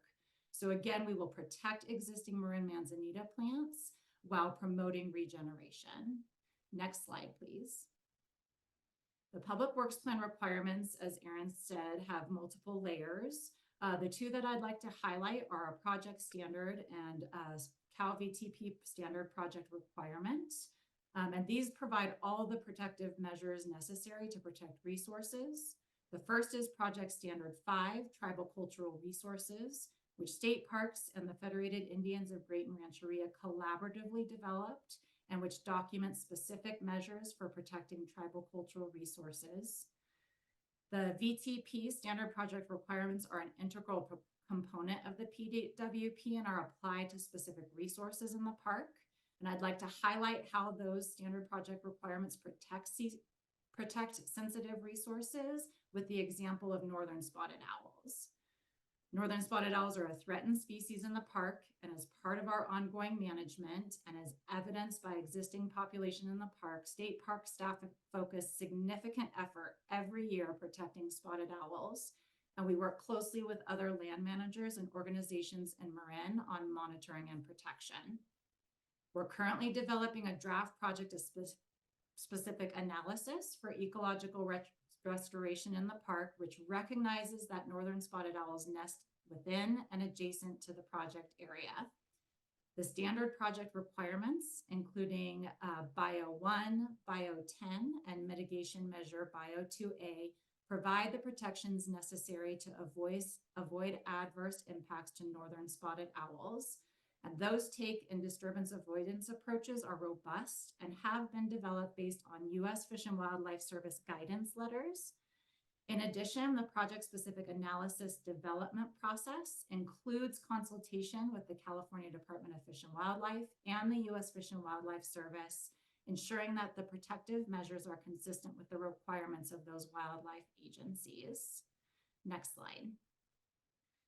I'd like to finish by highlighting one of the core tenets of State Parks' mission, which is to preserve the state's extraordinary biological diversity and protect its most valued natural and cultural resources. The impacts of human actions and the intensifying stressors of climate change are threatening those resources in Tomales Bay State Park. In response, State Parks is planning ecological restoration based on site-specific scientific data and overwhelming peer-reviewed science to improve the resilience of the park and protect and preserve it for future generations. Thank you so much, and I am available for questions. Thank you very much. I see, Mr. Chamberlain, that you are here. Would you like to make a few comments? Chair Hart, in deference to the timing constraints that the commission is under, I will simply state that this is part and parcel of a much larger suite of ecosystem restoration centered wildfire resilience efforts that the department is undertaking statewide. And in addition to the significant ecological value of this project, I think much of its value really comes in the full blossoming of the permitting efficiencies between the Coastal Act and the California Veg Treatment Program, and the close collaboration between the Coastal Commission staff, state park staff, and local governments, tribes, and others. And I really see, given our outsized holdings throughout the coastal zone, I really want to emphasize the importance of projects and projects like this and the permitting efficiencies that we're working very closely together on. And certainly on behalf of State Parks, I ask for your concurrence with the staff recommendation and the adoption of this public works plan. But we stand ready to answer any questions the commission has. Thanks so much, Mr. Chamberlain, and I absolutely could not agree more. It's so important, this collaborative effort, and I'm very excited to see it and very much look forward to seeing it in the future. All right, so that concludes the State Parks presentation. We're going to open it up for public comment. I do see Buffy McQuillan is here from the Federated Indians of Great and Rancheria. Ms. McQuillan, are you prepared to make a presentation? Thank you, Chair Hart. Thank you, Commissioners. I do have a statement to be read. I don't expect it to last more than 2 minutes. Fine, thank you very much. It's obviously my pleasure to be here. My name is Buffy McQuillan. I'm the Tribal Heritage Preservation Officer for the Federated Indians of Great and Rancheria. At the direction of Chairman Greg Saris and Tribal Council, I've been asked to share the Chairman's statement with the Coastal Commission today. The Federated Indians of Great and Rancheria is a federally recognized tribe and a sovereign nation. Our ancestral territory is Sonoma and Marin counties, and our reservation is in Sonoma County. We are established leaders on co-management approaches to natural and cultural resources, specifically given our work with the National Park Service at Point Reyes National Seashore, Golden Gate National Recreation Area in Sonoma County at Tole Lake Regional Park. Similarly, the tribe works with California State Parks throughout Marin and Sonoma counties. The tribe, which is the only federally recognized tribe culturally affiliated to Marin County, has a strong connection to the entire Tomales Bay area as well as Point Reyes. Our relationship with this particular area of Marin County led to the government-to-government partnership agreement with Point Reyes in August of 2021. The Tomales Bay State Park is adjacent to Point Reyes National Seashore. The location of the park and the cultural affiliation the tribe has with these lands require timely, robust, and good faith consultation with state parks on any planning or project development at the park. The public works plan before the commission today is the result of our consultation efforts with the park. As we highlighted to state parks, the PWP is a 10-year plan and must be inclusive of the tribe. All projects that stem from this plan must also include timely, robust, and good faith consultation. Long-term plans like the PWP must be developed with an eye to the future, so the tribe is never an afterthought, but is always considered a partner in our efforts to protect forest health, wildlife resiliency, and importantly, our sacred sites and tribal cultural resources. With this in mind, the tribe is pleased to be a part of this effort and will continue to consult and engage with state parks in good faith on this plan and other projects throughout the Tomales Bay State Park. Thank you. Thank you so much, Ms. McQuillan, for the tribe's efforts and collaboration here. All right, so how many speakers will we have on this item? We have 21 signed up to speak, but there's a few that I'm not seeing, so maybe less. Okay, so what we'll do is we'll start with the first 10 speakers at 2 minutes, and then we will go to 1 minute for the remaining speakers. Okay. They're all on Zoom also, by the way, starting with Renee Voss, followed by Nancy Okada, and then Anna Christensen. Renee?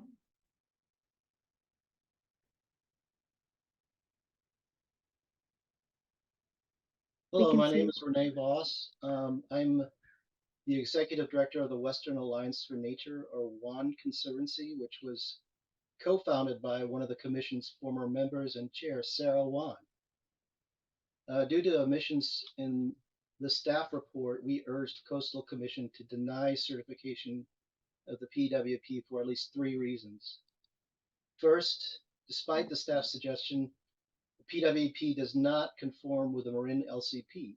Most of the park is in environmentally sensitive habitat areas, which require full protection under CBio 2 against disruption of habitat values. The PWP would cause significant disruption to habitats for threatened and sensitive wildlife. Could we Moreover, start the clock, please? Excuse me, sir. Moreover, CBio 10 requires that all roosting and nesting habitat be protected from alteration, and much of the park consists of habitat for 7 pairs of northern spotted owls, and is also designated as critical habitat for the threatened marbled murrelets. Second, the staff's consideration of the PWT does not comply with CEQA because there is at least one other feasible alternative that would lessen the effects on the environment. That alternative would require the state park to simply follow through on its commitment to comply with its general management plan, which requires preparation of a long-term vegetation management plan. In fact, the PWP inappropriately skips and limits that process by focusing only on wildfire resiliency, which is driven more by funding and fear rather than full consideration of all aspects of vegetation management. And I must point out that in your presentation earlier, that was not our burden to show that it's full. Finally, you need to do a full EIR because it's a mandatory finding of significance if you have any effects to a threatened or endangered species, such as northern spotted owl and other species identified by the California Department of Fish and Wildlife. So we urge the Coastal Commission to deny certification of the PWP. Thank you. Nancy Okada, I see that you're in on a phone. You can unmute and begin, please. Hi, Nancy Okada. You can hear me? Yes, we can hear you. Okay, great. Perfect. Thank you, commissioners, for the opportunity to speak to you. Sierra Club is opposed to this project for a variety of reasons, which we outlined in a detailed letter. So I'm just going to highlight one in particular about the Bishop Pine Forest, which are inherently feature dense understory growth and downed woody debris, thick layers of litter and dust.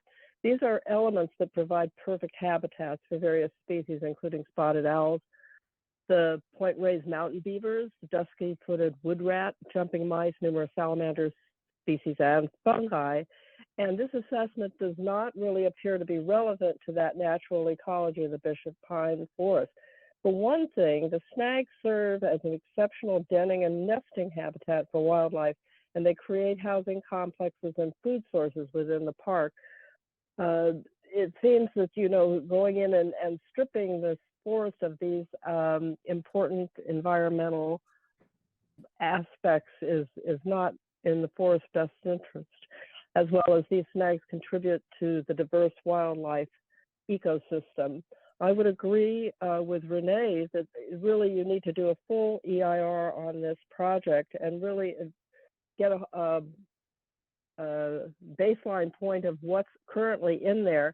I know you've been working on this for a number of years, but to go in and to strip it of its natural environment in the name of restoration is not what this source needs. And Chad Hansen, who's a member of the Sierra Club National Board, will be speaking possibly later on this, and he is an expert on forest management and forest environmental issues, and I ask you to listen closely to his comments. Thank you.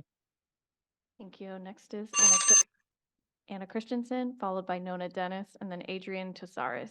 Anna? Yes, I'm speaking both as a member of,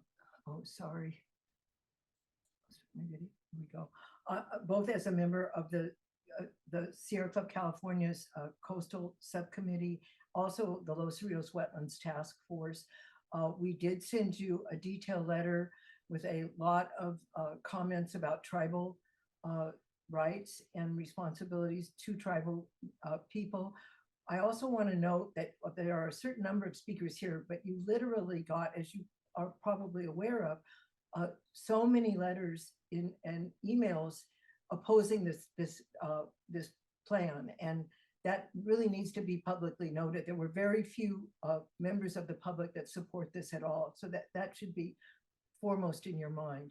With all due respect to the Grafton Rancheria, there is another tribal entity, the Coastal Miwok Tribal Council, that doesn't seem to be included. And we have a process here that is very alarming in California, where the number of tribes that are allowed to participate or are excluded right from the beginning. So in this case, as has happened down here, sometimes the tribe with the greatest interest, perhaps the greatest resources and ability to engage, is the sole contact. So we have serious concerns about that. Also, we do not believe that it is appropriate to have an archaeologist and the property owner make determinations about tribal cultural resources and then contact the tribe later. This is salvage archaeology. That's what you're looking at.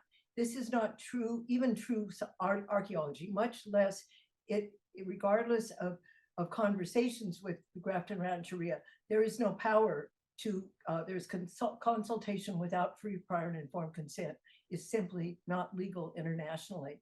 And it does not allow tribes to protect their resources. Additionally, the historic erasure of tribal cultural resources on the coast must be taken into consideration as a whole. Thank you very much. Nona Dennis. Okay. Yes, good afternoon. I'm Nona Dennis, representing the Marin Conservation League, and I'm here to urge the Commission to certify the Tomales Bay State Park Forest Health and Wildfire Resilience Public Works Plan. Well, let me start my video here. Won't start. Okay, all right. Our special interest, MCL's special interest, really goes back almost the age of the organization itself, which is 90 years this year. Tomales Bay State Park was one of MCL's first successful efforts in a legacy of safeguarding Marin's ecological treasures through public land acquisitions. And the area was formally established as a state park in 1952 and is cherished by thousands annually. Many changes as you have heard, have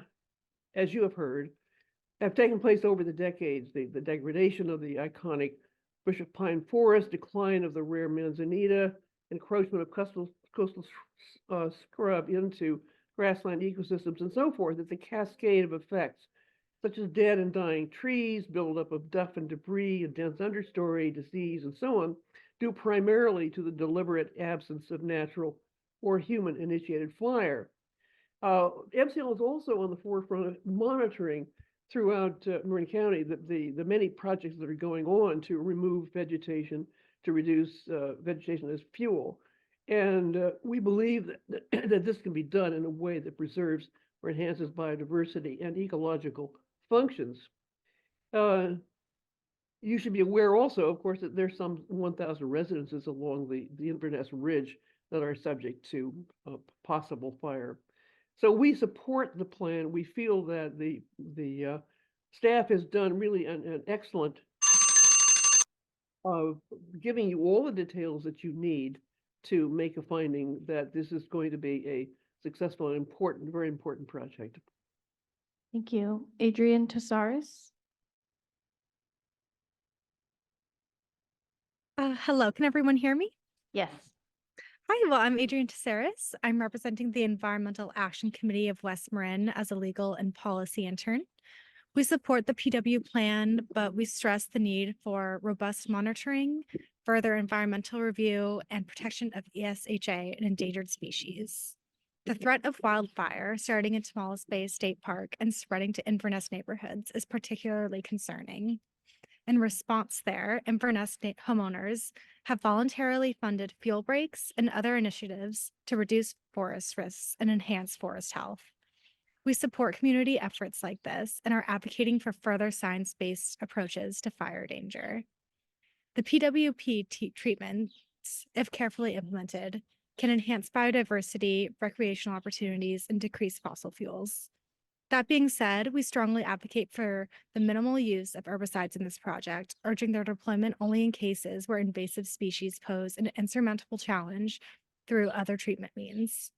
It is also critical that any proposed projects allow for wildlife access, avoid impact to sensitive species, and include habitat improvements. We appreciate the plan's focus on ESHA protection and support proposed modifications, including those in collaboration with local tribes. Thank you. Next is Jennifer Mamola, followed by Barbara Salzman, and then Jack Gescheit. Jennifer? Hi, thank you. My name is Jennifer Mamola. I'm the Advocacy and Policy Director with the John Muir Project, and we are opposed to this plan as it relies on forest management strategies that have been scientifically debunked. Contrary to its claims, denser forests do not burn more severely than open ones. In fact, science suggests that the opposite due to microclimate factors. Logging, including thinning, actually kills more trees than it saves and emits 3 times more carbon than wildfires. Additionally, forest disturbances can create vital habitats rather than significant loss. Wildfires, even high intensity in fire-adapted ecosystems, are not catastrophic. Fires are only catastrophic if lives or structures are lost, which is why we should shift our focus to community-centric approaches like home hardening and creating defensible space within 90 feet of structures. We advocate and encourage you to move forward or move away from flawed paradigms and embrace proven techniques to protect both people and nature. Thank you. Thank you, Barbara Salzman. My name is Barbara Salzman, and I'm president of Marin Audubon Society. And I wanted to start my video. We wanted to say that our concern is that this document is supposed to be a framework for future decisions. That's what it says and what was said here today. That means that all of these future projects that will come before you and hopefully to the public as well will be judged by this document. And we just don't feel it's adequate to be doing that. And specifically, our concerns are about northern spotted owl, as been mentioned earlier. We have been concerned about spotted owls for probably the last 10 years. We have a monitoring program in connection with the county, a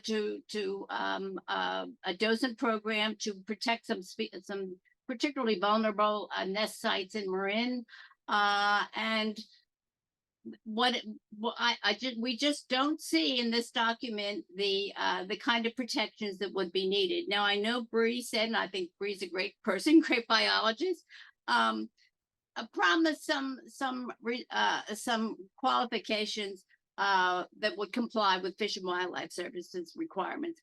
I'm wondering why they were not able to be in the document. Same thing with ESHAs. It seems that there should have been more specific information about how the ESHAs would be protected. And finally, about monitoring. Monitoring is fine, not enough. What needs to happen is there needs to be a commitment for issues that are concerned to be addressed by identified by the monitoring, and protective action, remedial action to be taken as a result of the monitoring. So it needs some tweaks and some changes, but we hope you don't approve it today. Thank you. Thank you. Next, we have Jack Gescheit, followed by Abby Cunningham and Susan Kirks, and that will conclude our first 10 speakers. Can you hear me? Yes. Yes, thank you. Good morning. Good afternoon. I'm Jack Gescheit, founder of the Tree Spirit Project and a consultant for In Defense of Animals, 25,000 California members. I've walked through this dense, damp, and wild forest, Tomales Bay, scores of times. Despite what you just heard, and I know you're caught in the middle, its bishop pine stands are perfectly healthy. They're aging, and they're decaying as trees have done for millions of years, and notably without humans supposedly helping them with industrial machines. I photographed dozens of baby bishop pine trees in there. They will replace their elders. It's doing just fine. So-called treatments with chainsaws, masticating machines, and herbicides do not heal bishop pines or any trees. Chainsaws and herbicides are not medicine. Shredding acres of healthy shrubs, which is what will happen here, and other understory plants will only harm soil health, mycorrhizal networks we've learned about recently, us dumb Westerners, and other fungi and insects. In short, the complex ecology of this damp, dense coastal forest. Chainsaws and chippers do nothing to protect nearby houses from wildfire.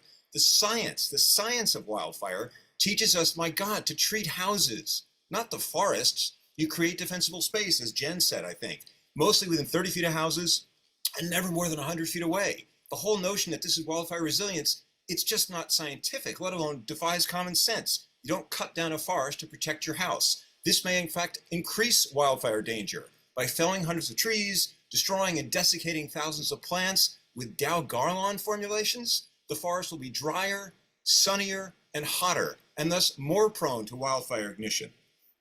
The project's name is Orwellian. It doesn't improve forest health nor increase wildfire resistance, but scandalously, more of these so-called management projects with industrial machine tools and chemical poisons, not Native American TEK, are being recommended. This is plain old deforestation. Thank you for your time. Please come out to the forest, see it for yourself, or at least delay this until you get a more extensive analysis. Thank you. Next speaker, please. Thank you. Thank you. Abby Cunningham.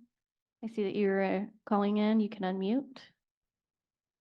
Hi, can you hear me? Yes, we can hear you. Thank you. I would like to speak to the stakeholders that were involved in creating this plan. It appears that only a very narrow circle of stakeholders and environmental groups were involved in the creation of the document and the participation. Furthermore, I'm concerned, and I'm trying to do this and juggle work and everything, that my comments, which were 3 email comments, one 15-page PDF, and I think one 3-page PDF, were not included in the staff documents that were posted for review prior to the meeting. And I know that the first document had like 300 pages or something, but I also did not see the fact sheets from Dr. Chad Hansen of the John Muir Project, Rick Halsey, I believe his name is, of the California Chaparral Institute, the Western Alliance for Nature PDF, which contains photographs, and the multiple stakeholder letter of the Western Watershed Alliance, I think. And so I think that we need to pause. I tried to arrange a meeting actually with Bree Hardcastle, Dr. Chad Hansen, and Renee Voss. And I received an encouraging note initially from Bree Hardcastle, saying, yeah, just tell me, Abby, where you're from and what organization you represent, and we'll schedule a meeting. And then it was like, okay, great. And so then I reached out to Chad and I said, would you be willing to, round table this with us? Maybe we can come up with a plan. And I spoke with Renee and I said, maybe you can join the call. And so I reached back out to them. And then suddenly when I included those 2 stakeholders, the answer was no. And I included this in my public comments because I said, hey, I would really like the opportunity to comment. And they're like, no, we want everybody to have the same equitable opportunity to comment. And we're almost done with the plan. Well, it turned out later, sorry, I'm going over. Thank you, Abby. I'm sorry, we have to move on. Next is Susan Kirks, and that'll complete the first 10 speakers. Susan? Good afternoon, commissioners and staff. Thank you for the opportunity to speak. I would like to say a few words and then focus on American Badger. Oh, sorry, I don't have a video. I had something come up about a video. So please give me at least 8 more seconds. An environmental impact report is definitively needed on a project of this scope and size, especially related to the species that call this area, this park, home. The public engagement process for this particular project was really unacceptable. It was one public meeting in a location where many people wouldn't be able to go without Zoom access. The forest itself, as Jack Gescheit described, is really a remarkable combination of ecosystems with the bishop pines, the other trees, the chaparral, and I just don't understand why your staff described the understory as a natural understory. We support Madrone Audubon and the other nonprofit I represent, Paula Lean Action Network. We support the Sierra Club's correspondence and Jack Gescheit's, Anna Christensen's, and Nancy Okada's statement. And now to a few words about the species. These species live in this area because it is so wild, it is so rich. There's a relationship between the dusky-footed wood rat and the spotted owl. The spotted owl is an extremely sensitive creature that, as Barbara Saltzman described to you, is being monitored and is a great, great concern here. And in my last few seconds, please understand that I'm a naturalist with an expertise in American badger, probably the only one in California. And to hear your staff person describe a need for grassland restoration because of badgers reflects an absence of information and knowledge about American badgers. Thank you. Thank you. I believe now we'll be moving to 1 minute timer for the remainder of the speakers. That's correct. Thank you. Okay. Next is Nancy Benson, followed by Katie Nolan, and then Woody Elliott. Nancy? I don't have I'm going to speak without video. I speak today as someone who has worked closely with the Coast Miwok Tribal Council of Marin for the past 4 years. They are not represented by Grayton. None of them were consulted by state parks. The Coast Miwok long used localized low-intensity fires near their population centers for food and fiber-related purposes. This mindful use, however, is a far cry from the burn piles proposed for this project at Tomales Bay. Instead of fearing fires, the Coast Miwok see it as a gift from Creator, and like all gifts, it is meant to be used in right relationship with all of creation. Clearing swaths of old-growth forest understory with chainsaws, grinding machines, drip torches, and chemicals also threatens the survival of the endemic animal and bird population that depend on the forest. In the Hopi language, they call this koyaanisqatsi, life out of balance. The proposed project misconstrues mindful indigenous practices integral to tribal culture to justify destructive modern practices. Thank you, Nancy.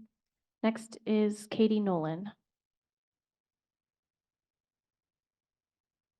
Hi there. I'm trying to start my video. I'm speaking for Katie Nolan. My name is Fleur Dawes. I am the Communications Director at In Defense of Animals, and I represent our organization in over 25,000 members in California alone. We are here to speak in opposition of Agenda Item 10A, the Tomales Bay Public Works Plan, due to the habitat destruction and noise pollution it will cause. I respectfully ask that you pause and reconsider this destructive deforestation project. Planners have not taken into accurate account the lasting negative impact on the forest's wild animals. 10 years of heavy machinery noise, chainsaws, chipping and masticating machines, often operating at over 100 decibels, will terrorize and ultimately drive away hundreds, even thousands of animals, many of them permanently. Additionally, the plan is to destroy an understory plant habitat, which is these animals' homes. Without their homes, animals cannot survive. Be lost forever, never to return to Tomales Bay State Park. This project goes against the purpose of our California parks. Thank you. Next is Woody Elliott, followed by Eric Allen, and then Elizabeth Dodge. Yes, I am a board member of the Tomales Bay Foundation, which monitors the water quality of Tomales Bay watershed and advocates for the watershed's ecological health. I am representing the Tomales Bay Foundation's view in support of your commission's approval of the Public Works Plan. While the implementation of a series of manipulations of vegetation prescribed by the California Vegetation Treatment Program on small acreages over 10 years in Tomales Bay State Park will not significantly reduce the threat of catastrophic fire consuming my neighborhood of Inverness, State Park's intentions will promote native biodiversity and natural ecological processes in the Bishop Pine and associated oak and bay woodland forest. State Park staff have committed that the design details for the series of small vegetation treatment projects over 10 years will be announced to the interested public in time for critical feedback. This continues the transparent exchange of information begun by the staff while they initiated the planning. Thank Please you, Mr. support Thank you, Mr. approval Elliott. of this Public Works plan. Thank you. Next is Eric Allen, followed by Elizabeth Dodge, and then Leslie Smith.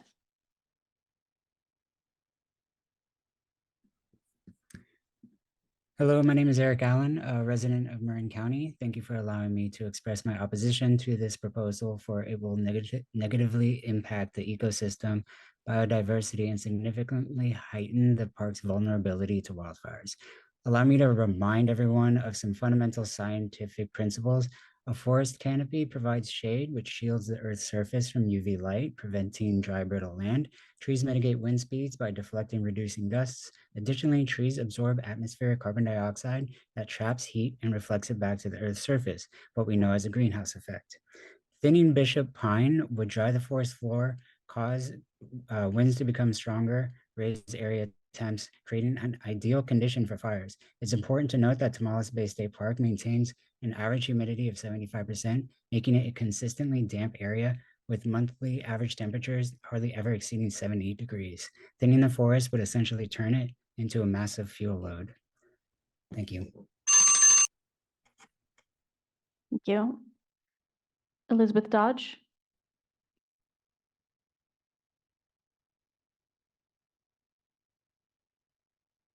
Elizabeth, I see that you're in as a panelist. You should be able to unmute and begin. Got it. There we go. Thank you. You can hear me now? Yes. Okay, great. My name is Elizabeth Dodge.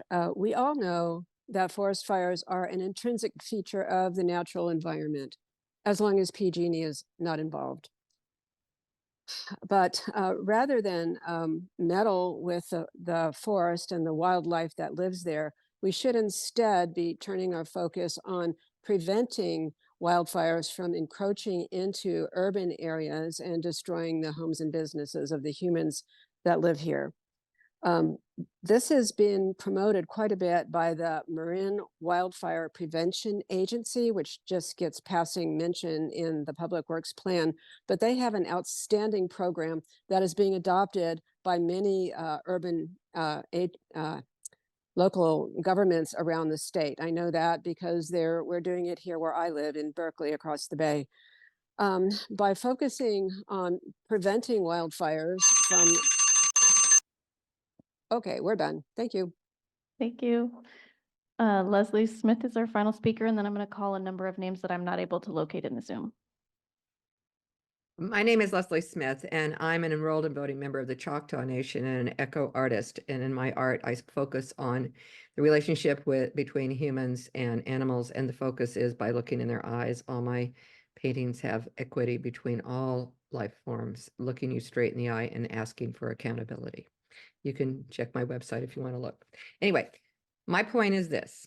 The Choctaw, first dance the Choctaw teach their children is the raccoon dance. And why do they do that? To get along and learn how to play together.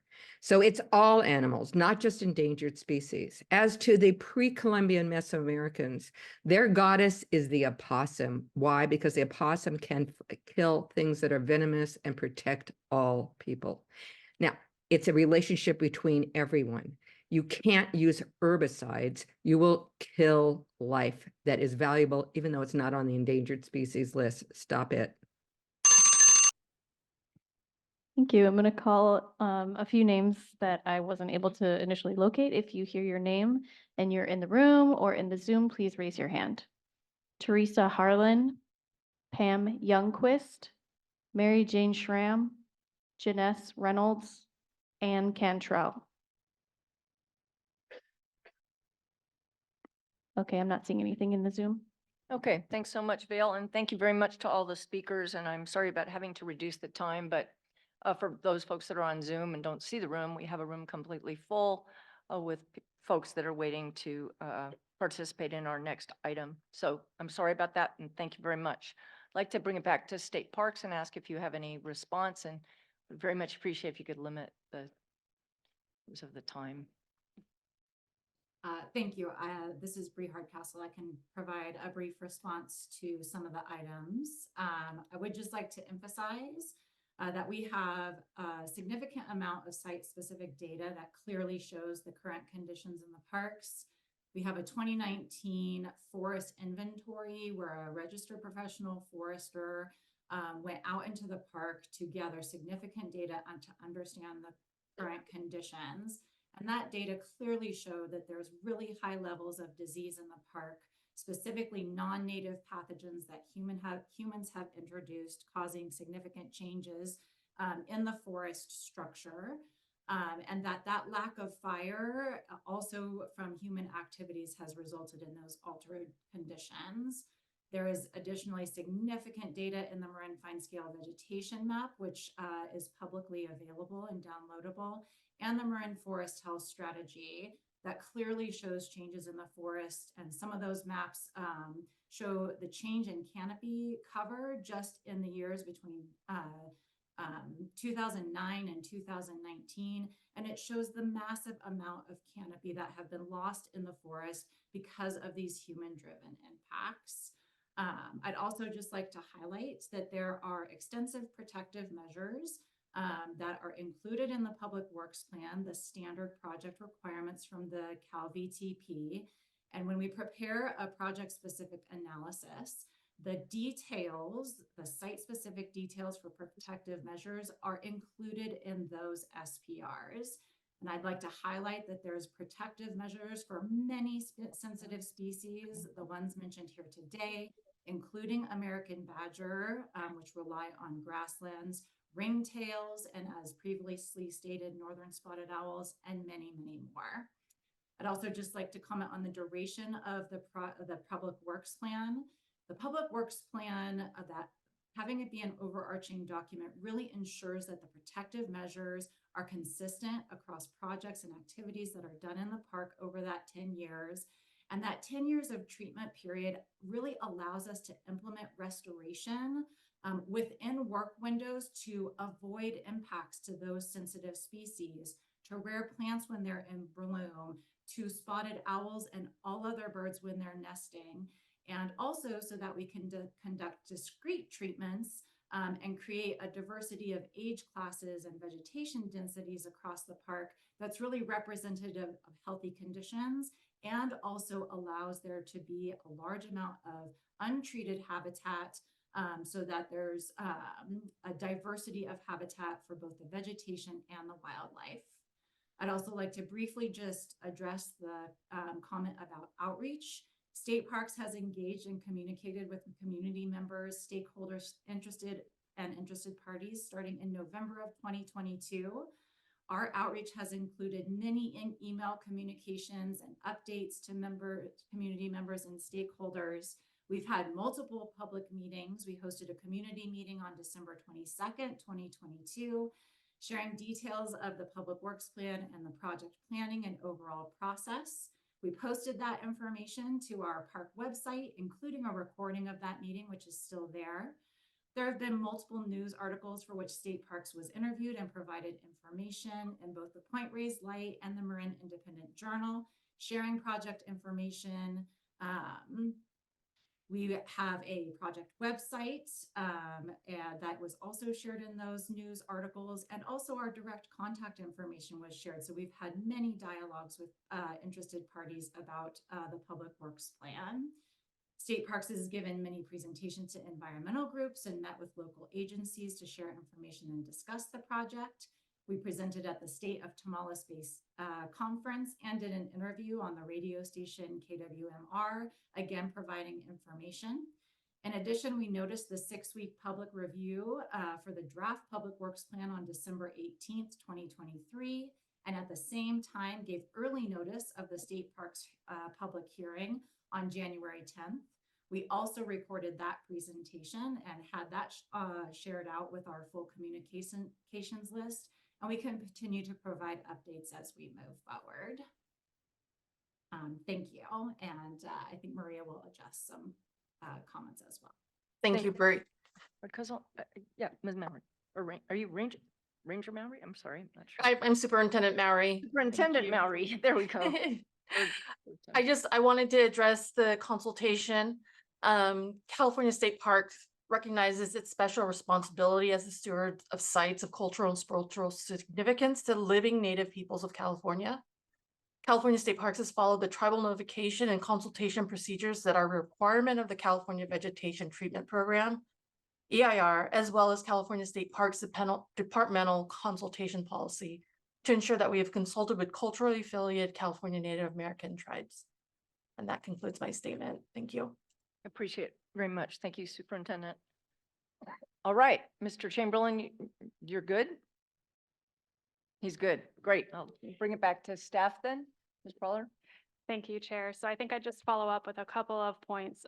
First, you heard from some speakers that concerns that the PWP is inconsistent with Marin County's LCP around issues about protection of ESHA. And I just remind the commission that the PWP is actually consistent with the LCP's protections of ESHA because this is allowing ecosystem restoration work, and restoration is consistent with ESHA. The second thing I wanted to just respond to is some comments about publication of public comments. We did publish online all of the comments that we received by 5 p.m. on Friday, April 5th. We did receive many more comments after that time. They raised very similar issues and concerns as we saw in the comments that were posted. We summarized and responded to those comments in our staff presentation. Thank you. Thank you very much. All right, on that note, I'll bring it back to the commission, ask for any questions, comments, or a motion, and there are actually two motions here that I would point out. So are there any commissioners? First, Commissioner Eckerly and then Commissioner Aguirre. Thank you, Chair Hart. I just want to start by thanking everyone who came and gave comment today. Thank you for staff for that presentation and to State Parks. Advancing wildfire resilience projects in the coastal zone as efficiently as possible is a priority for the administration and for Secretary Crowfoot. I want to thank Commission staff and State Park staff for their successful collaboration to bring this recommendation to the Commission today. I also want to express my gratitude to the Federated Indians of Great Rancheria for their consultation with the state and the resulting revisions to the PWP that are going to ensure that we have tribal expertise and tribal ecological knowledge informing the ongoing management of the park. And that includes protection of tribal cultural resources. Thank you. Thank you, Commissioner.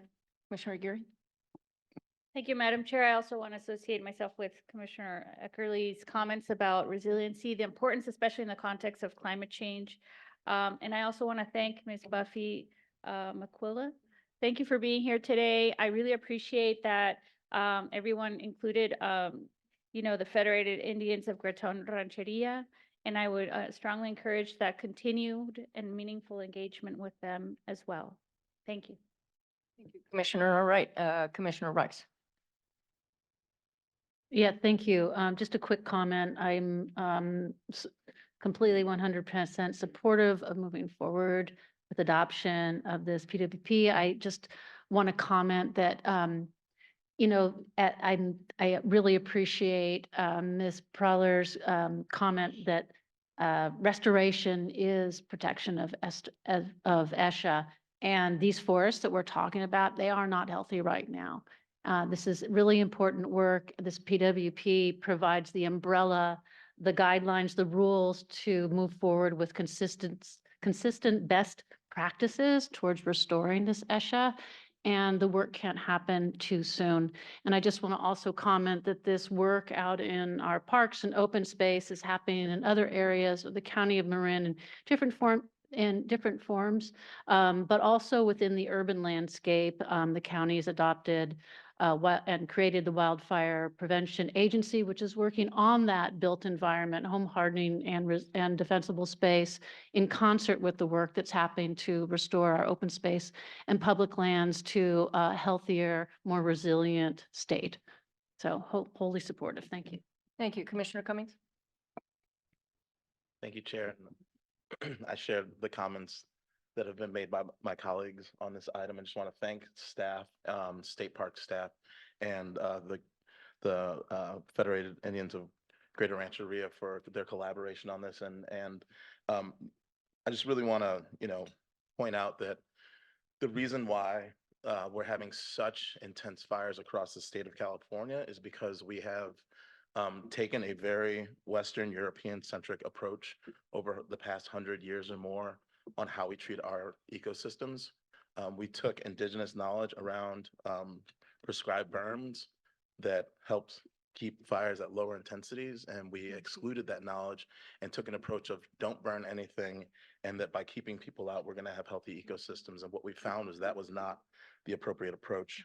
And so when we have, especially as we're feeling the impacts of climate change, when we have stands of trees that are very small, that are highly dense, that is a type of ecosystem that can facilitate intense wildfires.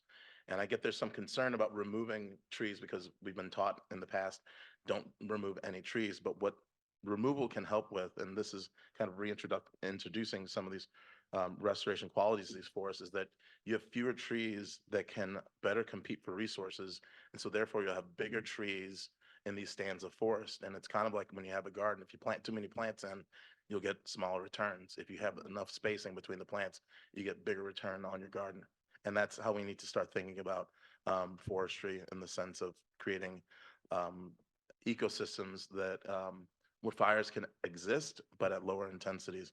And I just want to say this, that I'm coming from a place where I have a PhD in ecology and evolutionary biology, and my training is in forest restoration. And so I will just say that based on my professional and educational experience, that this falls in line with good restoration practices, which is why I'll be supporting the recommendations before us today. So thank you. Thanks so much for those great comments, Commissioner and Commissioner Notoff. Thank you. I wanted to associate myself with those comments, but I also wanted to just clarify that the PWP as here would enable the design and implementation of multiple critical fire resilience projects. So this is a framework. It's not the specifics. Some of the comments that we heard were that there's not enough specificity about ESHA or whether or not how we're going to use whether are we going to use grazing to reduce vegetation, or are we going to use something else? Those are the kind of details that we'll get to, and that's this PWT is not intended to have that specificity. It's my understanding, and as they develop those resilience projects, I really encourage state parks and others to include many of the folks that commented today that said they had not been they hadn't participated extensively enough. So there are opportunities. There's another bite at the apple here to get the specific when they develop the specifics. So I just wanted to clarify that. Thanks so much, Commissioner. All right. I think we've heard everyone's comments, and I'm looking now for first of two motions, please. Commissioner Cummings? Sure. The first motion, I move that the Commission certify Public Works Plan PWP-2-MAR-24-0001-1 as submitted by California State Parks, and I recommend a no vote. Second. All right, moved by Cummings, second by Rice. Ask for a roll call vote, please. I'm assuming Commissioner Harmon is still on the Zoom. There, yes. Commissioner Harmon? No. Harmon, no. Commissioner Lowenberg? No. Lowenberg, no. Commissioner Notoff? No. Notoff, no. Commissioner Rice? No. Rice, no. Commissioner Turnbull Sanders? No. Turnbull Sanders, no. Commissioner Uranga? No. Uranga, no. Commissioner Aguirre? No. Aguirre, no. Commissioner Bochco? No. Bochco, no. Commissioner Cummings? No. Cummings, no. Commissioner Escalante? No. Escalante, no. Chair Hart? No. Hart, no. The vote is unanimous. Commissioner Cummings? All right, I'll make the second motion. I move that the Commission certify Public Works Plan PWP-2-MAR-24-0001-1 if modified as recommended by staff, and I'm recommending a yes vote. Second. All right. Please. Commissioner Lowenberg? Yes. Lowenberg, yes. Commissioner Nuttall, Aye. Nuttall, yes. Commissioner Rice. Yes. Rice, yes. Commissioner Turnbull Sanders. Yes. Turnbull Sanders, yes. Commissioner Uranga. Aye. Uranga, yes. Commissioner Aguirre. Yes. Aguirre, yes. Commissioner Bochco. Yes. Bochco, yes. Commissioner Cummings. Yes. Cummings, yes. Commissioner Escalante. Yes. Escalante, yes. Commissioner Harmon. Yes. Harmon, yes. Chair Hart. Yes. Hart, yes. The vote is unanimous. All right, thank you so much. All right, unless I'm missing something, that brings us to item 15B, is that correct? No, there's one intervening item. That's item Okay. number Oh, the- 13. Excuse me, the DDR, excuse Yep. me. And we're just reporting one coastal permit extension, not aware of any objections or controversy. And so the question is whether 3 or more commissioners object, and if not, that item will be approved. Thank you. Any ex partes? Not seeing any public comment? Not seeing any? No. All right, do 3 or more commissioners object to adoption of the DDR report? All right, in that case, the commission concurs, and now that brings us to item 15B. Before we go to item 15B, which is the American Tin Cannery Hotel project, I'd like to take a short break. So we'll come back at 3:20 with that item.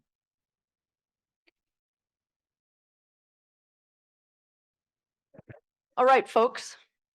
I know that you've been here a long time, and I'm sorry that it's taken to this point, but we have arrived at item 15B, the appeal on the Tin Cannery Hotel and Commercial Project in Pacific Grove.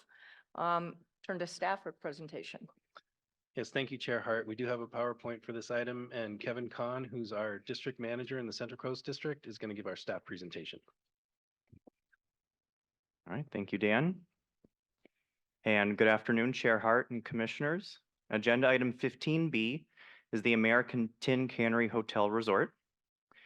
This project is an appeal of a City of Pacific Grove coastal permit decision authorizing construction of a 225-room hotel resort, altogether totaling some roughly 350,000 square feet on about 6 acres and multiple city blocks. Slide 1 here shows an aerial rendering of the city-approved project. And this project has been controversial, with many voicing strong support for it, as well as strong opposition, and both for a variety of reasons that are explained in detail in the staff report, as well as through an addendum that was posted yesterday, and via testimony that you will undoubtedly hear today. Staff notes for all involved that the hearing today is both on the project's substantial issue determination, which involves an evaluation of the city's approval and whether it raises a substantial Coastal Act or LCP conformance issue. And then, should the commission find substantial issue, an evaluation of whether the commission should approve a coastal permit for the project in a de novo review. So the first question before this commission today is whether to find substantial issue or not.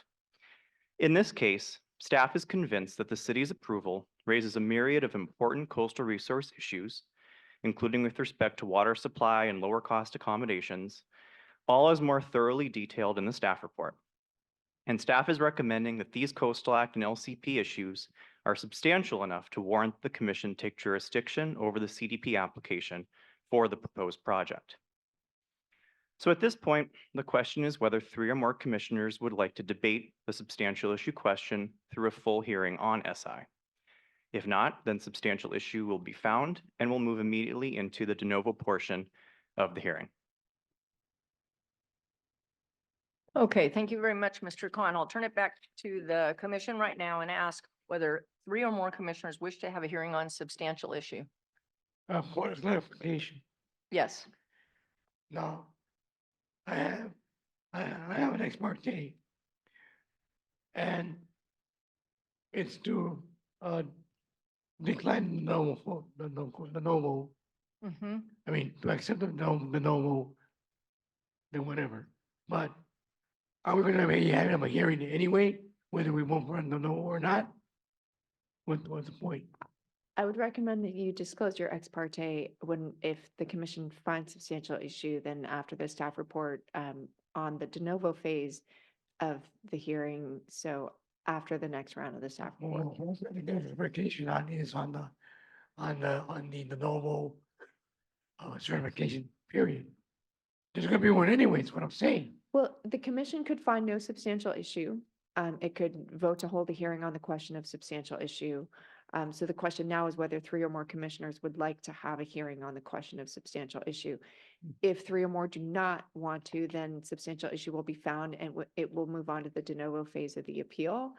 And that's a good time to disclose your ex parte at that Right, I- stage. Okay. Is that okay, Commissioner Uranga? Then I'll wait for the appropriate time. Right, exactly. So I'll return to the commission and ask if 3 or more commissioners wish to have a hearing on substantial issue. All right, seeing none, substantial issue is found, and we will proceed with the de novo hearing. Thank you, Mr. Khan. Thank you, Commissioners. That will indeed lead us into the project's de novo review. And in this presentation, I'll first give an overview of the project site and its history and context, and then walk through the various issues at hand, including those raised as part of the city's approval. This context is important because the applicant has revised their project to respond to the issues raised in that original approval. Next slide, please. So the project site is located in the city of Pacific Grove, which is a coastal community of roughly 15,000 residents located at the northern tip of the Monterey Peninsula and in between the city of Monterey and the Del Monte Forest area of Monterey County. All is shown here on slide 2. Pacific Grove is characterized by its historic downtown, its charming residential neighborhoods comprised of Victorian and Craftsman architecture, the Asilomar Dunes area, and the almost entirely public shoreline fronted by Sunset Drive, Ocean View Boulevard, and the Monterey Bay Coastal Trail, which provides important public access and dramatic views along a mostly rocky shoreline. Next slide. The project site, which is outlined in red here, is located at the upcoast end of the city, adjacent to its border with the city of Monterey, and a short walk to the Monterey Bay Aquarium and historic Cannery Row, and just inland of Stanford University's Hopkins Marine Station, fronting on Ocean View Boulevard. Next slide. Slide 4 here zooms in a little closer, looking down coast. Monterey Bay is in the top right corner. Hopkins Marine Station is across Ocean View Boulevard to the right, and the aquarium and Cannery Row are just off screen to the bottom right. The site is bordered by Dewey Avenue and Eardley Avenue up coast and down coast, includes Sloat Avenue within it, and extends up a gentle slope inland to Central Avenue. Next slide. Slide 5 shows the site again. This time is viewed out towards the bay with Central Avenue in the foreground. Next slide. Slide 6 shows the current view of the site along Ocean View Boulevard. It's currently mostly occupied by the American Tin Cannery, or ATC building, and several other structures, shown here fronting the street, and totals some roughly 5.6 acres. The site currently houses several outlet retail stores, restaurants, and other general commercial uses. The project also proposes to use most of the public right-of-way of Sloat Avenue and portions of it along Ocean View Boulevard for private development purposes as well, where this area measures about half an acre overall. So all told, the proposed project would occupy some 6 acres and essentially most of 2 city blocks. Next slide. The ATC site has played a special role in the city's history. It was originally constructed in the 1920s and known then as the American Can Company and produced highly popular sardines, as seen in the circa 1930 photo on the left in slide 7. Along with other similar structures in the Cannery Row area following the collapse of the industry, the site was repurposed to other uses, including being one of the first outlet malls in California in the 1980s. Today, the site contains some commercial uses, as seen on the right in the slide, but is mostly vacant. Next slide. In its place, the applicant proposes a complete redevelopment of the entire 6-acre site. The project would provide for a new hotel resort comprised of 206 rooms and a group wing with 16 units and 64 beds in shared accommodations. The hotel would also include a spa and pool, retail, public and private parking, and a new park and plaza that leads to a living green roof and public viewing area. All told, the proposed development would include about 265,000 square feet of enclosed and other usable space that would step up the slope from Ocean View Boulevard.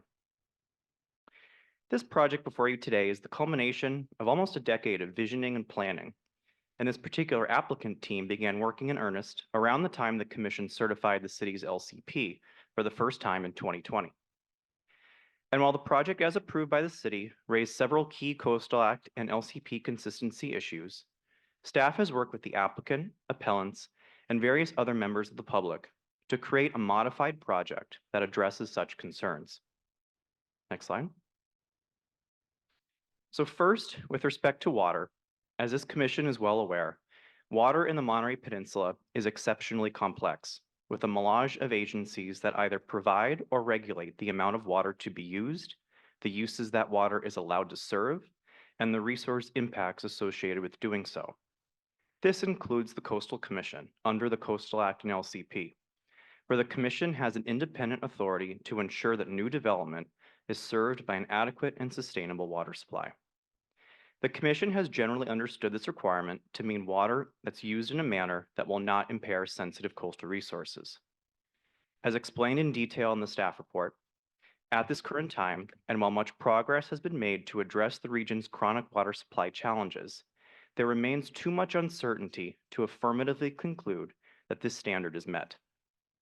The question then is how to apply that understanding to this particular project, which seeks to convert an existing water-using development into another water-using development.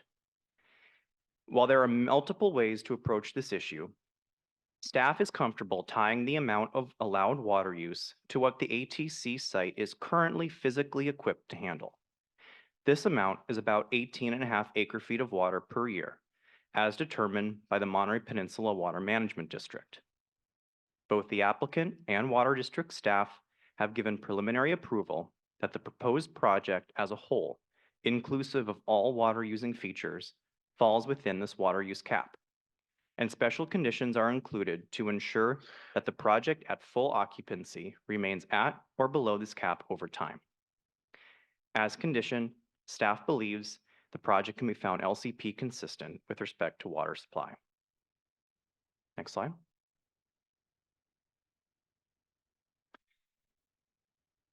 Next slide. There we go. Another primary issue is with respect to lower cost accommodations. The Pacific Grove LCP, being the newest LCP in the state, is quite specific on this issue, including requiring that new accommodations provide lower cost units in an amount equal to at least 25% of the number of higher cost ones. At the local level, the city's approval included what was termed a HEROES program, which would have allowed lower cost hotel stays for certain frontline workers, such as nurses and firefighters. While well-intentioned, the program raised fundamental questions about how it would functionally work, including prices, eligibility, and enforcement over time. Staff has worked extensively with the applicant to create a modified lower cost package, and notably one that provides such units on site as part of this project, which is key given the difficulties of building accommodations of any kind due to the water supply challenges I just described. The end result is the applicant's proposed lower cost package, which includes 3 parts. The first is 18 traditional lower cost hotel rooms within the main hotel facility, which can serve as a lower cost option for families.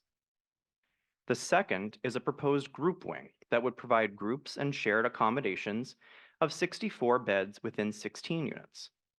The intent here is to serve as a lower cost option for single travelers and couples who may not need a full independent room. And finally, the proposal also includes programming elements to provide for low and no cost stays to underserved groups. For at least 300 bed nights per year, meaning 1 person in 1 bed, the group wing would be reserved for underrepresented and school groups, 150 nights of which would be free. Staff believes that the package, when viewed as a whole and holistically, can be found consistent with the LCP's lower cost provisions, as well as environmental justice and access for all provisions more broadly. Next slide. As for public access and views, some have opined throughout the process that the project is simply too large and will generally oversubscribe the site. They have also argued that the project didn't include enough public access amenities and will actually reduce such access through the loss of public parking along Sloat Avenue. In response, the applicant revised the proposed project to overall make it smaller by some 85,000 square feet, mostly by eliminating certain structural elements from the corner of Ocean View Boulevard and Dewey Avenue and replacing it with a new public park and plaza. Doing so breaks up mass and scale, as seen for the Monterey Bay Coastal Trail, which the LCP states is a key objective, particularly when compared to the existing ATC structure. Next slide. And the project's new park and plaza and living roof, which would be open and available for public use and enjoyment, will actually increase public views in this location and offer sweeping views of the greater Monterey Bay from an elevated vantage point where none currently exist. Staff has also worked with the applicant on other public access amenities, including a new public bathroom along Eardley Avenue and free public parking spaces in a new lot along Central Avenue that could help to mitigate for the loss of portions of Sloat Avenue. As proposed and conditioned, staff believes the project meets the LCP's dual public access and public view requirements for this particular site. Next slide. And finally, one of the other primary issues is with respect to construction impacts on offshore resources, particularly on harbor seals that routinely inhabit and rear their young on adjacent beaches. Staff has taken this issue quite seriously, and over the last year has discussed these concerns and protections with local marine wildlife experts and regulators and incorporated their suggestions into Special Condition 3's Marine Wildlife Protection Plan. Among other things, the plan includes measures to proactively minimize disturbance, including avoiding the loudest construction methods during pupping season, as well as measures to monitor and quickly abate any problems identified out in the field, up to and including the requirement to stop all work should disturbance occur, notification of resource agencies, and a potential CDP amendment and compensatory mitigation. Next slide. So in conclusion, staff acknowledges this project has been controversial and further acknowledges that all such interested parties' input to date has made for a much improved project that's before you today. Staff also acknowledges the applicant's patience and willingness to thoughtfully engage on the issues and notes that the applicant is in full agreement with the staff recommendation. Ultimately, staff believes that the end result is a project that should provide a welcome and important addition to the city. As such, staff recommends the commission approve a conditioned CDP for the revised project, for which the motions and resolutions to do so are found on page 7 of the staff report. This concludes staff's presentation. Thank you so much, Mr. Khan. Now, I would like to turn to the commission and ask for ex partes. Commissioner Uranga. Thank you, Chair. On, excuse me, April 3rd at approximately 1 p.m., I had an ex parte with my staff, Schmehl, and representatives from Unite here, including Danielle Wilson and some of the workers. Here's where the confusion came in. Unite here would like to request that the commission vote to find substantial issue, deny the permit, and send the project back. In their opinion, it is not ready for prime time. And the full ex parte is on file. I also had an ex parte with the, well, okay, I didn't come up, with the applicant, Am Laker, Susanna McCabe, Deborah Galler, and David Goldberg, where they presented, they had a presentation that is also on file. And finally, there's a third one, but I can't find it right now, but there was a third with another individual. Is it on file? It is also on file, yes. Thank you, Commissioner. Commissioner Escalante. Thank you, Madam Chair. So on the 3rd of April at 11 a.m., I spoke for 30 minutes with Unite Here 11 as representatives and some of the residents and workers. Danielle Wilson, Tho Do, Diana Juarez, Ty Hudson, Doug Block, Celica Valdez, Jordan Saison, Catalina Hernandez, and Vicky. I can't read my handwriting, I'm sorry. They said they wanted us to reject the project as proposed. There's issues with the water use standards, quite problematic. It's the least protective sort of analysis. They were concerned about the staff expediting this project. They were thinking that it receiving some special treatment from the locals for this project. The hotel will take away public access and local history. One of the residents was talking about how high their water bills were in Seaside, and they're very worried about how this might impact them any further in terms of affordability of utilities. They think a lot of water was going to be used. There's also a lot of history in the building. He, kind of went up a little bit into that history. Has housed thousands of immigrant workers. So concerns water supply and ratepayers.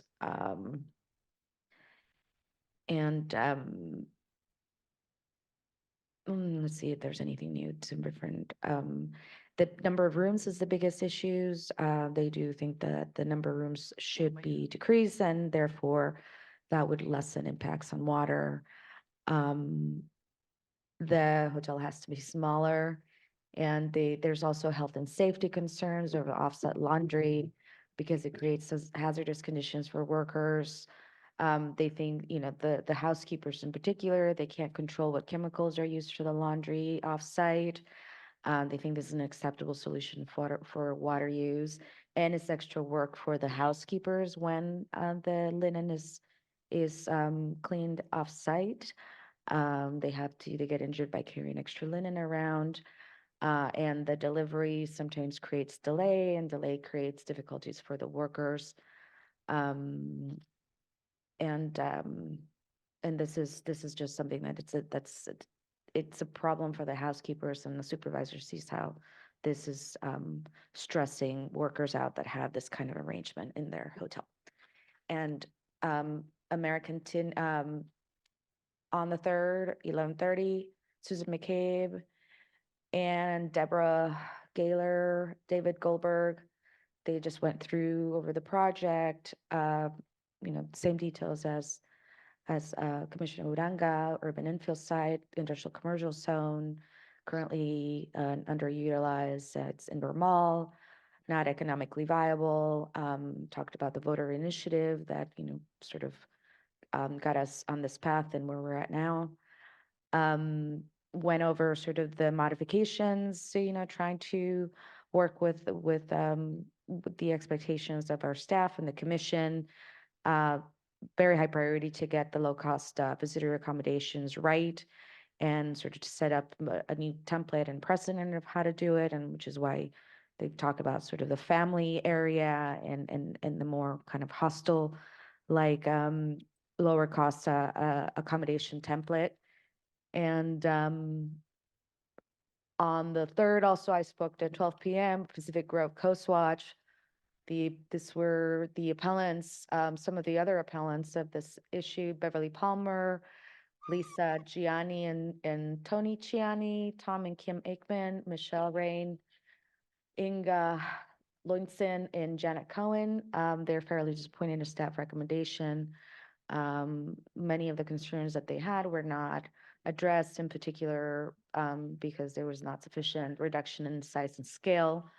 They think that 18 is a very small hostel wing, and there's burden on water storage, the underground garage, harbor seals impacts, losing 17 parking spots, destroying historic structures, removing 79 mature trees, a lot of harm to public trust for a small public benefit.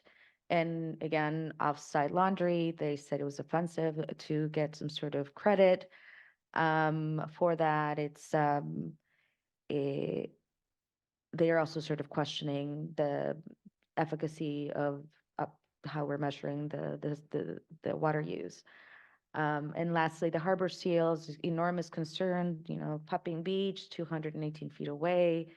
They're worried about dynamite use that will perturb the seals.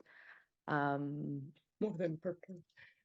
Okay, and I think, when, it was a 45 minutes, good conversation. I think we're gonna hear a lot of this, but removal of parking on Sloat Avenue concerning the community character design, not open to public or CCC review, only executive director approval after the permit is approved, so no alternatives considered. They mentioned pointed to San Diego and La Jolla precedents to assess alternatives. And they think the sidewalk 8% slope is 8-degree slope is too steep, and the parking lot in Central is too far. That's it. Thank you. Thank you, Commissioner. Commissioner Aguirre? Thank you, Chair. On April 4th, I met with, my staff and I met with members from Unite Local 2, 19, and 11. A number of concerns that they raised. They opposed the project, especially when it comes to the impacts to wildlife and water supply. And then on April 8th, I met with the Foursome Development Company in Comstock, representatives David Goldberg, Susan McCabe, Deborah Geller. They just give an overview of the entire project, the timeline, and they're supporting the staff recommendation. Thank you. Thank you. I also had several ex partes in terms of the details. They are on file and also essentially the same as reported by my colleagues. I met with Unite here on 2 occasions, on January 26th, 24, and April 2nd, 24. As I said, I have extensive notes about the content of those conversations. I met with one of the appellants, Pacific Grove Coast Watch in Beverly Palmer. This is all by Zoom, by the way, on 4/2/24, and with Foursome Development, Comstock Development, and Blemker and her team on April 2nd, 24, all on file. Any other ex partes? I'm sorry, I didn't see Commissioner Cummings. Yes, I also had a number of ex partes on April 5th, 2024. I received a phone call from Monterey County Supervisor Wendy Askew. Supervisor Askew reached out to express the fact that while she was not taking a position on the project, Unite Here had contacted her expressing their opposition to the project, and the Carpenters Union had reached out to her expressing their support for the project, and both groups asked if she would reach out to me to share their positions. On April 5th, 2024 at 12:30 p.m. Via Zoom. The meeting was initiated by Supervisor Luis Alejo and Susan McCabe, where I met with, my staff and I met with the project developer group, where they provided a presentation on the project. They gave historical background. They mentioned the low-cost accommodations. They talked about the water supply and how they were working with the water district. They referred to coastal resource protection and coastal resource management, public access and amenities, and the sustainability elements of the project. And the full text can be found on file. It was submitted.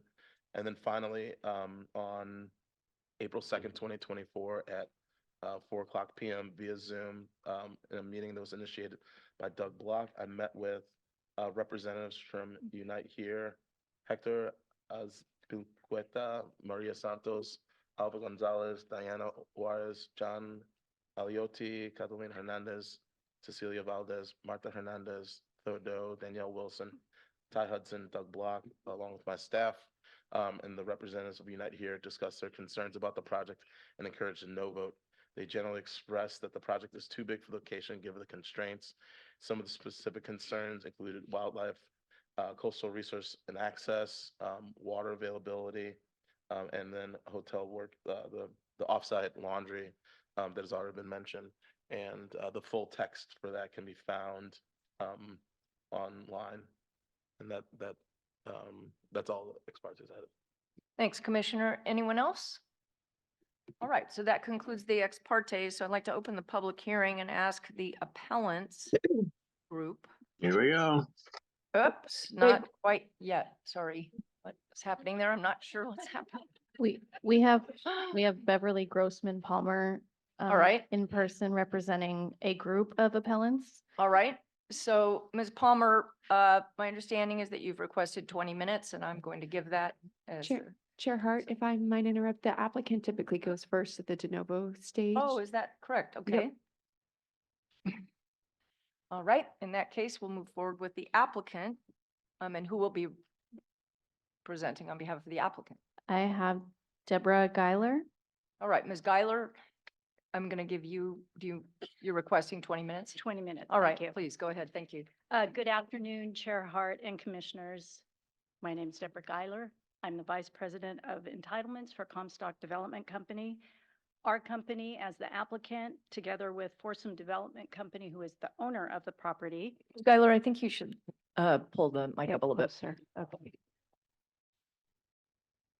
Can you hear it? Okay.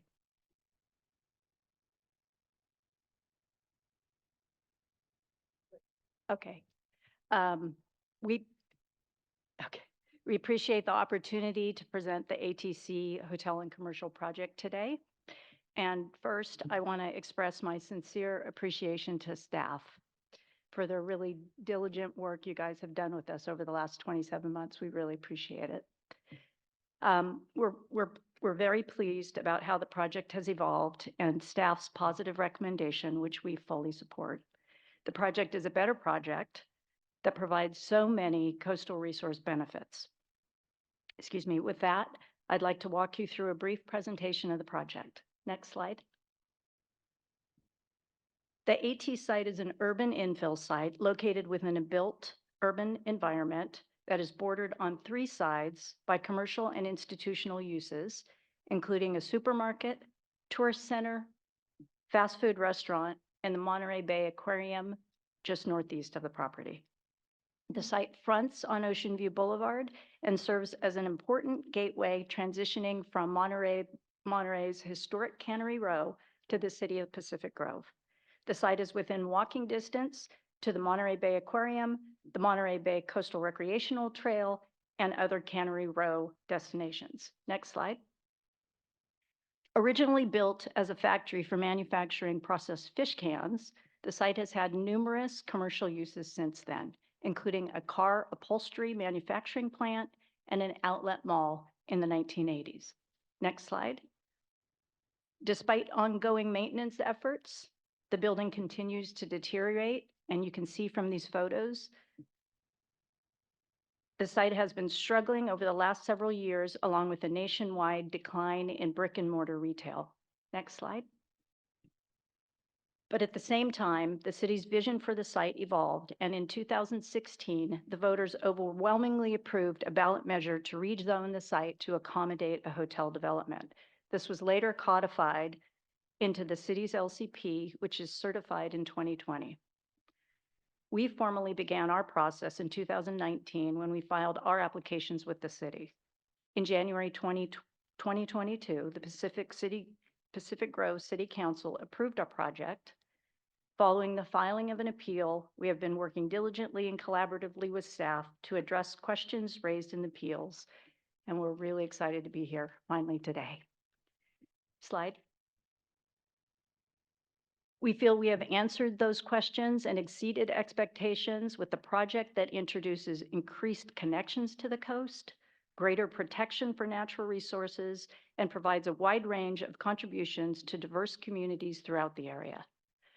For comparison, Kevin showed these slides. On the top right of the slide, that is the project approved by the city. The lower right is the project as revised. The reduction in building square footage of over 85,000 square feet, reduction in market rate rooms from 225 to 188, plus 34 on-site low-cost rooms. A low-cost visitor accommodation program that includes 18 double occupancy standard rooms, 16 group and family rooms, and programming to enhance access to coastal resources in underrepresented communities. A reduction in project excavation of 60% since the project inception, reduced site coverage by 10%, increase public space by over 1/4 of an acre, totaling now over 1 acre of public space. Next slide. As you can see from this rendering, the project delivers on all the benefits. This rendering reflects the revised and redesigned project. Next slide. Here are the key project stats, which Commission staff have already walked you through. Next slide. Now I'd like to walk you through some of the project specifics. So there were 2 entrances, vehicular entrances to the hotel in the city approved project. There is one now up at Eardley. We removed the entry point at Ocean View and eliminated the subterranean garage also along Ocean View, thereby facilitating pedestrian access along Ocean View, and we've opened up and enhanced the sidewalk. The purple outlines, kind of magenta-ish actually, but purplish, outlines show the areas of public access through the project. Access to the public restrooms are shown at the red dots. The public courtyard, ground level park, and the rooftop garden, of course, along Ocean View. Next slide. Low-cost visitor accommodations. This is an item we spent a tremendous amount of time working on because we wanted to get it right. And we know Commission staff approach this from the same perspective. We are so excited with the end result because we truly believe it can serve as a statewide model for on-site lower-cost accommodations to serve a variety of travelers at even deeper levels of affordability, combined with a programming element to proactively help bring underserved communities to the coast. The project includes a three-part program where all hotel amenities would be equally open and available to all guests. 18 standard size hotel rooms within the hotel will be available at the lower cost rate established in the LCP. The project's group and family component is comprised of 16 units, providing for shared accommodations with up to 4 beds in each room, serving as an even lower cost option for single travelers, couples, families, and groups. Also just want to point out in the slide, this is a photo that shows the initial, we think, pretty cool design mock-up of the group and family rooms within the Sawtooth building that our architect envisioned. It's a like super hip, cool, adaptive reuse of the industrial building that includes the Sawtooth roof, skylights, and other existing architectural elements. The third element, the project will fund and coordinate programming to lower income youth, school groups, and other underrepresented communities to the group and family wing for at least 300 bed nights per year. 150 of these accommodations would be free. The remainder would be capped at the project's lower cost rates. One group in particular that we had in mind when developing this program is Rancho Cielo in Salinas. Rancho Cielo promotes success in young people facing challenges through education, vocational training, counseling, and teaching life skills.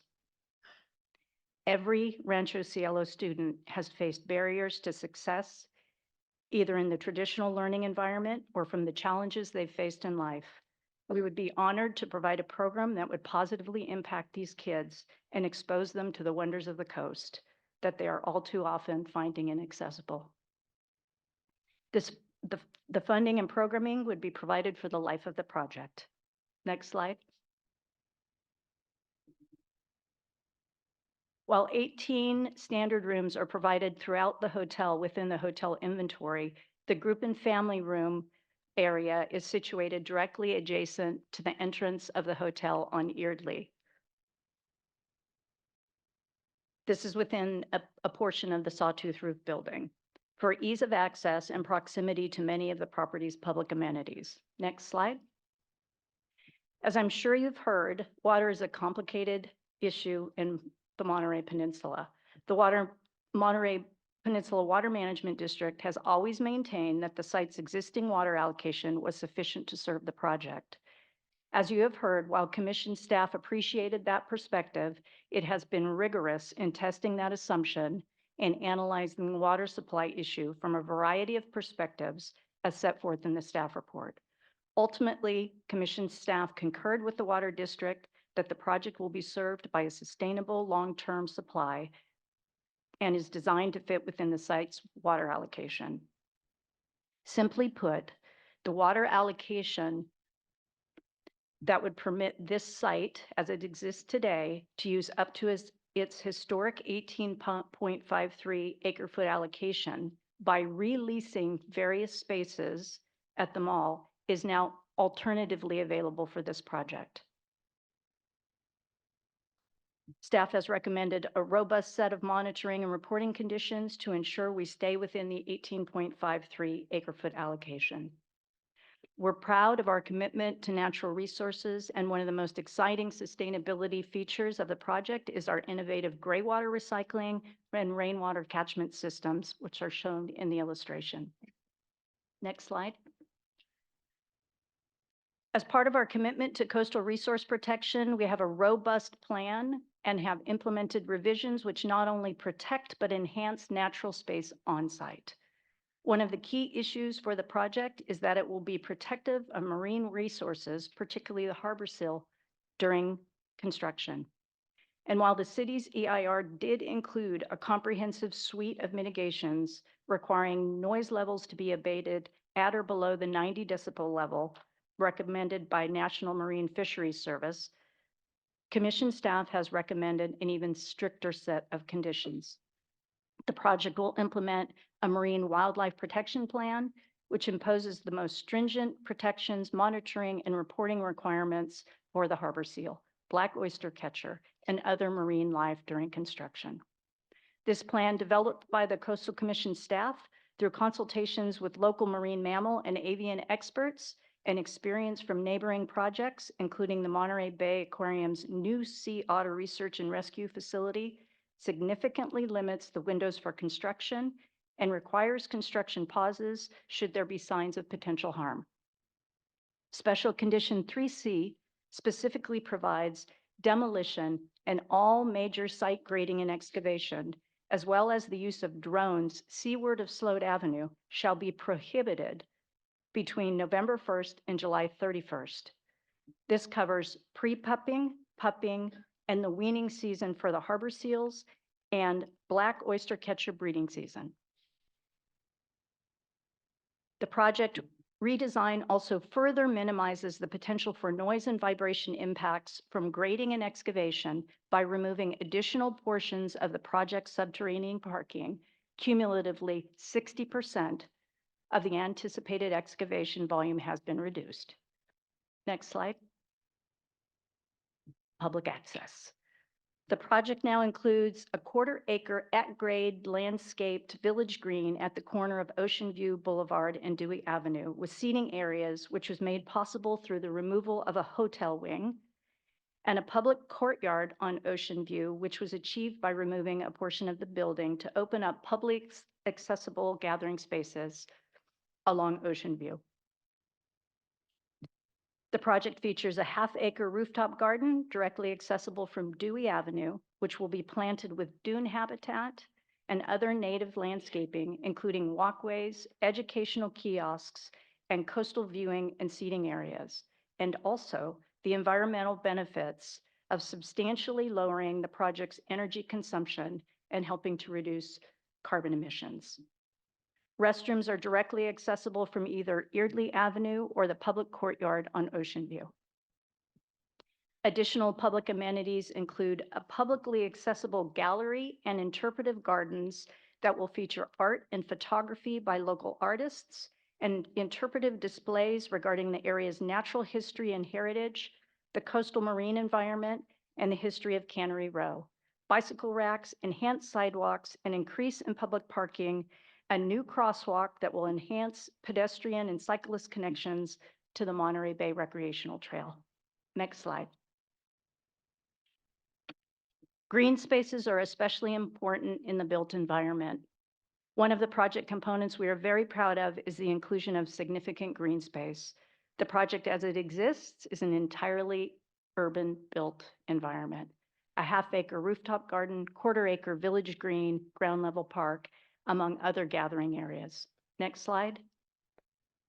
This is a rendering of the new 1/2 acre publicly accessible green space located within our rooftop gardens. This rooftop garden provides an area of respite from the urban environment and allows for newly available expansive views of the Monterey Bay. This area is directly accessible from Dewey Avenue, so members of the public do not need to go through the hotel to access the rooftop garden. Next slide. We all share common values, including environmental sustainability, and with that in mind, the project has been designed to lead gold standards. Environmental and natural resource protection are a cornerstone of our core values. Here's how some of those protections have been incorporated into the design of the project. Next slide. As you can see from the next series of slides, our design team has worked diligently to maintain the community character of this section of the project.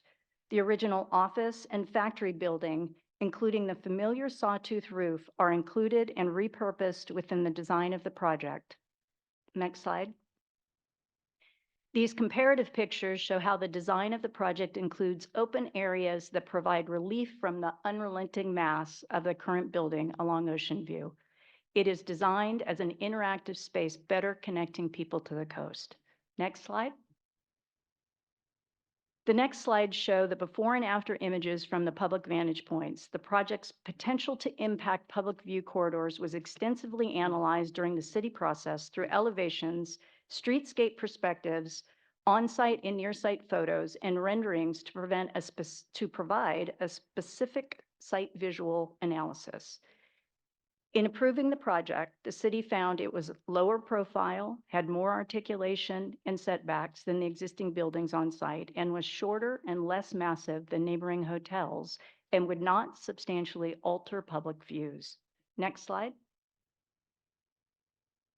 Nevertheless, through design efforts, including reducing site coverage by 10%, reducing floor area by over 85,000 square feet, and creating additional public spaces, the project further ensures preservation of public views and compatibility with the community character of the area. We are pleased the Commission staff reached the same conclusion. Next slide. Our team has truly listened to the community, area stakeholders, and the Coastal Commission staff, and have worked diligently to address the questions and issues raised throughout the process. We are very pleased with the staff report that it concludes with incorporation of its recommended conditions of approval. The revised project is consistent with the applicable policies of the LCP, city's LCP, and the Coastal Act, and addresses all appeal contentions. Next slide. In closing, I'd like to thank you for your time and affirm we are in full support of staff's recommendation for the project. We're available for questions. We'd like to reserve our remaining time for rebuttal as needed. Thank you very much. Thank you very much. Yeah. Appreciate it. All right. Now we will turn to the appellants. Are they online? Vale? Their representative is here. Okay. And 5 of them are online. There's also a separate appellant from that group as well that has signed up to speak. Okay. Jane Haynes.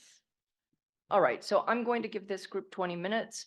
I'll give Ms. Haynes, the separate appellant, 3 minutes. And so let's proceed with this presentation. Good morning. Good afternoon, excuse me. Thank you very much, Chair and members of the Commission. I'm Beverly Grossman Palmer, and I'm speaking on behalf of Pacific Grove Coast Watch and the individual appellants who are also members of that group. And you'll also hear during this presentation from Dr. Colleen Reichmuth of UC Santa Cruz, who is an expert on pinnipeds, like harbor seals, and noise. I'd like to thank you for finding substantial issue with the city's approval of the project. Next slide. And to just note, my slides have some animation, so I'll be saying next and they'll change. So briefly, to put in context, here is the site on an aerial photo from the Environmental Impact Report. Notice how large that area is in comparison to the surrounding properties. It's a very large site in Pacific Grove. Also, notice what is not labeled. Next. Fisher Beach Rookery, next. 255 feet from the site, and next.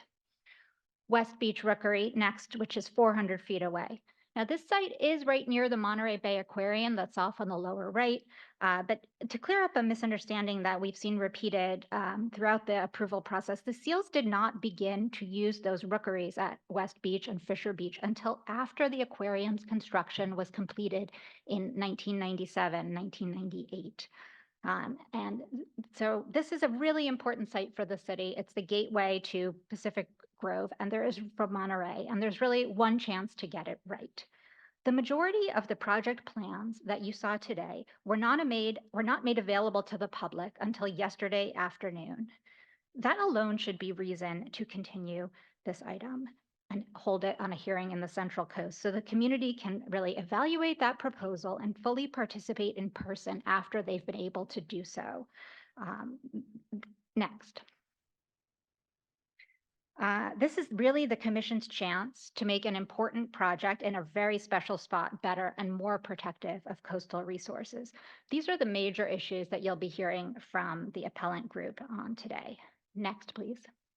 I'm starting with water, which is a critical concern in the county, in Monterey County.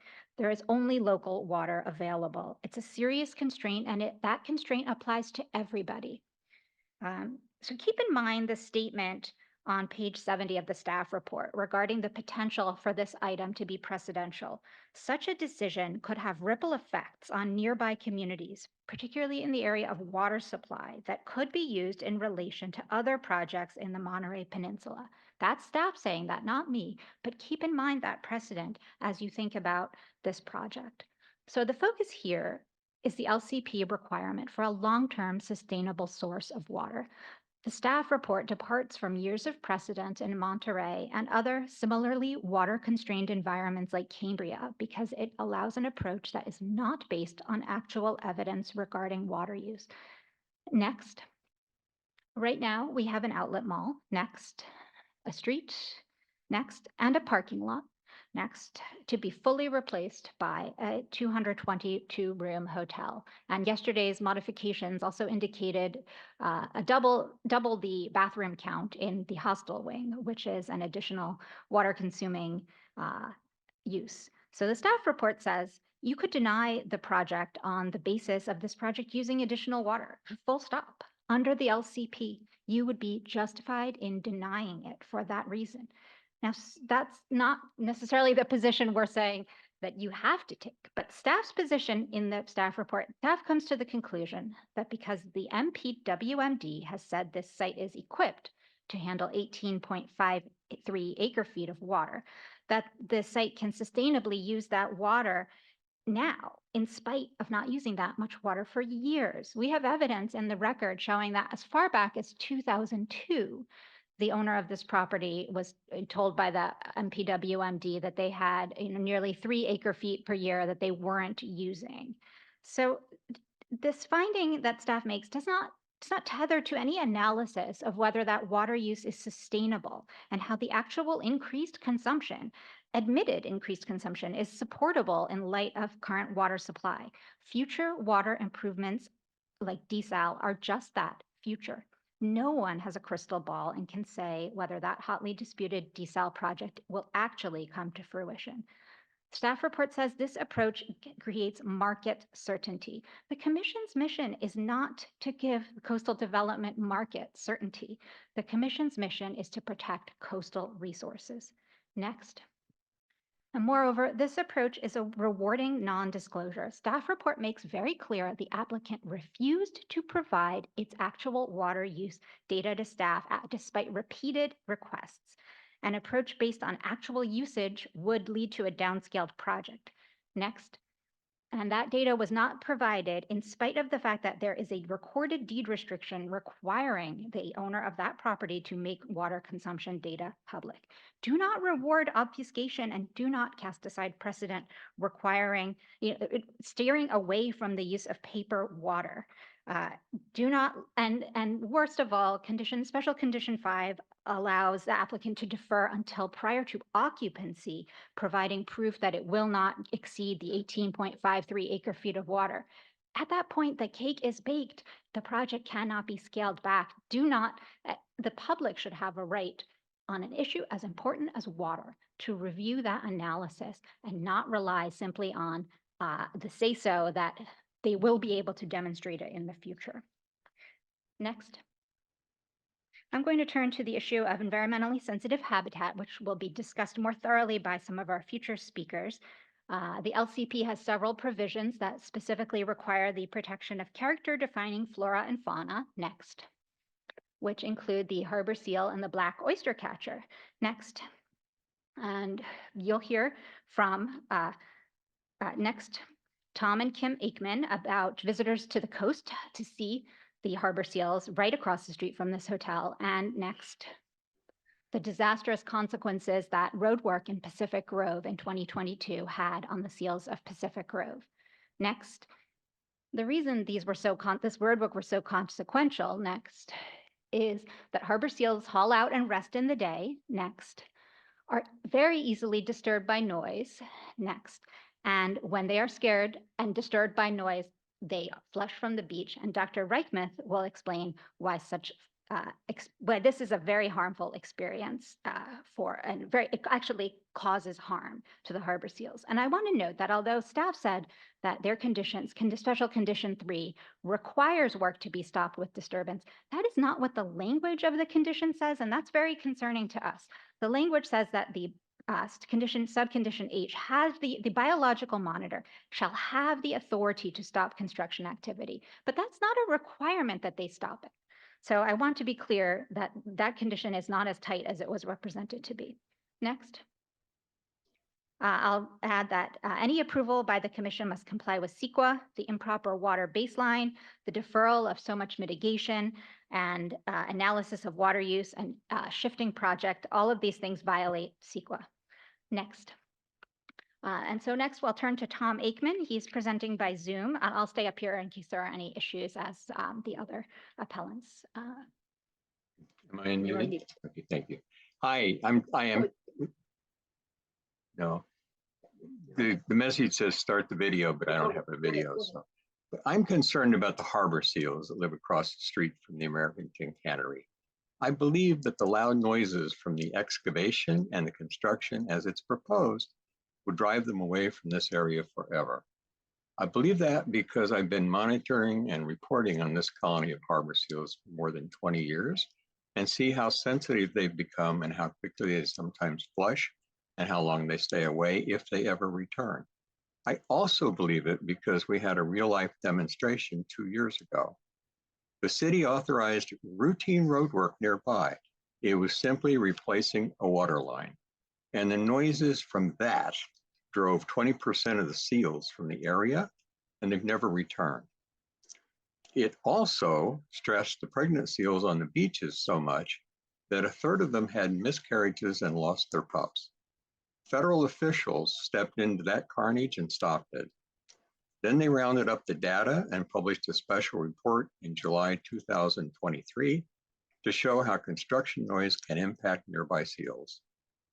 I believe that no report is the most relevant science to be considered for this project, but I think the staff report downplays it. It's included in the correspondence attachment on pages 101 to 119.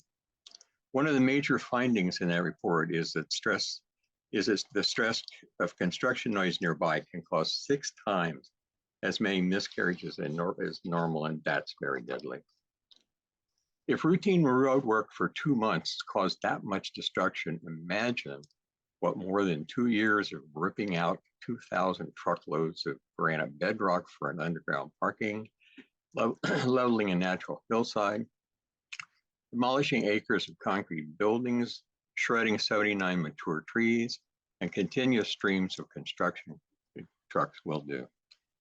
I don't believe the mitigations as proposed in this report will work. I believe that we're going to lose what has become the largest colony of harbor seals on Monterey Bay and a significant tourist attraction. Thank you. And next we have Kim Aikman, and I believe she has a video. If we could pause the time while thanks. She should be there with Tom, I think. Yeah. Yes, please. Kim, are you ready? I'm ready. You guys have my video. Are you going to play it? Yes, we're playing it. We're going to see what kind of reaction starts happening here. There's about 55 seals spread out on the beach.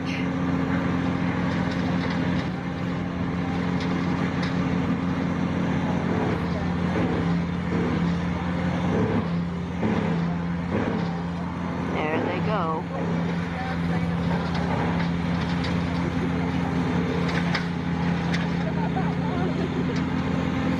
Okay, if you can stop the video now. That's a video of nearby noises. It was a tree trimmer a block away, chipping a cypress tree. And those decibel levels were well below the 90 decibels. And that's what we mostly see with our disturbances.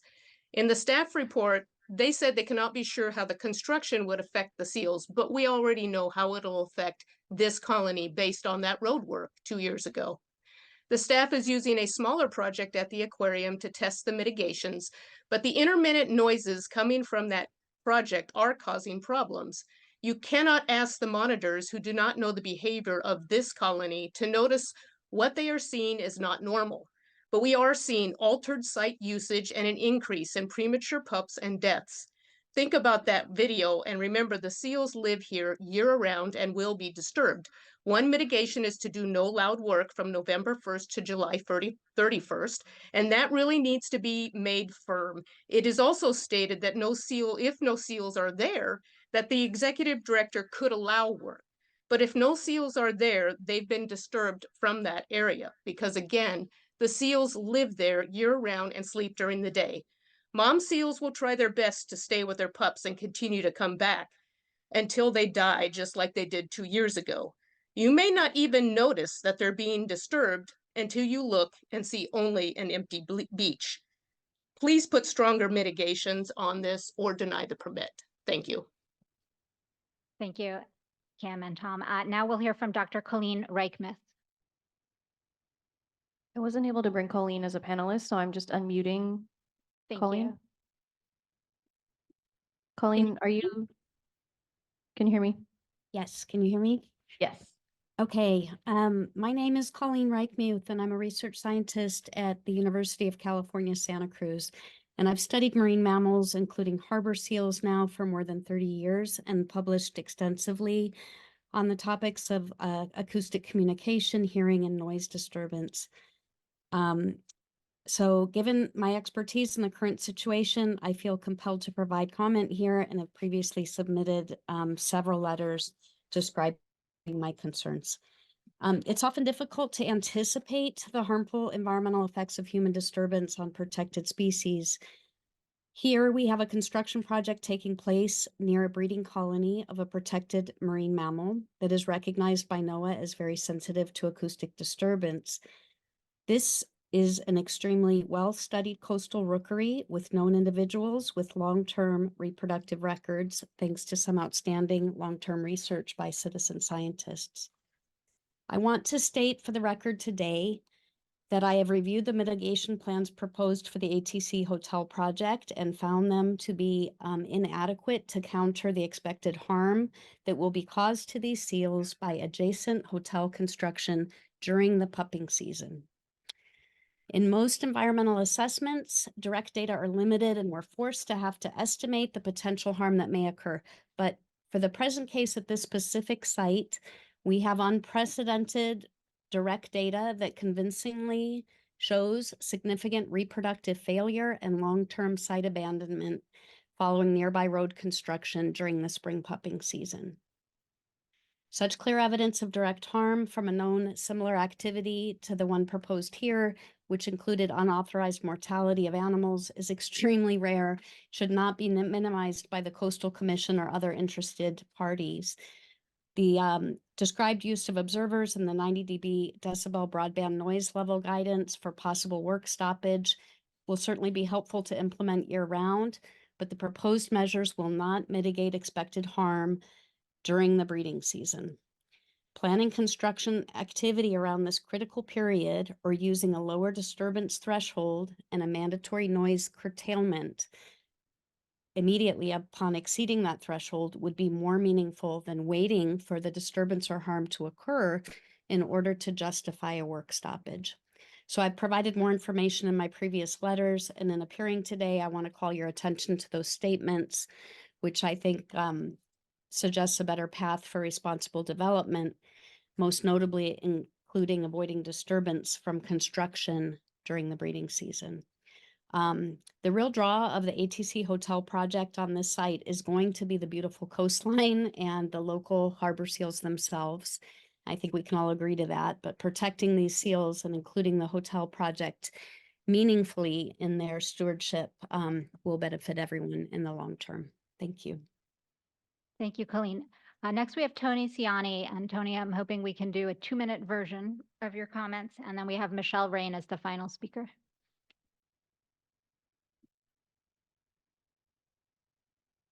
There we go. Can you hear me? Yes. Good afternoon, Chair Hart and Commissioners. I'm Tony Ciani. Yesterday at 3:48 p.m., I received the staff's 24-page April 10th addendum. Without dimension plans, dimension site plans, dimension elevations, and dimension building sections, all drawn to a readable scale, the alleged reduction in the physical size of the project cannot be verified. Next slide. A systematic assessment that's required in the local coastal program of the surrounding development has not been done. Next slide. If you did that, you would find out that surrounding this property is mostly 1 to 2 story residential areas, a commercial area, and academic area. Next slide. The waterfront gateway you've seen is very important to the visual context. Next slide. Pacific Grove is not Cannery Row.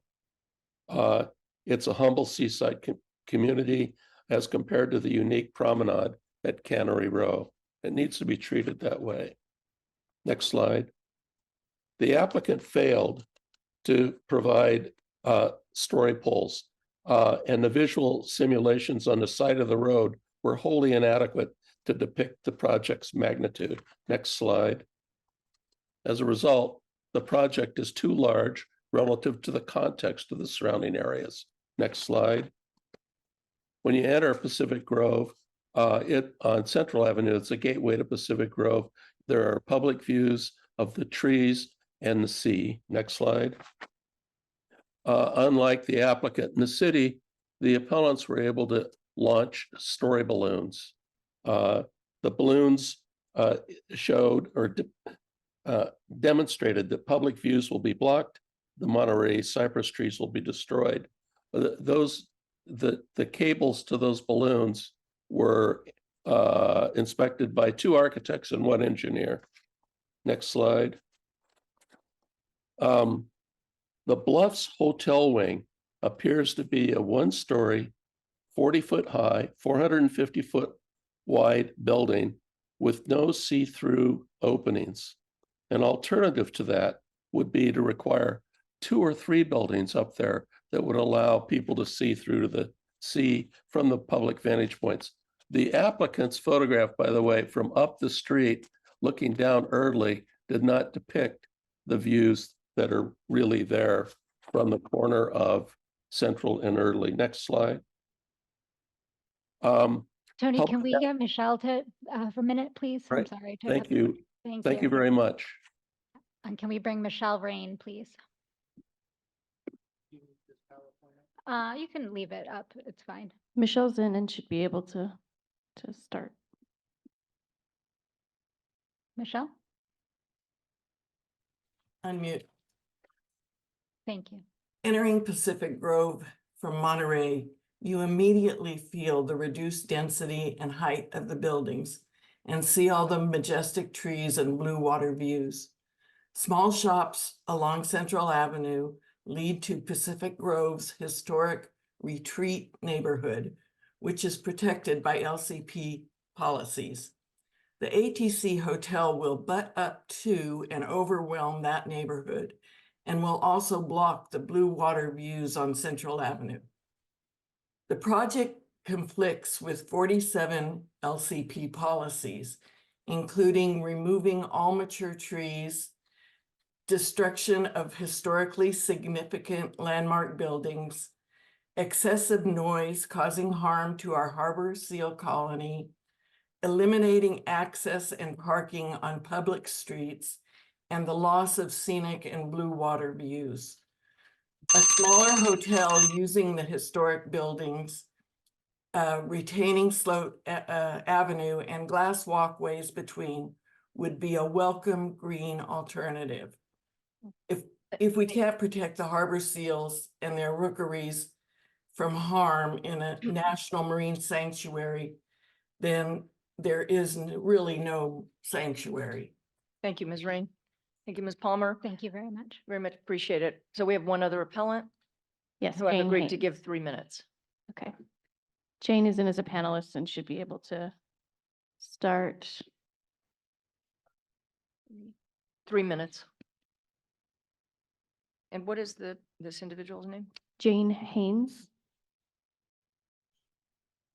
She's unmuted. Jane? Okay, you can hear me? Yes. Yes. All right. Good afternoon, Madam Chair and Commissioners. I'm Jane Haynes, a named appellant. I practiced land use law in California for more than 20 years. This project has been buried in more secrecy than any project I have ever seen. There have been no story poles, no story balloons, no water use records, and until yesterday, when staff posted the April 10 addendum, there were no revised project plans, which is confirmed on page 8 of the March 22 agenda report. If your commission approves a coastal development permit today, and if someone challenges that decision in court, applicable law will require the court to decide first whether today's hearing provided appellants a fair trial, and second, whether substantial evidence supports the project's consistency with Pacific Grove's LCP. I do not believe that a court would find either. Giving the appellants only 1 day to examine the project plans is not fair. Finding project consistency with the mandate to protect public views based on arguments rather than on physical evidence such as story balloons is not substantial evidence. I respectfully request you to continue this hearing to allow the appellants to have a fair trial and to allow the applicants to produce substantial evidence showing the project is consistent with the LCP requirement to protect social views. In sum, I respectfully request the Coastal Commission to provide what the law requires. Thank you. All right, thank you very much. All right, so we've heard from the applicant and the appellant. Now we're going to hear from, I'd like to start ideally with the folks in the room that have been here for most of the day. What I would really, I think it would be beneficial to all if you limit your comments to new comments and use the people in the room to stand if they agree with your comments. So just keep that in mind. And I'll help direct you as we go. So we're going to begin with public speakers. I think we'll begin with the first 10 speakers again at 2 minutes, then we will be going to 1 minute. We have Councilmember Luke Coletti from, do you Okay. want to begin with? Please, Okay, from Pacific Grove. correct. All right. Council member, Good you have 2 minutes.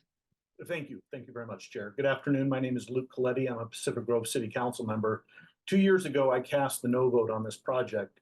The city's planning effort at that time willfully ignored coastal staff's input and repeated warnings. In short, it was a deeply flawed effort, which the commission immediately appealed. I appreciate coastal staff's current efforts, but like many, I still have concerns. To be specific, I have concerns with the commission approving a very controversial and complex project based on concept drawings and not dimension plans. Second, I have concerns with water supply. Staff recommends the activation of long dormant water use, which has not been seen since 1994. This not only disregards an existing cease and desist order issued by the State Water Board, it will also lead to community outrage. A community that still has to labor under the CDO, while a luxury hotel gets a pass from the Coastal Commission. The applicant's apparent hide the ball strategy and not revealing past water meter data should not be rewarded. We need dimension plans. We need water meter data. Thank you for your consideration. Thank you very much, council member. All right. So we have 73 total Okay. folks signed up to speak. We'll begin with a few in person, starting with Bill Camp, followed by Ray Lawson, and then Cecilia Valdez and Agustin Velasquez. If you heard your name, please approach the podium. It doesn't matter what order. And what we're going to do is we'll call out several names for people here in the room. And if you could line up and be prepared to come up right away, that'll help facilitate everything. Sir. Chair, Chair Hart, Commissioners, my name is Bill Camp. I was mayor in the city of Pacific Grove during the outset and the early conceptual phase of this project. From the outset, I gained the greatest respect for the Comstock team, their vision, creativity, and commitment to the environment. I support the staff recommendation with admiration to the hard work and perseverance of the staff and the applicant to reach agreement. I especially love the below market rate element of this plan. It's innovative and goes directly to the intent that such rooms will be used by those who need them most. Today, the ATC is a large, virtually empty, lifeless, and decaying structure. I know you've heard deep concerns about nearby natural resources. I feel the project team is fully committed to effective mitigation measures. And I feel there not only can be, but must be space and opportunity for people activities along with the protection of wildlife. I hope very much to see this project renovate the site and create a vibrant, welcoming, and economically sustainable hospitality center. It will preserve a connection to the history of the site and also create a basis for the future. Per the staff report, it will become an attractive and distinguished gateway to the Pacific Grove coastline for both visitors and residents, and that's a direct quote from the staff report. Thank you. And please approve this project. Thank you. Ray Lawson, followed by Celica Valdez and Augustine Velasquez. Good evening, Commissioners. My name is Ray Lawson from the Western States Regional Council of Carpenters. And also, we stand with the Northern California Carpenters. These are my brothers and sisters. We build throughout the state of California, and we recommend that we support the staff's recommendation and please approve this project. But one of the reasons why we want to approve it, because the apprentices, the future. We talk about the future here. Our apprentices here are our future. These young men and women, they build California all up and down the state, all up and down the coast. They acquire the skills and the knowledge to be able to take care of themselves for the rest of their lives by building. Some of them are now journeymen. They help build this building that we have this meeting in. So as far as the project goes, we're talking about a responsible developer who has been thoughtful and considerate in everything when it comes to marine life, when it comes to wildlife, and has lived up to all its expectations. They've done everything they're supposed to do, everything they needed to do as far as the planning part of this. But we can talk about the wildlife, we can talk about the marine life, but let's talk about the men and women here that live in California. We hear about California, how jobs are leaving California. The people that are going to be building this are right here in this room. They're going to be all up and down the state. The people that will be building this hotel, we need them here because the cost of living, gas, everything is going up. Only way we can battle that is to get good, decent paying jobs with health care, with apprenticeship, with a contractor that hires apprenticeships, that so we can battle these things. We are talking about our future here. We're talking about young people that want to be able to stay in that hotel one day, maybe, so when it's built. but we need to start here by getting this approved. So thank you. Thank you, sir. Folks, we don't allow clapping, but we're more than happy if you want to put your hands up, wave your hands, that would be great. Celica Valdez, followed by Agustin Velasquez, and then Omar Huerta and Doug Cheshire. I want to ask to make a switch to our vice president in Monterey County that represent our members. Just wait one moment and we'll let the folks leave. Okay. That are leaving, so we can keep things a little bit quieter. And I didn't even hear what you said, excuse me, because people were departing. Just one sec.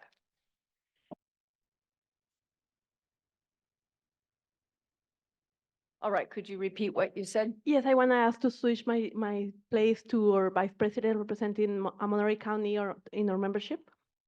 All right, that's He fine. is And what Hector is his number? Azpilicueta. Okay, could you repeat your name, please, sir? Hector Azpilicueta. Okay, Mr. Good Azpilicueta. afternoon, Chair Hart and Commissioner. My name is Hector Azpilicueta, and I'm the Vice President of United Here Local 19 and the Monterey Peninsula. We represent about 1,500 hospitality workers in that county. I want to emphasize the seriousness of the water crisis in the Monterey Peninsula so you can understand how approving this project will have serious negative consequences. The staff report for this item describes this crisis at length, including the threat of seawater intrusion into the groundwater and the massive illegal diversion from the Carmel River, leading to severe habitat decline, affecting, threatening steelhead trout. Not only the steelhead trout are suffering, our members and other working people in the Monterey County are facing water use restrictions and skyrocketing water bills. The Pacific Grove Local Coastal Program states development should only be approved if it first clearly demonstrates that the development will be served by an adequate existing water allocation and sustainable long-term water supply. The staff report answers this question clearly. For purpose of the Coastal Act and LCP implementation of the CDP review purposes, there is not an adequate and long-term sustainable source to serve new development in Pacific Grove. Given this finding, this is disturbing that the staff recommends approval of the project with conditions that allow for a significant increase in water use at this site. Since 2021, Coastal Commission staff has insisted in letters to the City of Pacific Grove that the sustainability of the water supply for the project should be evaluated based on the existing water use at the site. Now staff recommends an approach based on the water allocation that exists only on paper, which they admitted is the least protective of coastal resources that are impacted by the water demand, but has the benefit of providing the market with greater certainty. Commissioners, the California Coastal Act was passed to protect the California coastal resources from the overdevelopment, not to provide the market with greater certainty, nor to allow localities to move forward with this largest growth opportunity to the expenses of coastal resources. Approving this project will exacerbate the water crisis on the Monterey Peninsula and set a terrible precedent. Please deny the project as currently proposed. Thank you. Thank you, sir. I believe Celica is interpreting for our next speaker, Agustin Velasquez. Buenas tardes, miembro de Comisión Costera. Mi nombre es Agustín Velázquez, vivo en Seaside por 43 años. Me gustaría llamar la atención al tema del agua en el área de Monterrey. La ciudad siempre nos ha comunicado que tenemos que conservar agua. Tenemos este mensaje grabado en nuestra mente, ya que nos lo hacen acordar cada vez que recibimos nuestras facturas mensuales de agua. Nuestro uso de agua es tan controlado que nosotros recibimos cartas a nuestros domicilios diciéndonos que debemos bajar nuestro uso. Me parece sumamente injusto que este hotel pueda ser construido. No es posible como residentes nosotros tengamos que cuidar nuestro uso y que las personas que alojan en el hotel no tengan ni la menor idea de lo que está pasando más allá de su estadía. Por favor, les pido, analicen el riesgo que este hotel traería a las vidas de los residentes de Pacific Grove. Gracias. Good afternoon, Commissioners of the Coastal Commission. My name is Agustin Velasquez. I have lived in Seaside for 43 years. I would like to draw attention to the topic of water in the Monterey.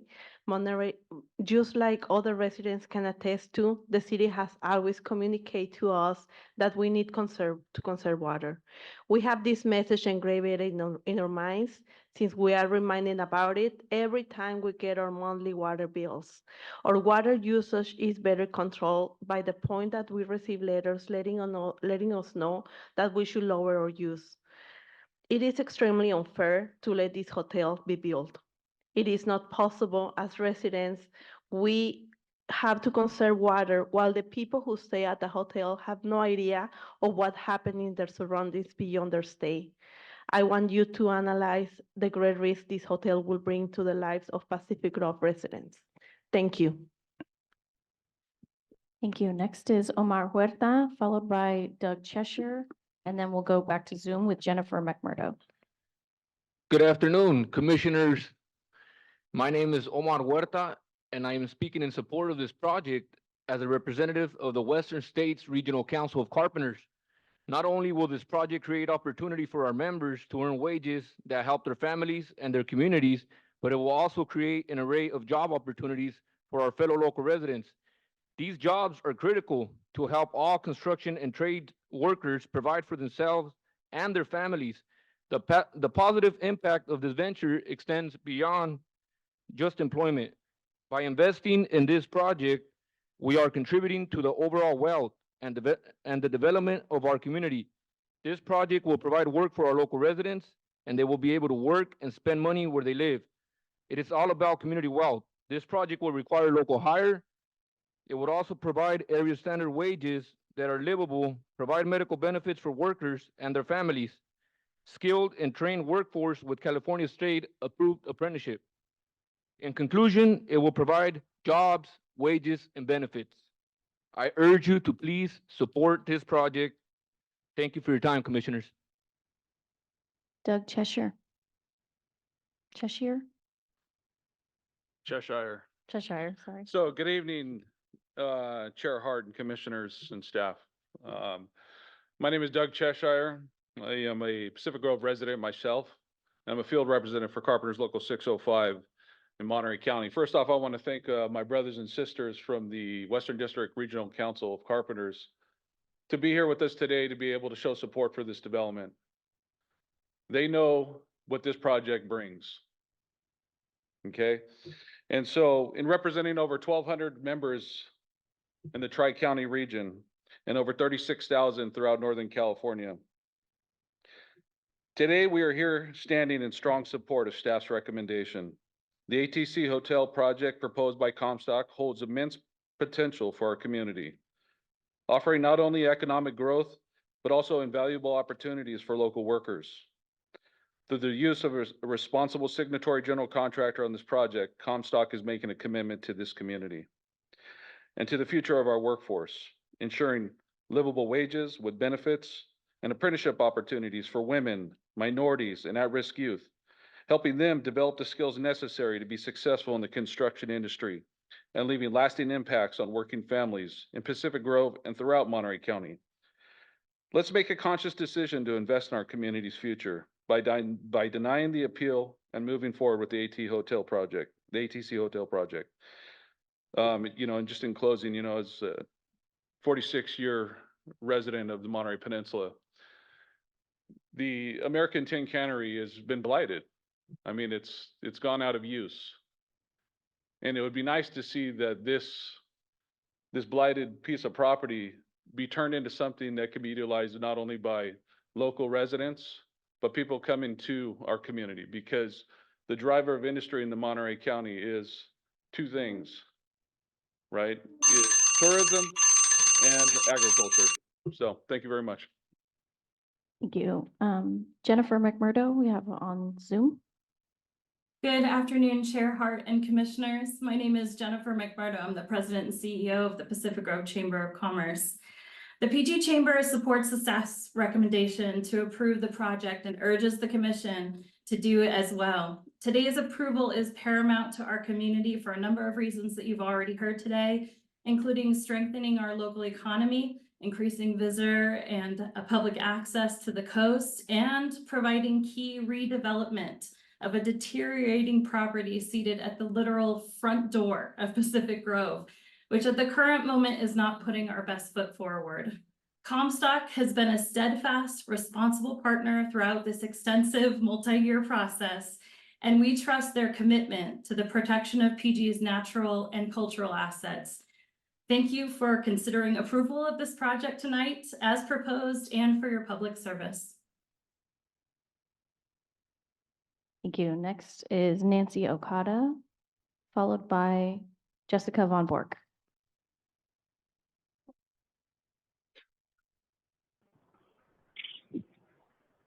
Nancy, go ahead. Hi, yeah, can you hear me? Nancy Okada, Yes. Sierra Club, California Coastal Subcommittee. We are against this project because of the impact it'll have on the harbor seals.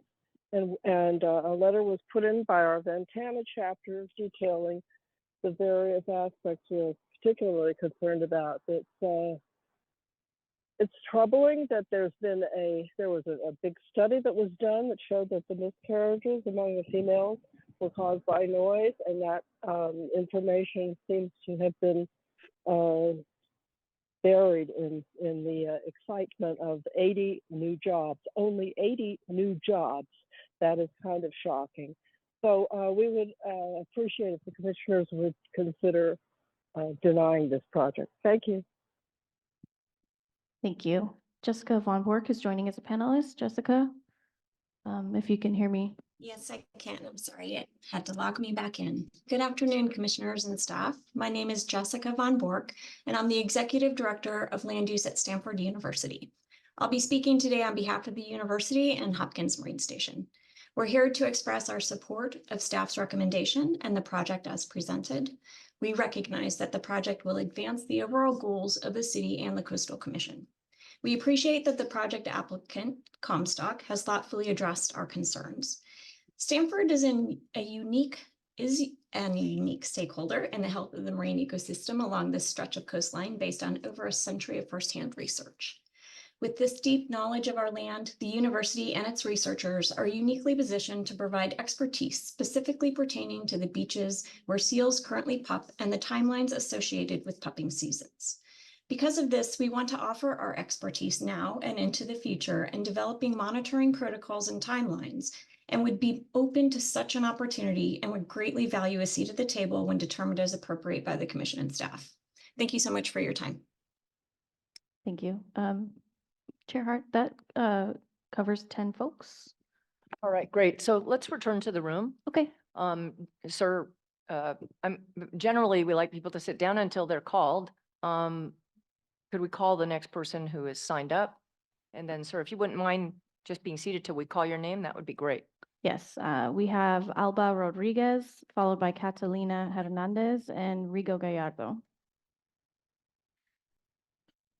If you heard your name, you can approach. Right, and it's fine to stand up once your name is called. That would be great, and be ready to testify. All right, could you repeat the name, please, Dale? Yep, Alba Rodriguez, All right. Catalina Hernandez, Rigo Gallardo. Alvaro Rodriguez, please. If any of those people are here. She's on Zoom. All right, could we go to the next person in the room, please? Okay, I'll make sure that there's a note for Alba being on Zoom. Catalina. Thank you so much, Vale. Buenas tardes, señores comisionados. Mi nombre es Catalina Hernández. He trabajado por 18 años en el Hyatt Residence de Monterrey como recamarera. La idea de usar servicios de lavandería separado del hotel prohíbe de que la idea de conservar agua. Sin embargo, estos servicios no conservan agua, ya que estos establecimientos siguen usando bastante agua en ciudades cercanos como Salinas. La escasez de agua es situación muy mala en la península de Monterrey. Por esta razón, no quiero que este problema se desarrolle en estas ciudades cercanas. No podemos usar de agua dejarles el mismo problema que tenemos. Nosotros no queremos un hotel que tenga un tremendo impacto de la reducción de agua. Por eso le pido, señores comisionados, que no aprueben este proyecto. Gracias. Yeah, sí. Good afternoon. My name is Catalina Hernandez. I have worked at the Monterey Hyatt Regency for the past 18 years as a housekeeper. The idea of using a third-party laundry service stems from the idea of trying to conserve water. However, that doesn't happen since these facilities are still using water, but from another nearby town like Salinas. The water scarcity is really bad in the Monterey Peninsula. For these reasons, I don't want this problem to develop in these other towns. We can take their water and leave them with the same problem we have. We do not want a hotel that will have a tremendous impact on the Monterey Peninsula natural resources on nearby towns. Everything, I ask you not to approve this project. Thank you. Rico Gallardo. Good evening, Coastal Commission. My name is Rigo Gallardo. Not evening yet. All right, good afternoon. Ladies and gentlemen of the Coastal Commission, my name is Rigo Gallardo. I'm a carpenter from Carpenters Local 9144 in San Jose, California. And I'm honored to stand here in support of the 10 Cannery Hotel project. I wholeheartedly support staff's recommendation for approval. This project offers opportunities for fair wages, like was mentioned earlier, healthcare apprenticeships, and empowering our community. The applicant has worked extensively with the Coastal Commission staff to create a plan that assists people from all communities experience the coast. Please vote to approve this project. Thank you. Next is Jonah Breslau, followed by Juan Quevedo and Wider Amaya. If you heard your name, you can approach this line up behind and announce your name when you reach the mic. Yeah, you say. All right, how's it going? My name is Juan Quevedo. Okay, thank you. That's me. Buenas tardes, honorables miembros de California Coastal Commission. Mi nombre es Juan Quevedo, carpintero, miembro de esta zona, y quiero expresar por mí y por mis compañeros a favor del proyecto de Pacific Grove, American Team Cannery, ya que generaría oportunidades de trabajo local, beneficiaría a muchos carpinteros y aprendices a través del programa estatal de aprendizaje a través del sindicato. Otra ventaja de este proyecto, como es local, tendremos más tiempo para estar con nuestras familias. Nuestros tiempos de traslado hacia nuestro lugar de trabajo sería mucho menor, por lo cual sería un impacto ambiental favorable, ya que es menos tiempo de estar en el tráfico. Dicho proyecto contará con servicios generales para el público en general, como baños, estacionamiento, carga para vehículos eléctricos, también renta de bicicletas, un camino a Monterey Bay Recreation Trail. También contará con el programa de hospedaje accesible. Muchas gracias por su tiempo. Thank you. Are you going to interpret your own? Do you want to say in English? Please, I can say in English. if Okay, you'd like. I'm gonna Thank try you. because they told me in Spanish, so I can try. No, it's great, It's fine. was Okay, great. thank you so much. but go ahead and you can translate. How's it going, members of the California Coastal Commission? My name is Juan Quevedo, carpenter, member of this area. I want to say for myself and all my partners, carpenters, brothers, we are in favor of this project because it's gonna be a war opportunity for us. So it's gonna be even for the apprentices to the apprenticeship program through the state of California. So it's gonna be to the union. Another advantage of this project is gonna be it's local, so we're gonna be more time to be with our families on time. So our times to go to the work is gonna be less. That's why we're gonna be stuck in traffic. So it's gonna be good for the environment. So even though this hotel is gonna account with, well, thanks so much for the time. Thank you very much. Thank you. Jonah Breslau. And who will be following Mr. Redlow? I'm Amaya and Joaquin Benitez. Hi, good afternoon, commissioners. My name is Jonah Breslau. Why are we cutting corners for this project? We are very concerned that substantial issue and de novo hearings are being combined in an attempt to expedite a project which is inconsistent with the LCP and the Coastal Act, when the staff and the commission have scrutinized and delayed other projects that exceed Coastal Act requirements, like the Magnolia Tank Farm that we also mentioned this morning.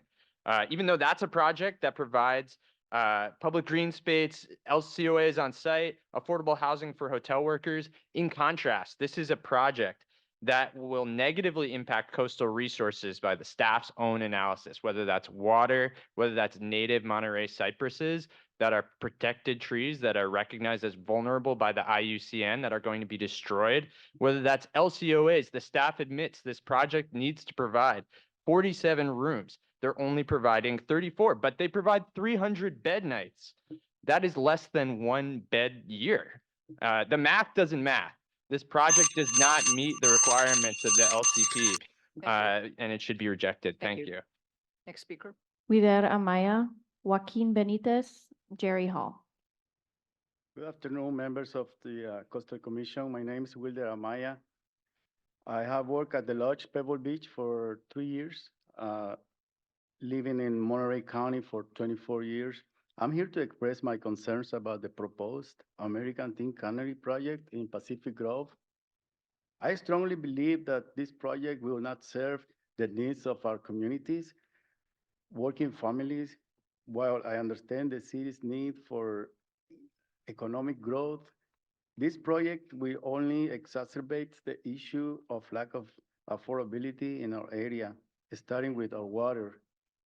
Our water is scarce. I really want you to understand that there is barely enough water for us as residents of this area, and it is not fair that the city wants us to ration our water usage while this huge hotel will be allowed to increase the water use on the site. I seriously doubt that people, thank you. Thank you. Joaquin Benitez. Good afternoon. My name is Joaquin Benitez. I have been living in Seaside for 43 years. I want to talk about the environmental impact that the American Team Cannery Hotel project will bring to whole Monterey Peninsula.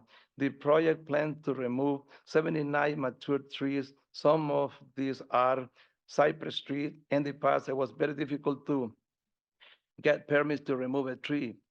It was more difficult to remove a cypress tree. So for the developers of this hotel to be allowed removing these many trees are outrageous. The noise pollution from demolition, construction will negatively impact harbor seals. These animals are characteristic of the Monterey Peninsula, and therefore one of the primary reason the tourists come to Monterey. Thank you.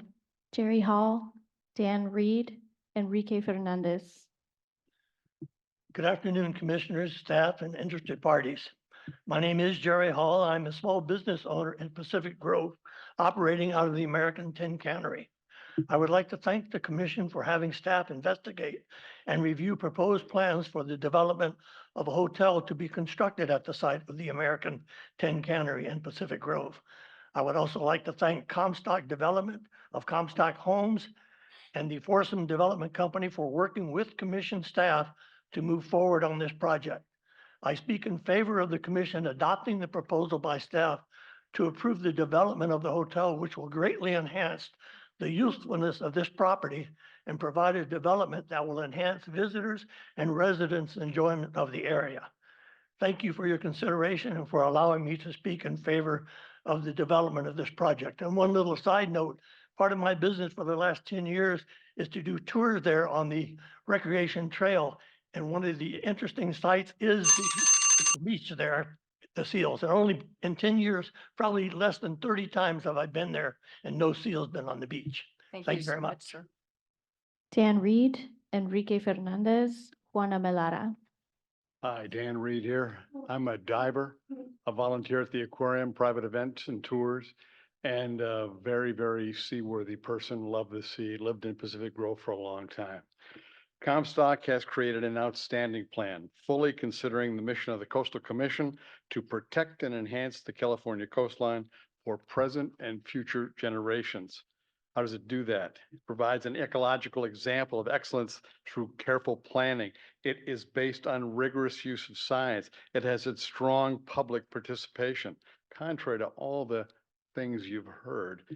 It has met and exceeded the scrutiny of government. It funds the legacy of the Coastal Commission by creating a $3 million tax revenue to maintain our coastal plan, repair damaged walls and walkways, and deliver the necessary improvements for future generations. This development delivers low-cost accommodations. I love the way it can take 300 or more kids and change their lives by getting near the sea. Thank you. I don't see Enrique, so Juana Melara, And who will be after Juana? Isabel Brenner, Esteban Rodriguez, Vicky Silva. Thanks, Phil. Good afternoon, Coastal Commissioners. My name is Juana Melara. I'm a room attendant at the Westin Hotel Long Beach, where I have worked for 10 years. We stand with the fellow union members at Unite Here Local 19 in Monterey and ask you to reject the American Teen Cannery project as it is currently proposed. We work in hotels, so we know how much water gets used every single day. We don't understand why the ATC project is being held to a different standard than the Magnolia Tank Farm, which is going to create recreational opportunities for all affordable housing for workers. Please reject the American Teen Cannery as it is currently proposed. Thank you. Isabel Brenner. Mi nombre es Isabel Brenner y trabajo para Hyatt Regency Long Beach. Soy soy laundry attendant y trabajo ya por 8 años allí. Y también estoy aquí con mis miembros del local. Hemos asistido para la comisión para apoyar el proyecto Magnolia Tank Farm en Huntington Beach. En diciembre, mis miembros del local estamos aquí para pedir para que aprueben el proyecto Ocean Avenue en Santa Mónica, apoyarnos en esos proyectos porque aumentarían el acceso a la costa para todos y proporcionarían viviendas accesibles que tanto necesitan. En contraste con estos dos proyectos, el proyecto American Teen Cannery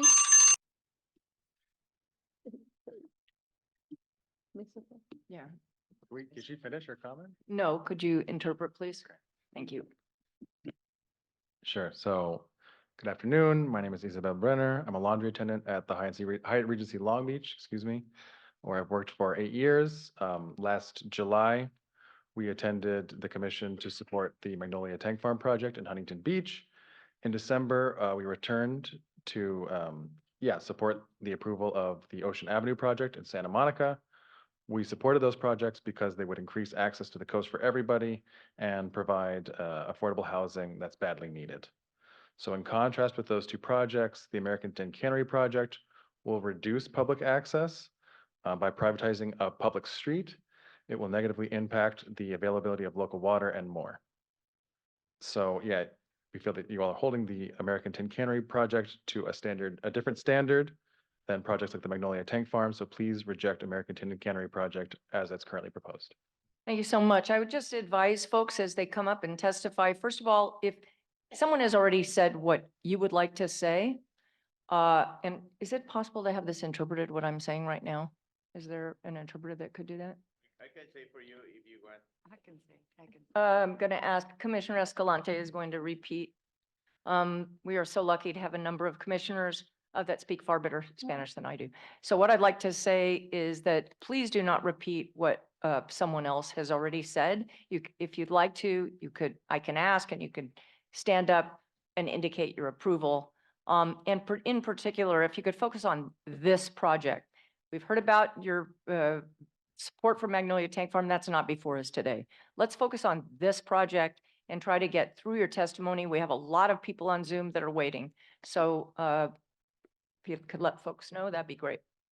La presidenta de la comisión está diciendo que como tenemos tanta gente esperando para poder dar su testimonio, queremos que resuman, se enfoquen en este proyecto. No estamos hablando de ningún otro proyecto como el de Magnolia o cualquiera de los otros, que se enfoquen en este. Y si es muy repetitivo, entonces que apoyen a sus compañeros de una manera, digamos, con sus manos, pero no seguir repitiendo lo mismo y lo mismo, porque entonces vamos a estar toda la noche y los comisionados, pues entre más cansados y más larga sea la noche, más difícil es todo este proceso y queremos escuchar a la mayoría de la gente lo más posible. Entonces, por favor, sean más concisos y enfóquense en este tema de American Tin Cannery no más. Gracias. Gracias, Commissioner. All right, let's continue, please. Vicky Silva, followed by Esteban Rodriguez.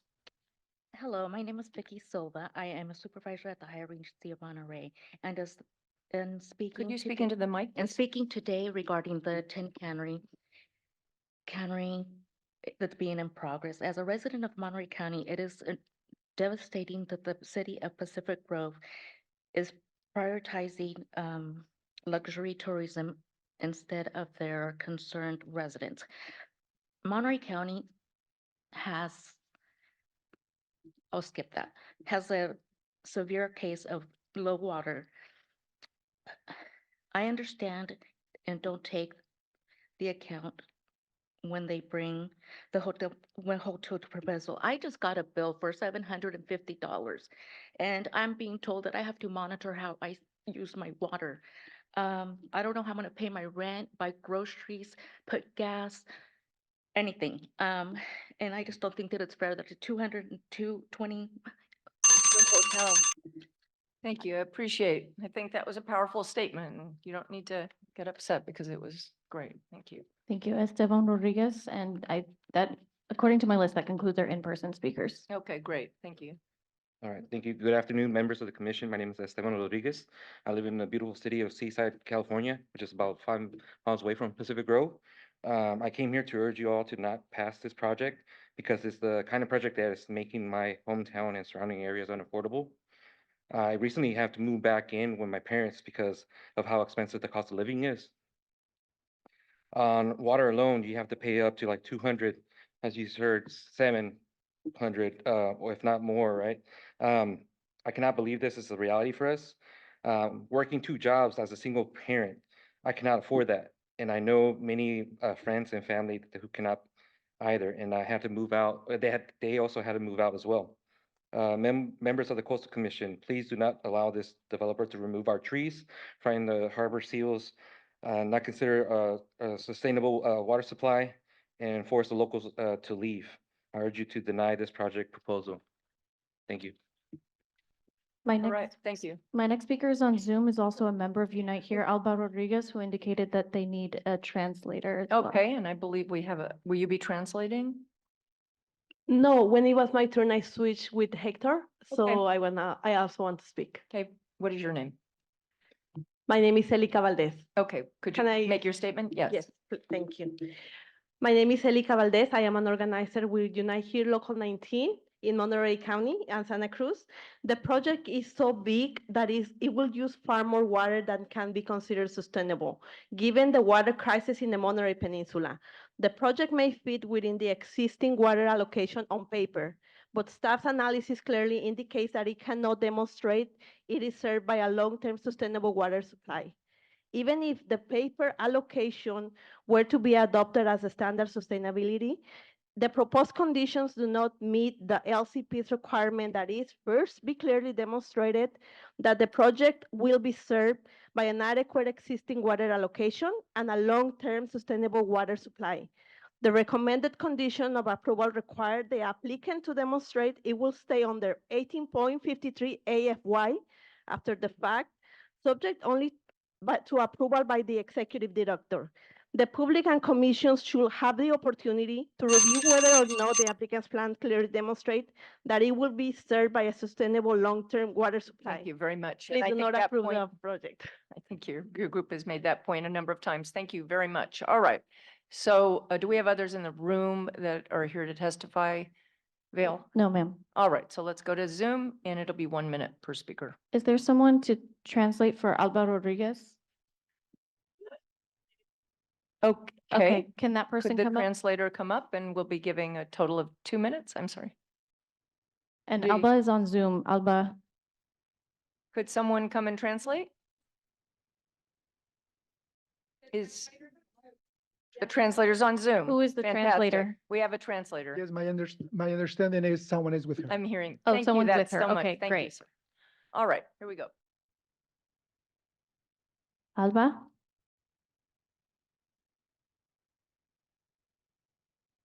Ya. Buenas tardes, miembros de la Comisión Costera. Mi nombre es Alba Rodríguez y he sido una residente de Cisay por 4 años.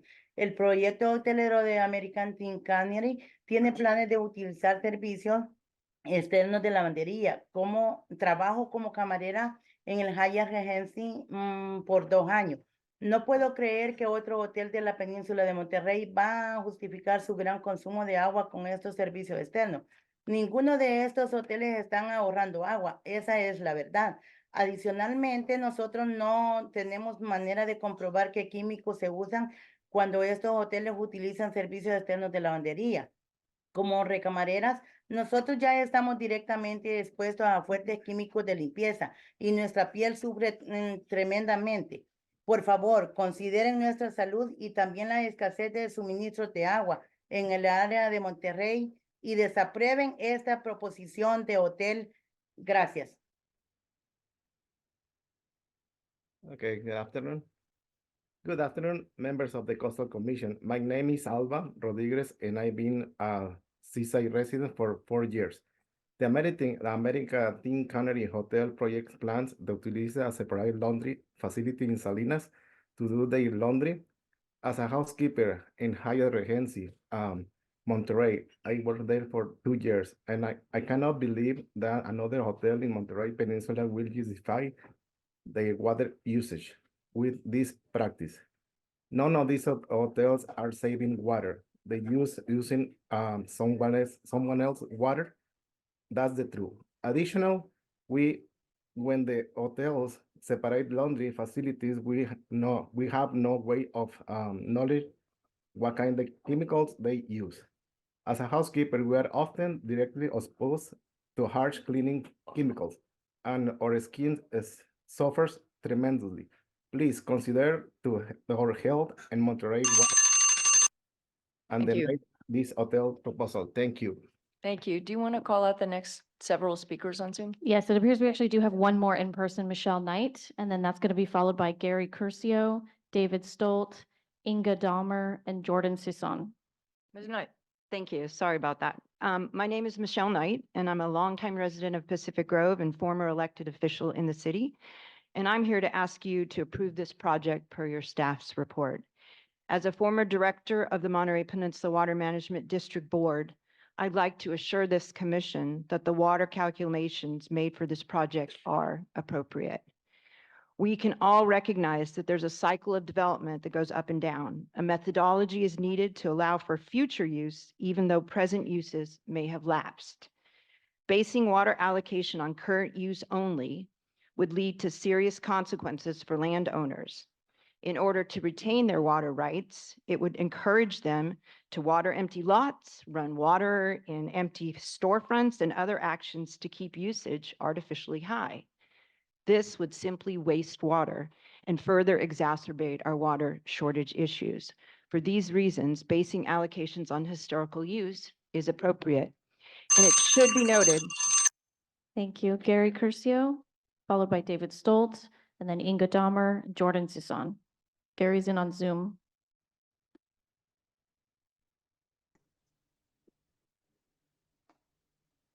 Gary, please unmute and begin. I see that you're unmuted. There we go. Is he going to be going or? He's unmuted and his camera is on. And what is his name? Gary Curcio. Mr. Curcio, could you begin? If not, we'll come back to you. Looks like you're talking, but we can't hear you. So Okay. tell you what, why don't we go to the next person and then return to Mr. Curcio? Sure. David Stolt, I see that you're ready to go. Uh-oh, is this on our end? No, he's muted. Okay. David, please unmute. Thank Yes, you. The There we host go. muted me. Yes, I'm David Stolt, the General Manager of the Monterey Peninsula Water Management District, and we concur with the staff recommendation. However, we disagree with the assessment that the water supply issue is complex or potentially unsustainable. Our district counts water, scrutinizes supply and demand, and we consider the building's prior water use as already in the system. Just as we wouldn't reset the overall demand baseline downward after a wet year when irrigation demand goes down, we do not reset the baseline when tenants go out of business or during times of economic downturn. Further, if there are concerns about existing water supplies, you should know we have a new water supply, the Pure Water Monterey expansion, coming online in August of next year. I've heard no speaker speak of that new water supply, but it will be more than sufficient to meet the needs of this ATC hotel and many other projects in the pipeline. Thank you very much for your consideration. Thank you. Gary Curcio, can you try unmuting again? And we'll just try you one more time. No, it looks like your audio is off on your computer. I can see that you're speaking and you're unmuted, but we cannot hear you. I'm gonna keep going and then maybe we'll try you again in a little bit. Perfect, Bill, thank you. Okay, Inga Dahmer. Inga, you're in as a panelist. You should be able to begin. Thank you, Chair Hart and Vice Chair Escalante and Commissioners. My name is Inga Lorenzen-Doimer and I'm a member of PG Coast Watch and I live 150 feet from this project for 70 years. The developer's last-minute addition released yesterday, adding bathrooms in the lower cost group hostel accommodations, informs me that this project is still a work in progress, which is as it should be. The $85 per bed per night results in a family of 4 paying $340 bill. Group family accommodations, I don't consider that lower cost. This project design quantitatively meets 40 feet, but qualitatively destroys the existing blue water views of our public vantage points, which LCP says must be predominantly maintained.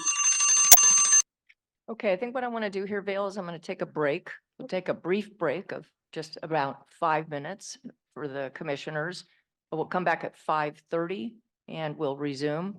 I'll let folks know there's a likelihood that we are going to be cutting off public comment on this item as it gets more repetitive, but we'll let you know when we return. I'll let you know how many more speakers we're going to have. Thank you.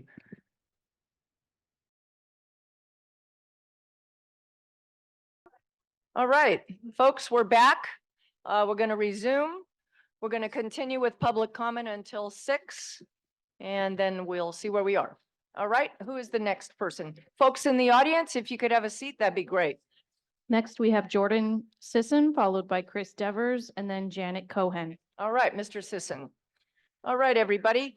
We have 1, 2, 3, 4, 5, 6, 7. Yep, we have a quorum. We're going to proceed. Mr. Sisson. Great, good evening. I'm a SQL attorney speaking on behalf of Unite Here, who's asking you to find a substantial issue, but continue the de novo hearing. I can't hear you, unfortunately. You guys, I really can't hear.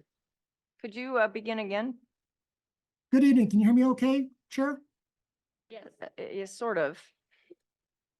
It's a little muffled, but I see that he has AirPods in, so it might not get better than that. Yeah. Okay, Billy's going to turn your volume up, Jordan. Mr. Sisson? Give it Check a one, shot. check two, is that better? Yeah, just go ahead. Thank you. Great. I want to highlight 3 non-repetitive points from our 5-page supplemental letter. First, you have the discretion to continue this de novo hearing at least 2 months. As shown on page 1 of our letter, the staff report states that there's no legal deadline to hold the de novo hearing. As shown on page 2 of our letter, the commission's EJ policy states whenever possible to hold hearings in locations relevant to disadvantaged communities. Here, that's Monterey County, not LA County. Second point, there is substantial evidence to deny the project on the acute water issue alone. As stated on page 4, the project relies on the least protective paper water approach, which the staff report states on 73 to page 75. As hypothetical, specious, non-reflective on the ground reality, and represents a significant LCP consistency problem. You cannot say the project is held to the stringent standard when you jump from the most conservative approach to the least conservative approach and entirely skip the compromised middle approach. As shown on page 5 of our letter, staff report says on page 75, this is your judgment call. Please use that judgment call. The project is now ready for prime time. Thank you. Next is Chris Devers, followed by Janet Cohen and Lisa Ciani. Chris. Hello, I'm the CEO of Rancho Cielo. We serve marginalized, under-resourced youth. The majority of our students are from Salinas. They are Hispanic and, as I mentioned, under-resourced. We are 13 miles from the coast, and probably more than half of our students have not been to the coast, and that's a real shame. I'm interested in the low-cost accommodations that would be made available to our students with this programming, and the ability to go over to the coast and experience the nature that the coast has to offer. The research shows that it's good for mental health, it's good for social emotional well-being, and it's a terrific team building exercise for our staff and students to be able to participate in. We are in strong support of this project, and I hope the Coastal Commission approves it. Thank you. Thank you. Janet Cohen is on a phone, so we're going to allow you to speak. Janet, please unmute. Janet Cohen. First, do no harm. Do not harm the harbor seals by ignoring warnings from expert research scientists and dedicated experienced docents who protect the harbor seals daily and know them better than anyone else. Underground parking has been flagged as potentially devastating to seals from noise harassment, digging through granite, and thousands of truckloads to haul off. Why does the project have to be so huge?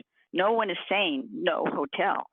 A smaller project can mean less vacancies, less expenses, less water use, and greater compatibility with its surroundings using surface parking only, the kind of favored hotel enjoyed by so many people without taking so much from the community as harm to precious marine mammals, birds, and trees.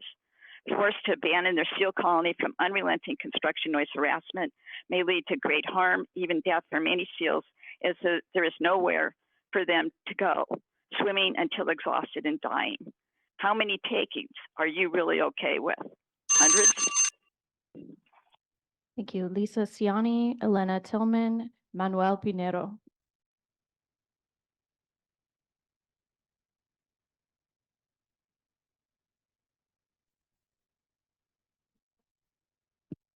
Okay, Lisa, I see that you tried to unmute. Maybe try one more time. Unmute. There we go. Is that the button? Yep, we can hear you. Okay, great. Thank you. I'm Lisa Ciani in Pacific Grove. First, a correction.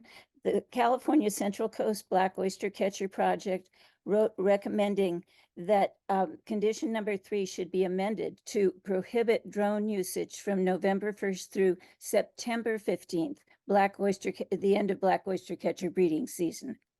The proposed hotel avoids compliance with the LCP, failing to protect community character, the scenic setting, and habitat. No story poles or balloons, loss of the entire canopy of 79 mature trees, 52 of them protected Monterey cypress, construction noise that threatens the continued existence of our harbor seal colony, and a public street privatized instead of retaining public parking near the trail and keeping trucks off the coastal road. Please continue this project for essential downsizing and protections. Thank you. Thank you. Elena Tillman. Hi, I'm Elena Tillman from the Sierra Club Seal Society in San Diego. We support Pacific Grove Coast Watch Group's recommendations to place more emphasis on the environmentally sensitive coastal habitat and its marine life. Harbor seals and oyster catchers rest and raise their young on the beach adjacent to the American Tin Cannery's plan to build a large resort. Harbor seals are protected by the Marine Mammal Protection Act, and their rookery is located just 250 feet away from the proposed resort. The black oyster catchers are also of biological significance and are protected by the North American Migratory Bird Treaty. The proposed size of the hotel with underground parking requires the excavation of 30,000 tons of granite. The construction, noise, vibrations, and excavation to remove granite will not only disturb harbor seal and black oyster catchers' natural habitat, but will alter their behaviors and likely result in reduced reproduction, miscarriages, and death of pups. We support that the hotel footprint be reduced, no underground parking be allowed, the public street not become private for hotels' use, and the noisiest construction such as demolition, grading, excavation, and tree removal be done outside of the defined pupping season of February 1st to July 31st. Manuel Pinero, followed by Gary Curcio, who we're going to try again, and then Rudy Zamarone. Manuel? Okay, can you hear me? Yes. Manuel Pinero. Commissioner, worthy commissioners, thank you. I know it's been a long day for you. I'm CEO of Monterey Santa Cruz County Building Construction Trades Council. We're in full support of this project being built. They've done a great job. It's going to create jobs for the skilled and trained. And not only that, it's a viable economic engine for the city of Pacific Grove, which I was born and raised my first 28 years of my life. That thing has been a dilapidated eyesore currently. We need this new hotel to bring in jobs, and that's jobs for the future also. Please approve project. Thank you and have a great day. Thank you. Gary Curcio, can you unmute and try again? How are we doing now? We can hear you. Thanks for your patience. My name is Gary Curcio, and I'm the Director of Government Affairs for the Monterey County Hospitality Association. Our association supports the thousands of hospitality workers and hundreds of hotels, restaurants, attractions, and other visitor-serving businesses and nonprofits that allow greater access to our coast. This project will employ hundreds of people from our local communities and bring critical revenue to the city of Pacific Grove. However, the project is more than that. It will be sustainably built to LEED gold standards and offers one of the most environmentally sensitive construction plans we have ever seen. We urge the commissioners to take the staff recommendation and please pass this, issue this permit. Thank you. Thank you. Rudy Zamarone, followed by Marge Brigadier and Elizabeth Jimenez. Rudy? Hi, can you hear me? Yes. Okay, I'll do it with video off. My name is Rudy Zamarone. I am speaking to you today as a concerned resident of Pacific Grove. As a citizen scientist who helps monitor our local harbor seals and black oyster catchers, for the past 3 years, I have become familiar with how they interact within the sanctuary and how they react to our need to build. Our local harbor seal colony established itself in 1998, 14 years after the Monterey Bay Aquarium was built. The HTC Hotel will be the largest and longest disturbance these animals will face. If the road work done in 2022 is any indication of what direct noise will do to them, then this colony is doomed to collapse. The only reminder that we will have that they existed was the signs that's there. And I urge the commission to add stronger mitigations to safeguard the sanctuary. Thank you. Thank you. Next is Marge Brigadier. Marge, you should be able to unmute.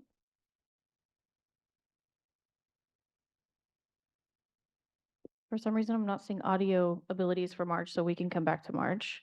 And I'm also not seeing Elizabeth Jimenez anymore, so we'll move to Kathy Nolette, Christy Metzner, Rebecca Lee.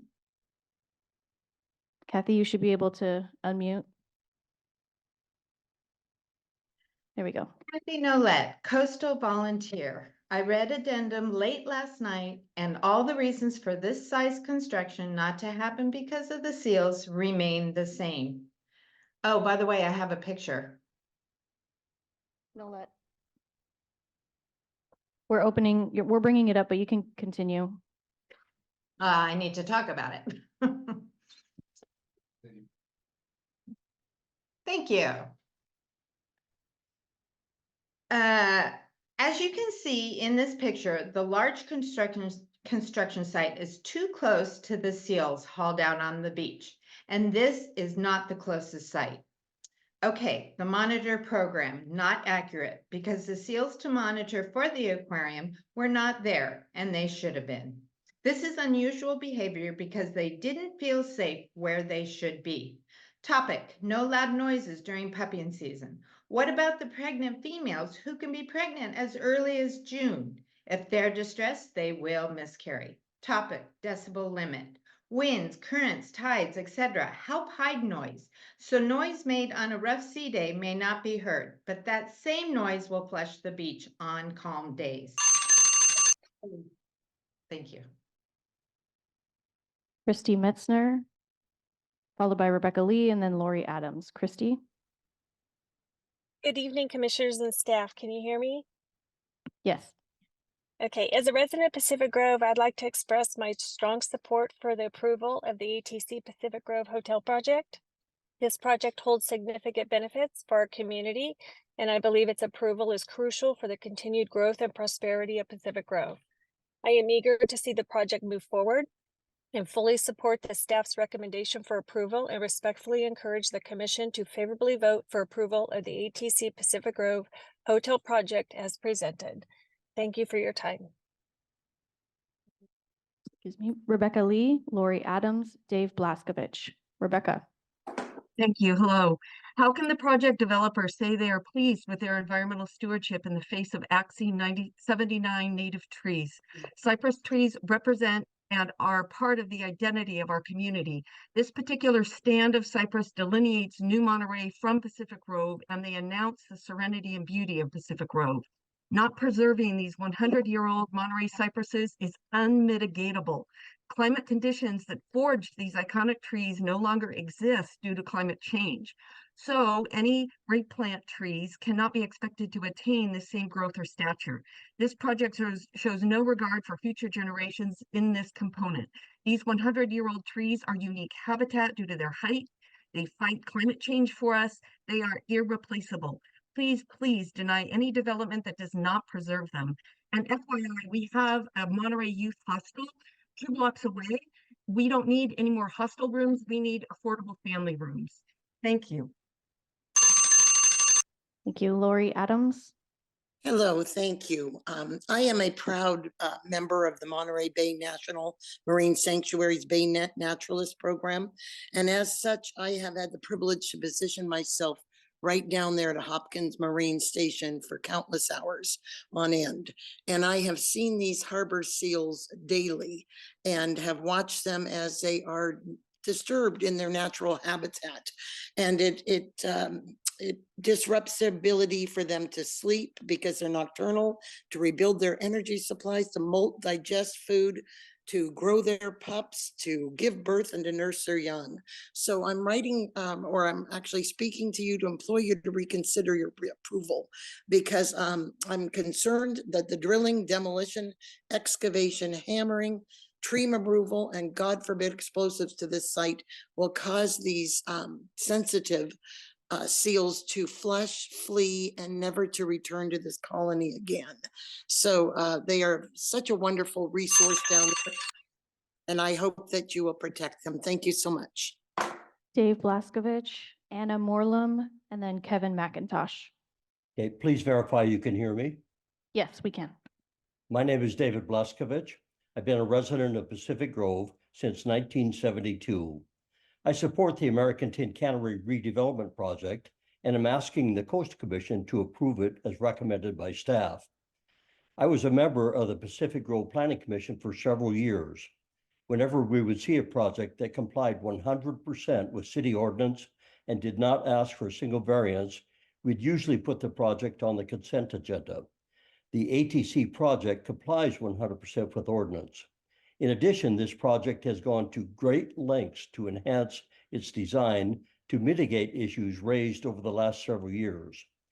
The project is near the coast and is in the vicinity of the aquarium. It will provide affordable access to the coast for many people, including low-cost rooms for those who need them.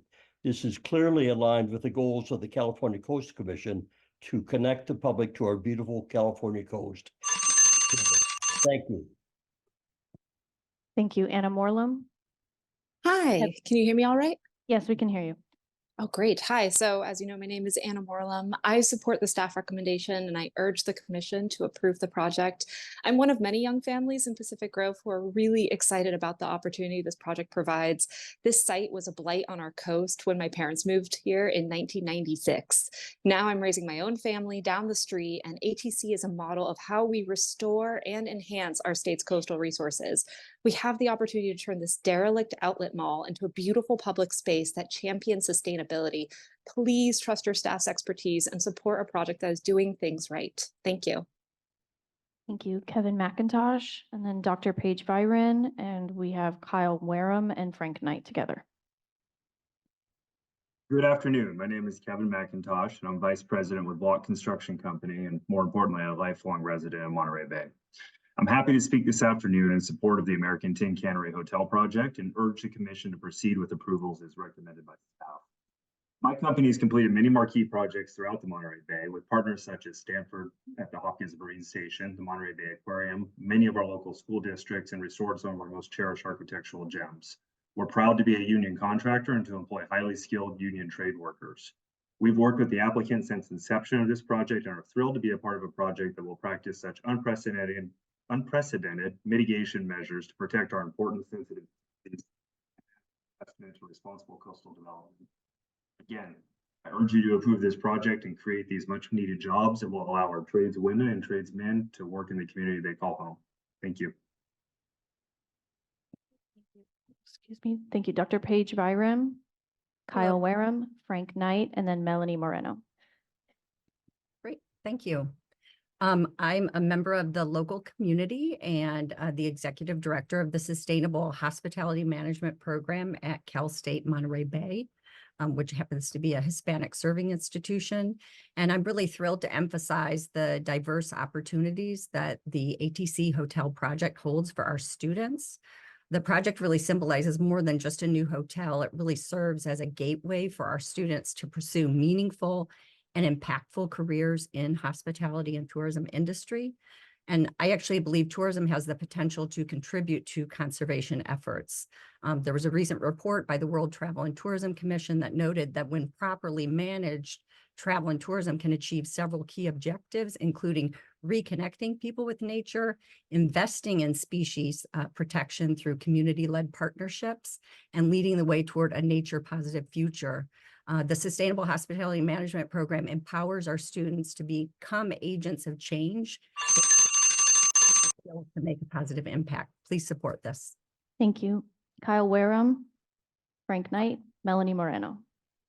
Hello, good evening, Commissioner and staff. My name is Kyle Wareham. I'm a business owner here in Pacific Grove and a resident.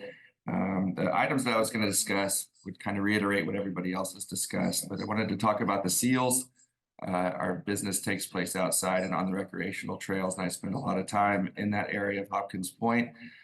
There's many times throughout the year where there are not any seals on the beach due to waves, tides, that the seals go somewhere and they often come back. I feel as though with the gateway to Pacific Grove being showcased by a dilapidated building, if the staff approval isn't accepted by the commission, will it just rust into the ground?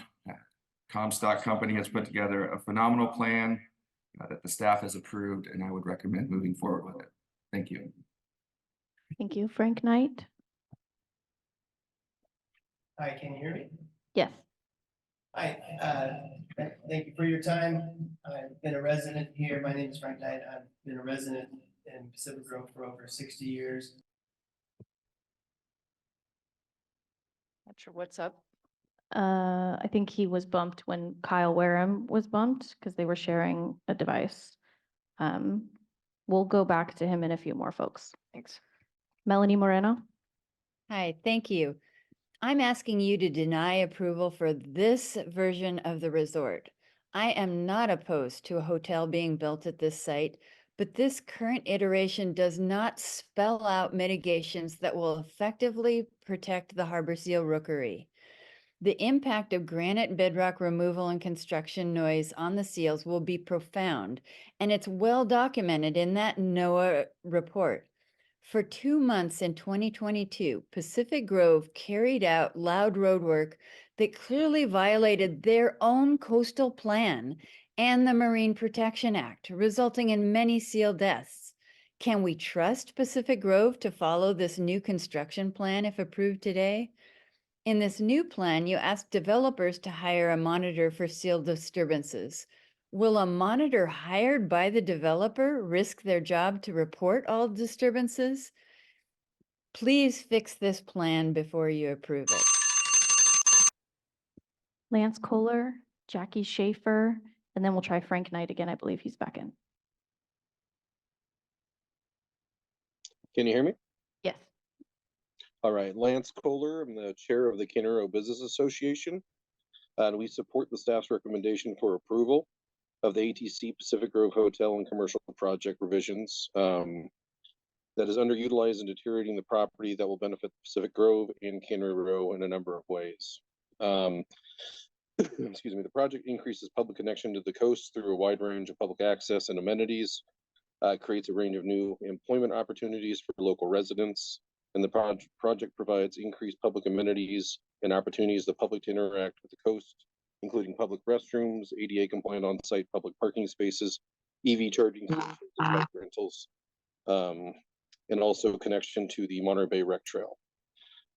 We support the staff's recommendation for approval, and please vote to approve the project. Thank you. Thank you, Jackie Schaefer, and then Frank Knight we'll go back to. Jackie? Yes, can you hear me? Yes. Okay, my name is Jackie Schaefer. I've been a 20-year resident literally on the corner of Dewey and Sloat. So this project is probably going to impact me more than everybody else. I'm going to see it daily. And I'm against the project because there's been no discussion of safe asbestos removal procedures. It's irresponsible to privatize this block of Sloat Avenue. It's going to eliminate emergency traffic exits for locals and parking options. It's also going to be a 24-hour noise disruption for residents due to the utilization of Sloat as an in and out hotel service truck route. And the Planning Commission suggested using Erdley, but that's been completely ignored. And it's also going to be an irreparable damage to local small family-owned B&Bs because this hotel is going to poach their staff. There's no mainline employee staffing pool to replace employees. The peninsula can't attract new residents due to the high cost of living. So the employees, thank you. Frank Knight, I see that you're in as a panelist. Can you hear me? Yeah. Here you are. All right. Yes. Thank you for your time. I've been a resident in Pacific Grove for over 60 years. If there was ever an area that needed this project to be approved, this is the one. It is our gateway to Pacific Grove. So I urge you to please approve this project. Thank you. Thank you. Denise Drachenberg, followed by Richard Frank, and then Mo Amar. Denise? Hi, everyone. I published a paper with NOAA on the effects of noise on seals. We've looked at the numbers. We know that noise, especially construction, alters their behavior more than any other type of noise. They become extremely stressed, and just like with any pregnant mammal, they have miscarriages. And we're about to lose our entire colony with this hotel plan. We have the evidence, but really just speaking from my heart, I am pro-jobs, I'm pro-community. As a person, I'm dedicating my entire life to increasing people's access to nature, but it makes no sense to build this big of a hotel with currently not enough mitigations 200 feet away from where the seals rest year-round. It's devastating, especially in a place like Monterey, which is supposed to be this beacon of resource management. That's why people go there, to see the wildlife. We have a legal obligation to uphold. The animals are federally protected by the Marine Mammal Act, and they're in a marine sanctuary. Frankly, it would be embarrassing to lose them considering what the city represents and the disregard of laws in place to prevent it. I'm urging you to Thank Opposed you. for duty to Vale, protect. let me just say, we'll take two more speakers because really, I'm so grateful to everyone, the public, for being here, for calling in on Zoom. But we're really hearing repetitive testimony at this point. It's been several hours, so I'll take two more speakers. And then what I'd like to do, and people can be prepared if you're on Zoom, you can start to look for your raise hand function. I'm going to first ask you to raise your hand if you're in support, and then lower your hand, and we will be counting the numbers of supporters. Then we'll have you folks raise their hand if they're opposed. So let's have two more speakers, and then we will approach it that way. Okay, we have Rick Frank and then Mo Amar, our final two speakers then. Great, thank you. They're both in. Rick Frank. Good evening. Thank you. I'm testifying in support of the commission staff recommendation. The current complex on the site is a corrugated steel building and with a concrete annex. It's vacant, dilapidated, and has been an eyesore for years. This project, by contrast, will greatly enhance public access to the coast in this area and tourism in our lovely community that depends on tourism as its major commercial activity. Like me, I believe the majority of Pacific Grove residents want to share our beautiful town and its resources with visitors from around the state, the nation, and the world. And finally, I want to commend the City Council of Pacific Grove and more recently Coastal Commission staff for working so tirelessly with the applicant to modify this project, and it is much better for that. I urge your support and denial of the appeals and approval of the project. Thank you. Mo Amar. Good evening. My name is Mo Amar, and I've lived in the area for almost 40 years. I own a home that is 3 blocks away from this location. I believe that your staff have conducted a very thorough and thoughtful analysis of the project for more than 2 years. I agree with the report's conclusion that the project addresses all Coastal Act requirements and complies with the city's LCP. More importantly, the vote on the council was 6-1. The city's approval was subject to 77 conditions. I want to thank staff and the developer for working together to come up with a well-balanced, great project. For your information, I taught hospitality at the local college for 13 years, and this project means nothing more than great jobs for the people of Pacific Grove and the entire Monterey Peninsula. Please approve this project this evening. Thank you. All right, thank you very much. All right, folks that are on Zoom, what we'd like to do first of all is ask that everyone that is asking for the commission to approve the project and is currently on Zoom to please raise your hand, and then we'll count the number of people that have raised their hand. So if you're in favor of the project, please raise your hand on Zoom.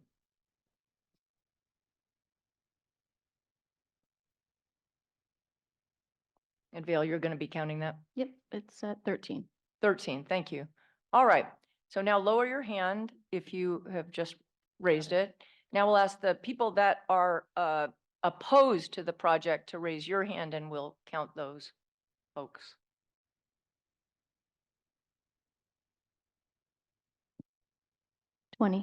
All right, thank you very much. And thank you again so much to everyone that has spent all this time testifying, waiting to testify.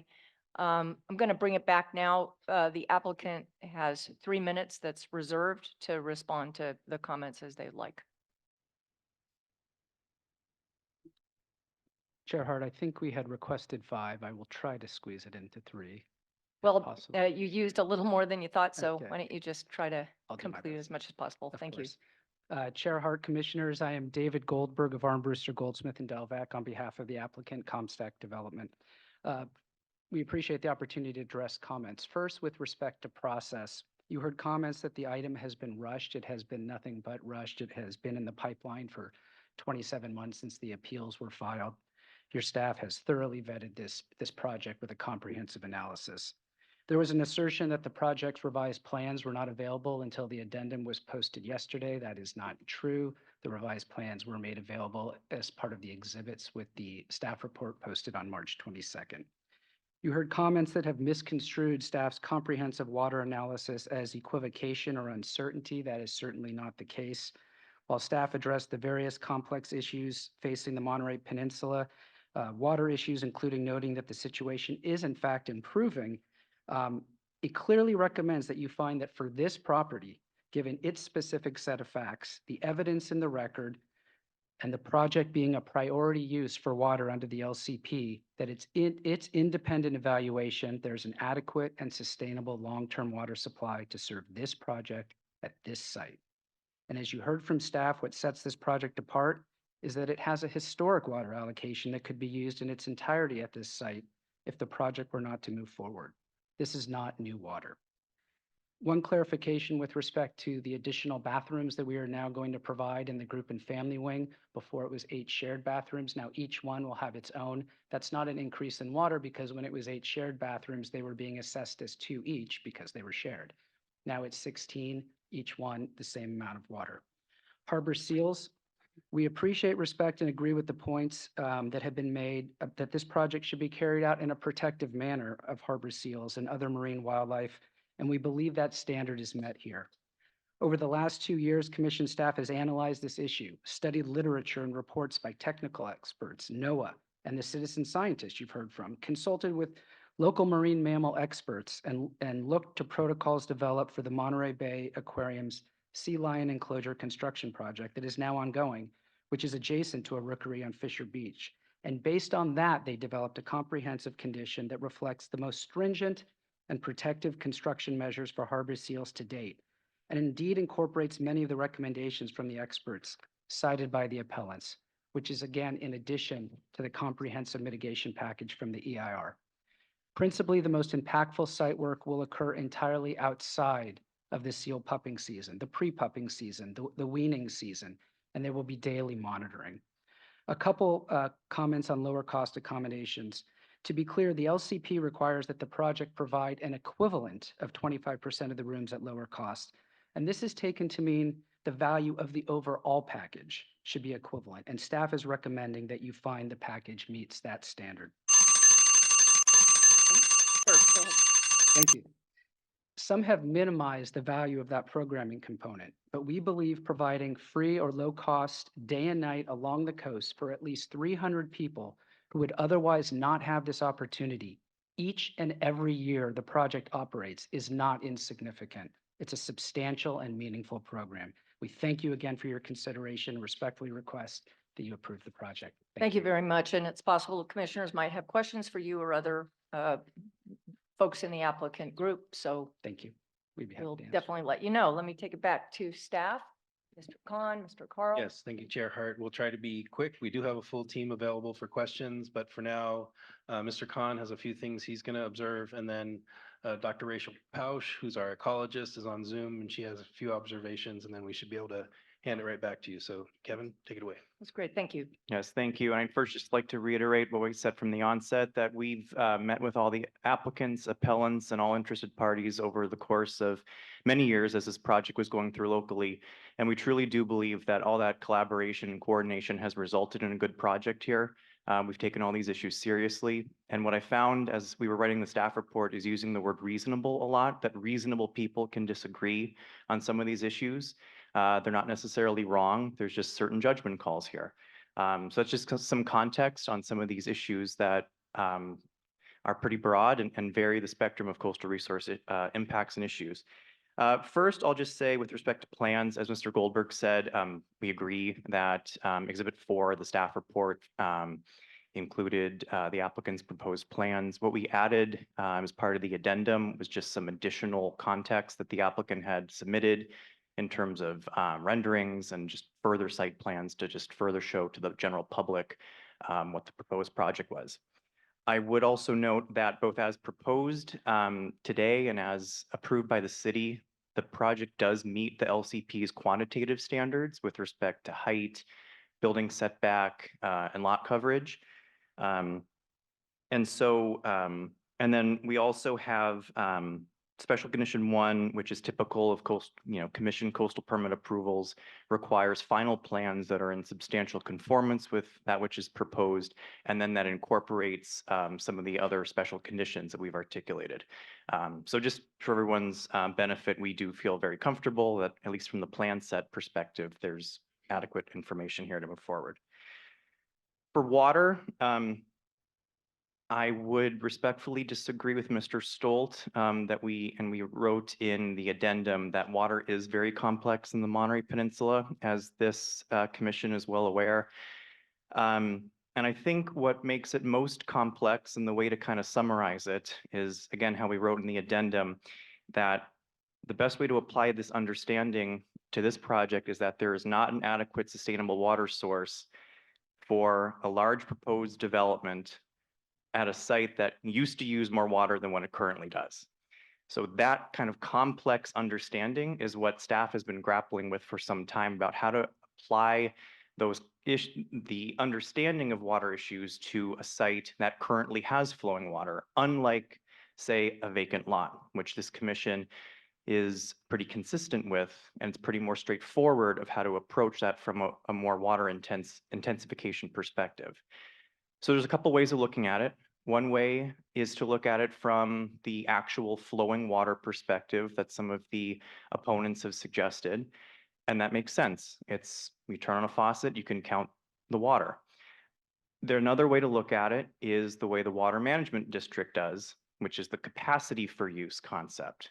And that concept, and as explained in the staff report, generally speaking, accounts for the fluctuations in water use. That water is not static, that particularly in a site like this where businesses come and go, water use fluctuates. So we're comfortable in this case of using that metric for this project for a couple of reasons. And again, these are all specified in the staff report and addendum. But the first is that, yes, this particular site is indeed physically equipped for that use. Other sites might be dilapidated, might have been abandoned for several years. You can't just turn on a water switch. You would need some pretty substantial physical upgrades to make it usable. So in this case, in this context, the site physically could use water. The second is that this is a LCP priority land use. This is visitor accommodations, this is lower cost accommodations.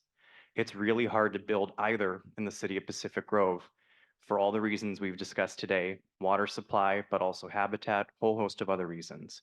So the LCP speaks to the priority of land uses. When there's inadequate water or limited uses, this type of use has priority to that. And then the last reason, which I think is quite important, the water situation in the Monterey Peninsula is just not as dire as it once was. And obviously that's a good thing. We have the last 25 years, the water use has gone down by almost half in the peninsula because of conservation efforts. There's groundwater recycling and groundwater replenishment projects that are augmenting supply.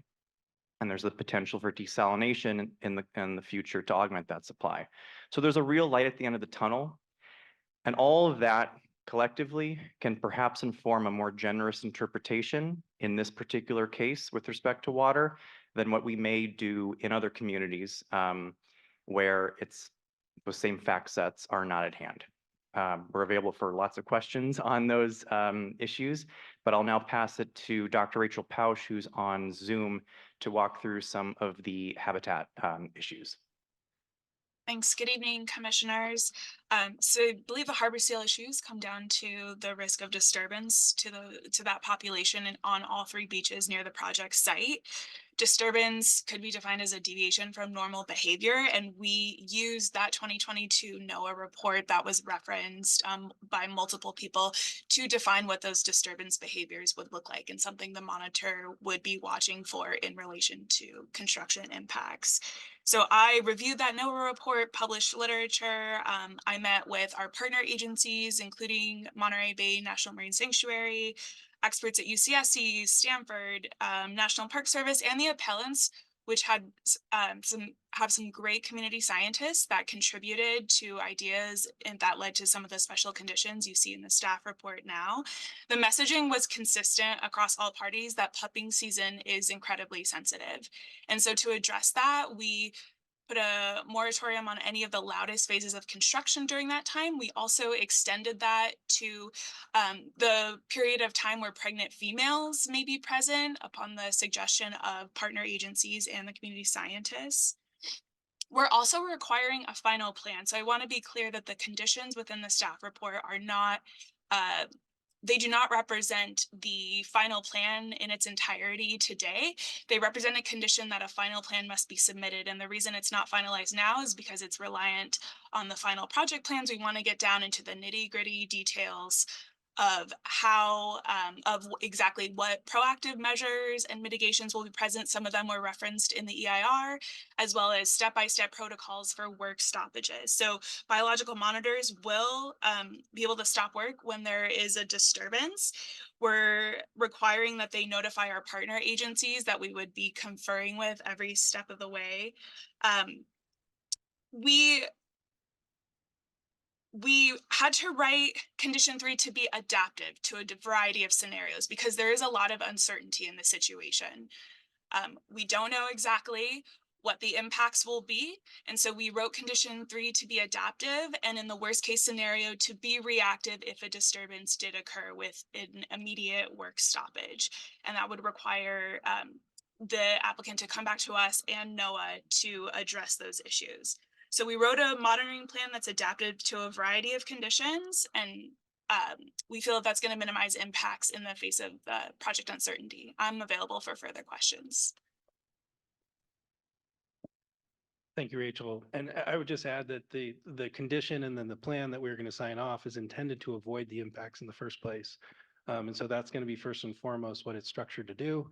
And in the event that something happens, then we are going to take more, remedial action, stop work, and decide how to best proceed, basically. So I'll just add that. And then with that, we're available for questions. It's all yours. That's great. Thank you so much, Mr. Carl, Mr. Khan, entire staff. I know a huge, huge amount of work went into this and we're so appreciative and getting down to the wire with the addendum. Thank you for clarifying everything. All right, folks. So now I'm going to bring it back to the commission. If you could just raise your hand if you'd like to speak on this issue. I can begin calling on people. We'll start down at the end then with Commissioner Cummings and then just raise your hand. Let me know if you'd like to speak. Thank you, Chair. And I want to just start by thanking everyone who's come out today, everyone who's worked on this, provided input, because obviously this has been a long time coming. Got a number of different comments. I feel like a lot of my questions were answered, but I just one question, I guess, is that what reports will be, or if any, will be published annually regarding water consumption, since that's been a huge concern that's been raised today.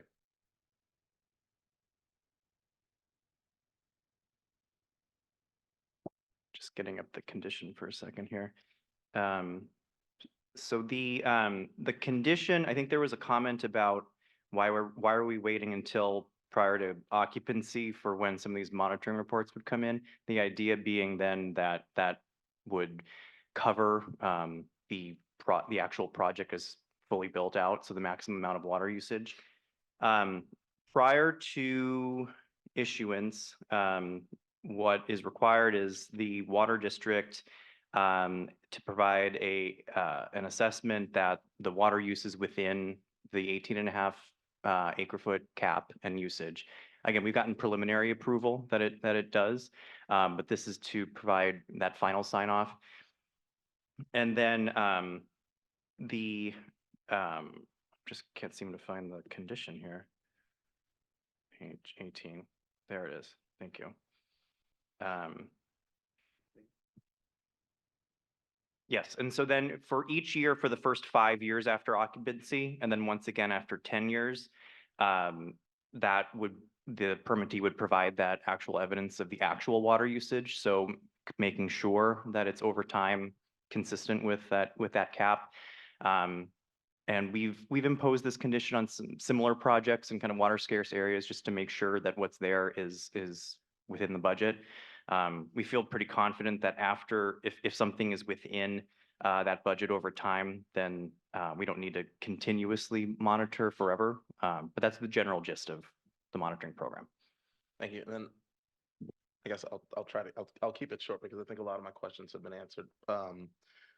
But just as it relates to water, I think the project does a lot to conserve water, and there's always opportunities to continue to conserve water over time as we look at new technologies to help with water conservation. And the gray water recycling is a huge thing for water conservation as well, which has been incorporated in the project.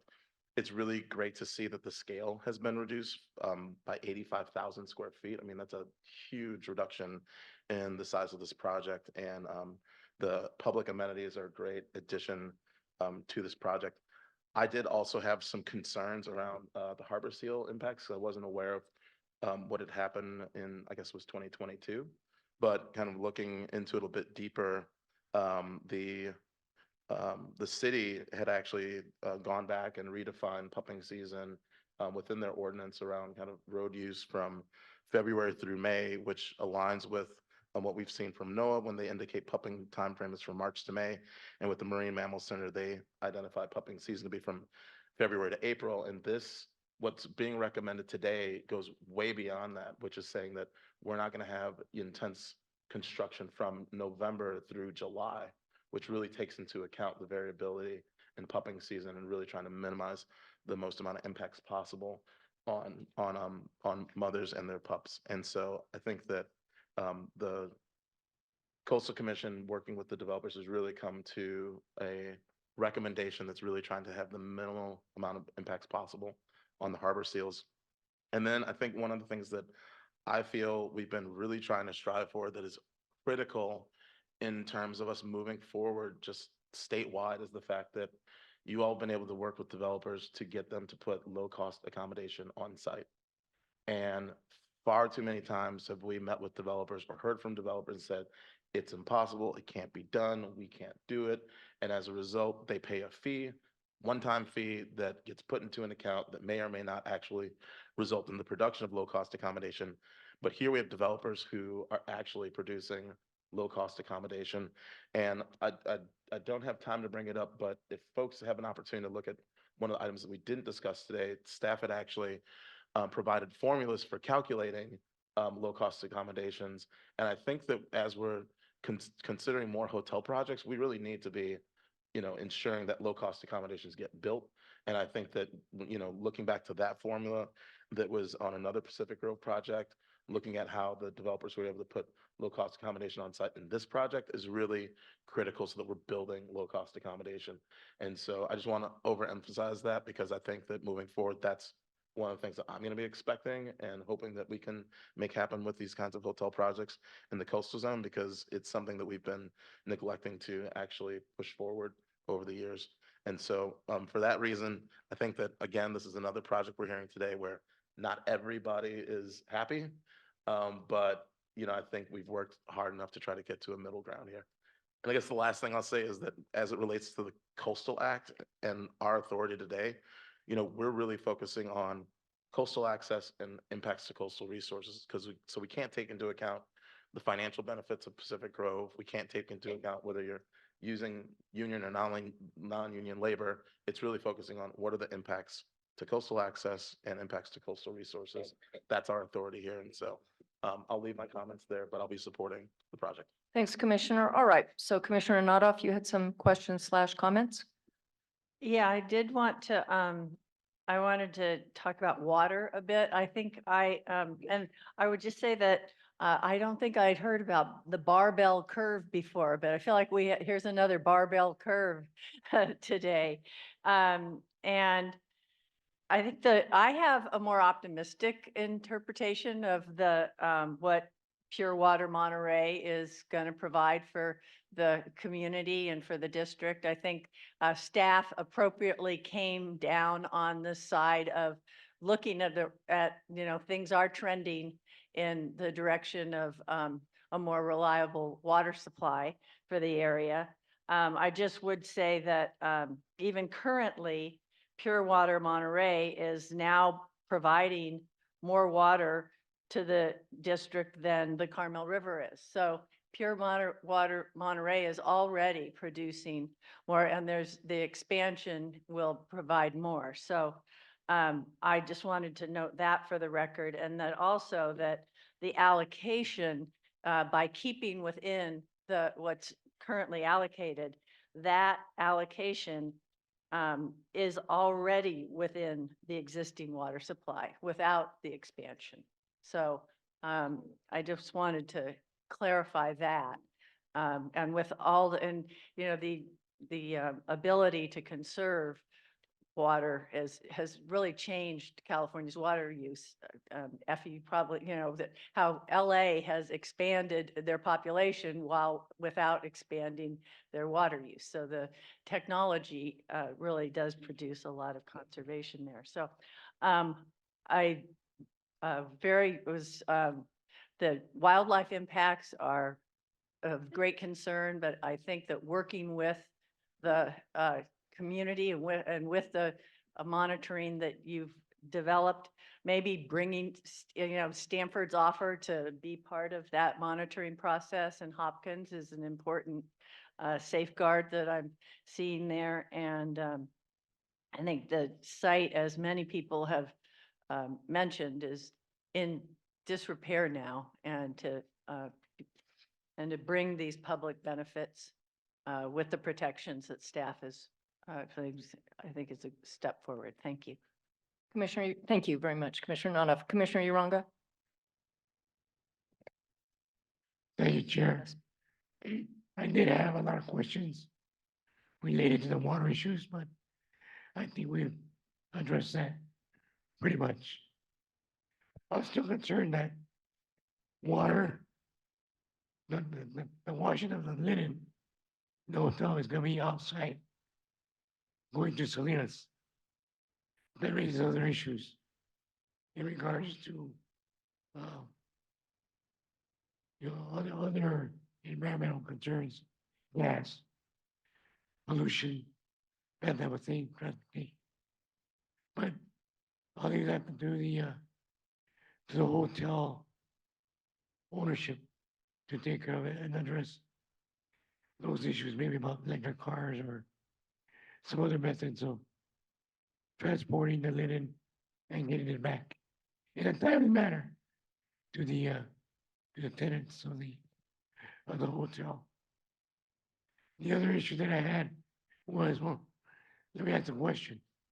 If we were to deny this permit, what are the alternatives? What are the options that are there?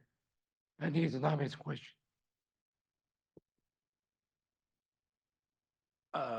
I mean, if we were to deny them a permit, I suppose they would have to decide if they wanted to reapply for a different project that conformed with the reasons why it was denied. Okay. But well, one of the discussions was that this is a project that has actually been in the works for what, 10 years or more, but actually the last 2 years, intensive types of negotiations, project taking place going forward. The issue that I have is, how long has this area been blighted, if at all? And yeah, it was a mall at one point, wasn't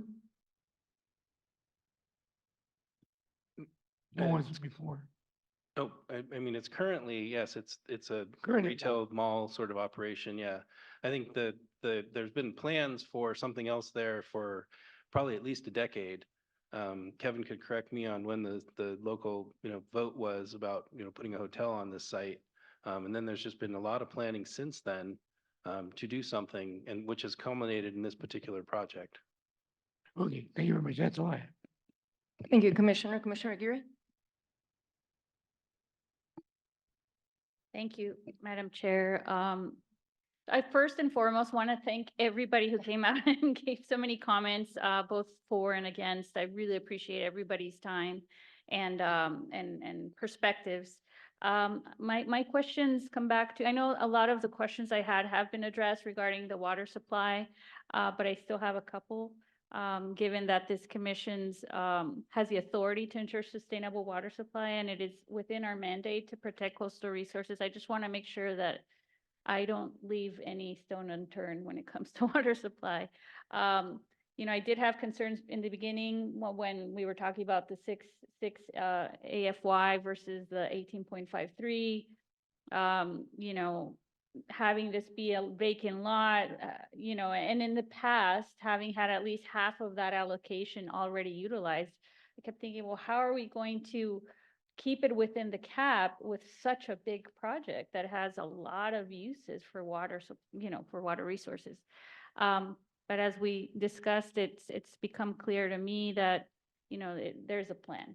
But my question is, so the monitoring would be conducted by the ED, but specifically, I want to just hear a little bit more how that would be conducted, and then what is the action plan once, if indeed it exceeds the cap?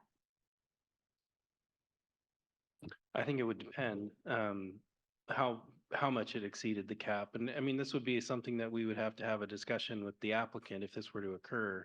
I mean, because there's, as we've kind of talked about, both the situation on the peninsula is changing and will be changed when and if there's a problem. And then technology is also changing. They are also proposing, as we've talked about, gray water use, which is really an exciting thing to try and have it at a scale like this, and rainwater capture. And so there's a number of things that might be able to be done at that point, but it's kind of speculative now. It kind of depends on how far over they might be, if they were to ever be over. And if it's a very small amount, there might be very easy things to do. If it's a very large amount, then that might be more difficult. Might lead to, for example, putting some rooms off limits for use for some period of time until it was consistent again. But I think it's kind of hard to, you know, explain what the hypothetical would be without being there. True, but the hypothetical is what makes me a little bit unsure, because once you approve the project, then, you know, it might be more difficult to, you know, manage the water or restrict its use once it's already constructed. True. I would say from a staff perspective, our intent would be if they're over, they need to get under. And so that there would be meaningful changes that would have to be made in order for that to happen. And from our perspective, it would be whatever that would take to do that. And, you know, like I was saying, it's kind of hard to see right now what that might, you know, it would just depend on how much over they were. But I mean, I think you have a commitment from staff that we would intend to keep them under that level. I would add too, I think in some ways a hotel is maybe an easier use because you have so many rooms. As Dan mentioned, you could take them offline to significantly reduce water, you know, as opposed to some other larger use where you don't have that kind of flexibility. I don't think any of us anticipate that's needed, but in some ways this use, it would be easier to reduce water use if they're over the cap. We have probably more tools at our disposal to work with the applicant on. Okay, thank you. And then, so my understanding is even if laundry is sent off-site, it's still going to be accounted within the allocation. But what about unintended consequences as far as increasing the demand on other cities, like was mentioned? Can somebody address that? I mean, I think that you're correct that we accounted for it on site, so they're required to account for that, and really to try and in the region wide to account for that particular use, because if it is off site in Salinas, yes, there's that's the Salinas groundwater basin that has its own issues. So that's all true, but we thought this was the most appropriate way to deal with that, particularly given Salinas is outside the coastal zone. It's difficult for, you know, for us, for example, to get into those particulars of what might happen in Salinas and water service there and that sort of thing. It's difficult in a coastal permit for the commission to reach outside the coastal zone. I understand that, but Salinas is a working class community that's, you know, a different sociodemographic, low income community that, as we heard, you know, some folks are already seeing their bills raised, right? Their water bills raised. So I just, Not in you the know, same I want to service make sure that we district. think about that, It's even not the though it's same outside of the service scope of district. our jurisdiction.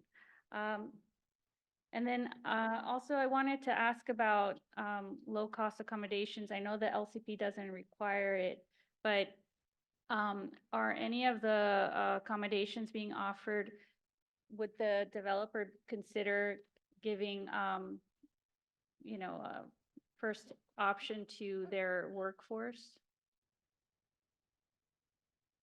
If somebody can answer that? I'd recommend you direct that question to the applicant. To the applicant.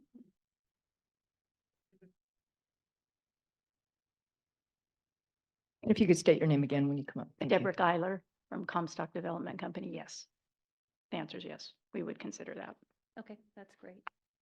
And then lastly, I just also shared some of the concerns regarding the puppy season, and I would strongly just encourage us to very closely monitor that. I mean, I know that we talked about, what do we call it?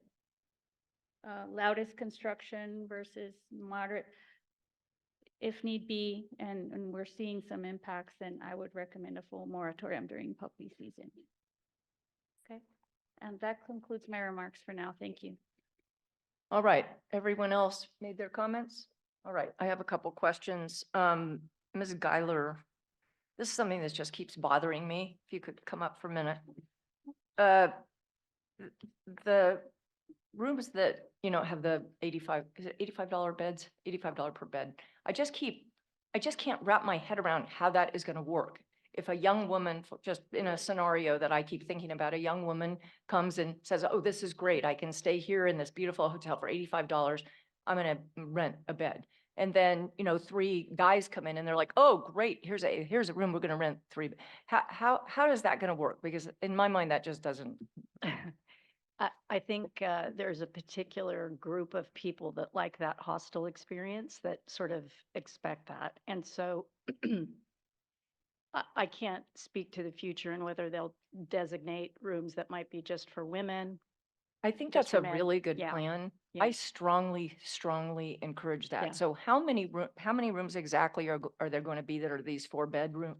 16. 16. Mhm. So it seems to me that, you know, that generally speaking, you should divide them, but that if there is a group of 4 people, that is a group.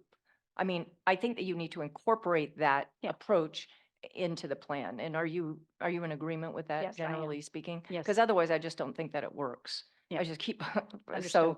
so I think that's great. I think it's wonderful to provide for the service workers. The other thing that's bothering me about this project is the woman that came and spoke about her water bill.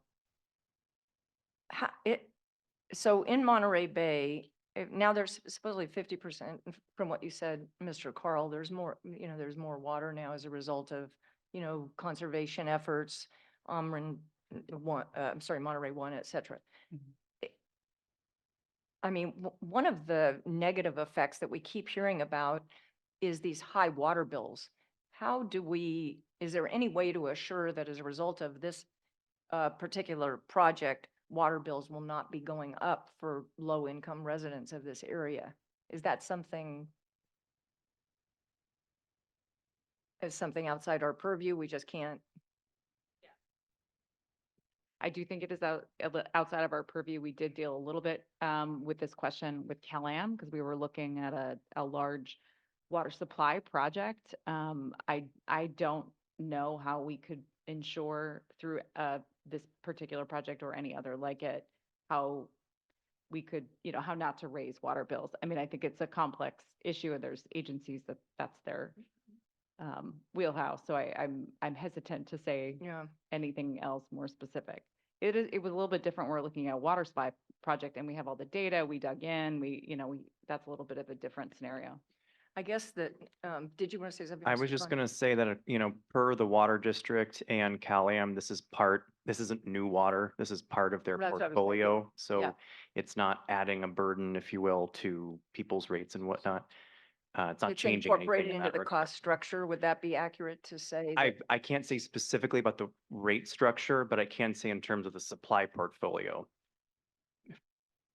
I could Okay, just I'm clarify interested one to hear your, thing. Ms. Guyler, are you going to respond? That's my understanding as well.